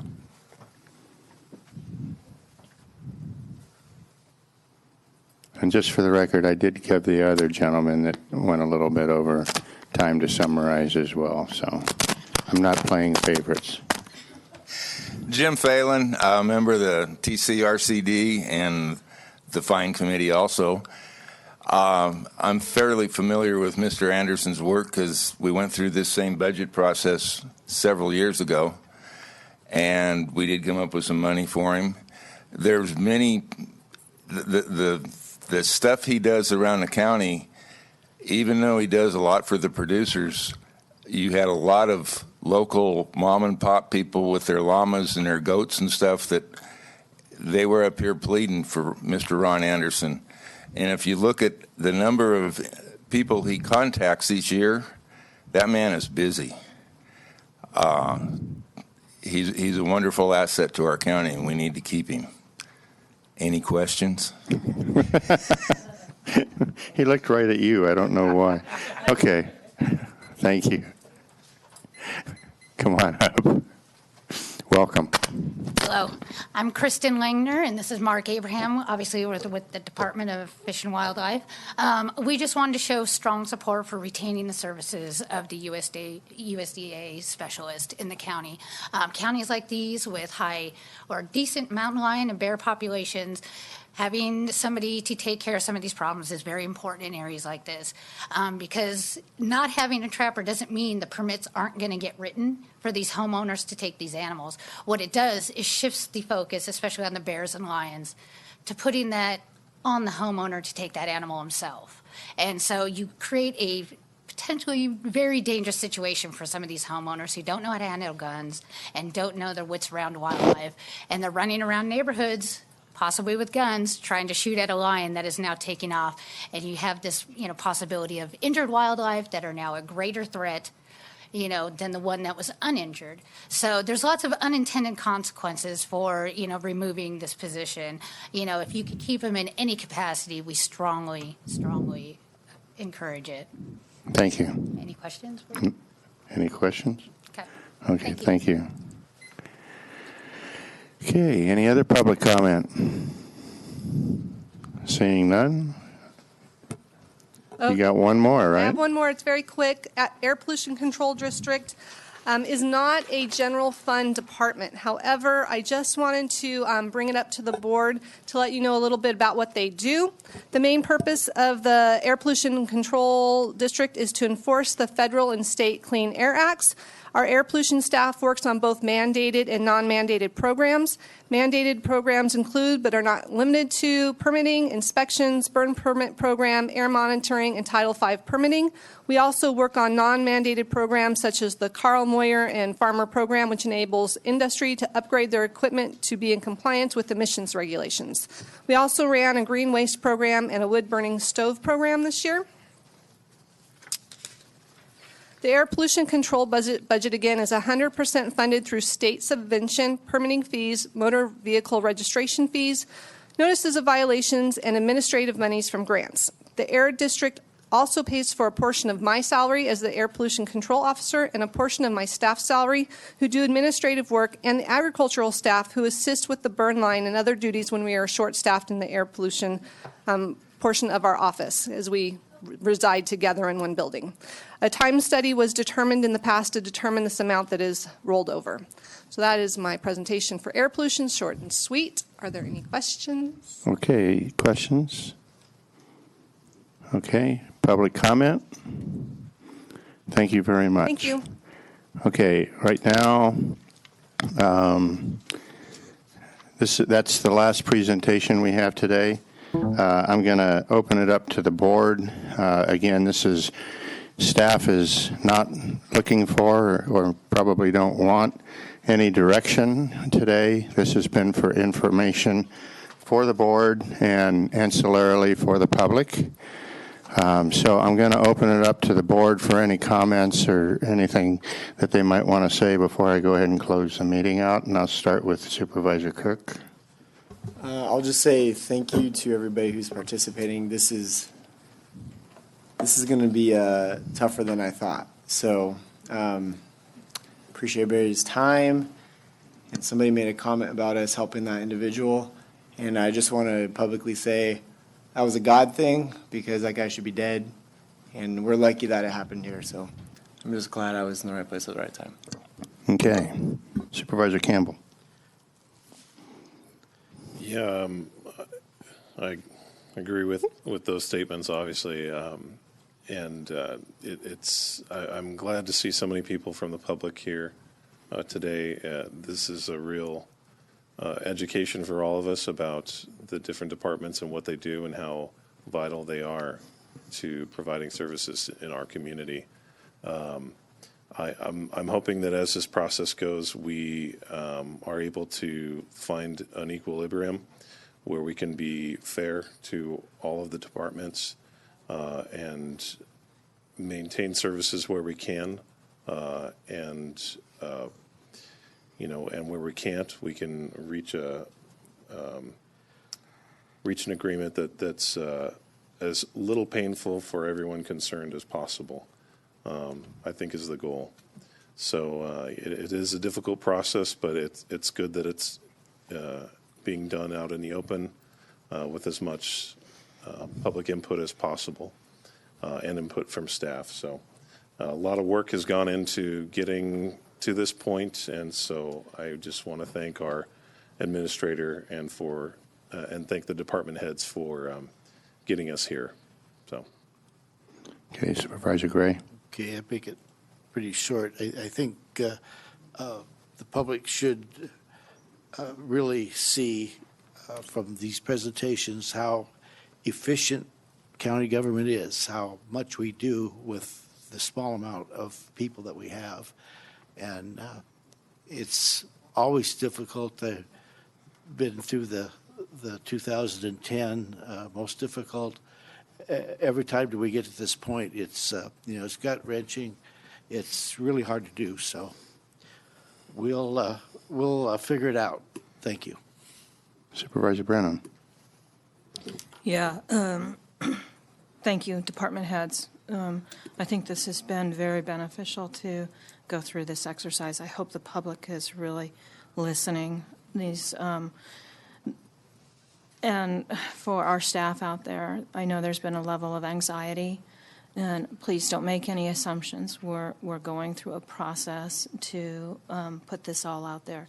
And I would say the same thing to the public. Please don't make any assumptions. I don't have any, and I don't believe anyone on this board has any predetermined outcomes. This has been an exercise to be very transparent.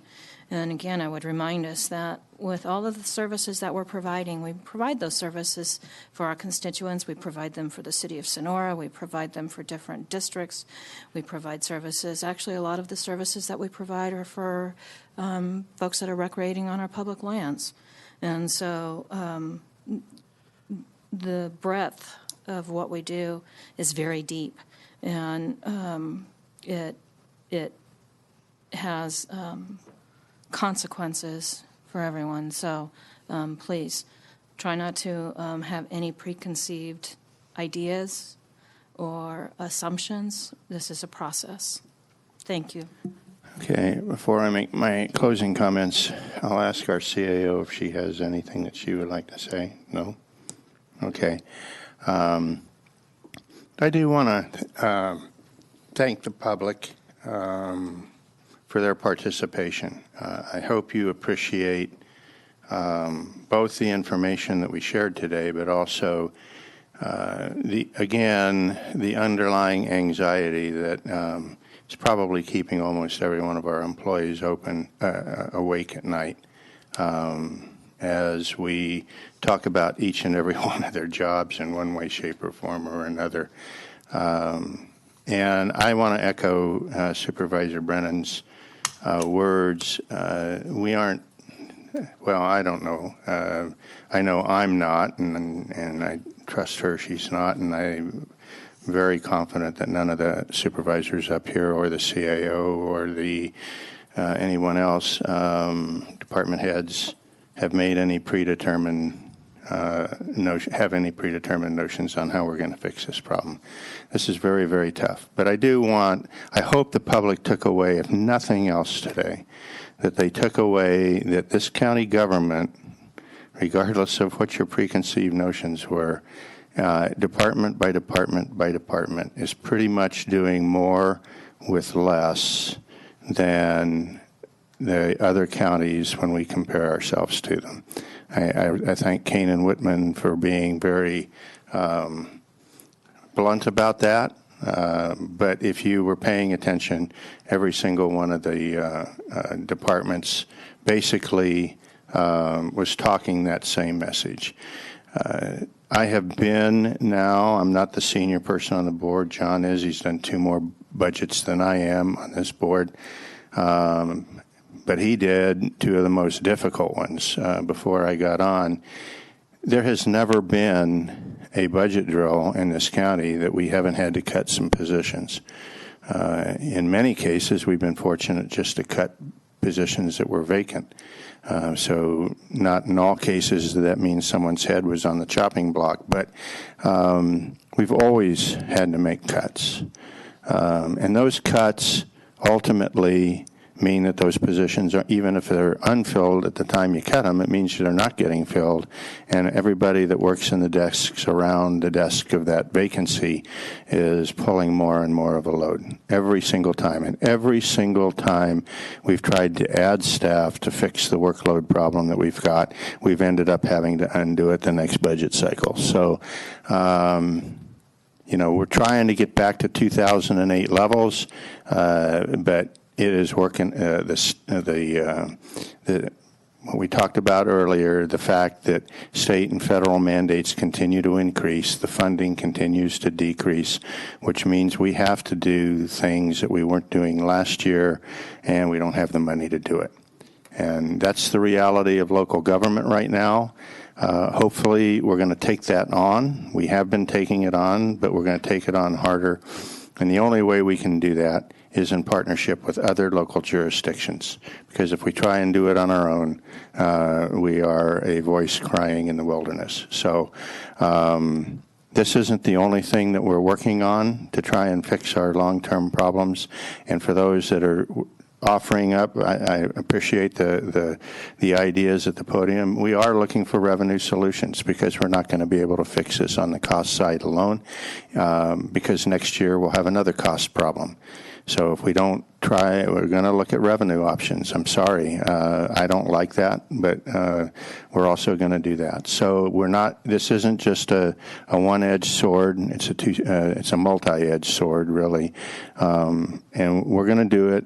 I believe, because I have ultimate confidence in our CAO and our department heads, both elected and appointed, and my contemporaries on this board, that we're going to do it as best we possibly can with minimum impact to our community. But the reality is there will be impacts. So I really hope that the community appreciates the openness of the process. And I really thank the community for participating in that process. And ultimately, I thank our department heads and everyone that works for them. I'm sorry we're having to put you through this, but I don't know any other way. But I want to thank you for your participation and your integrity. And so with that, I'm going to go ahead and adjourn the meeting.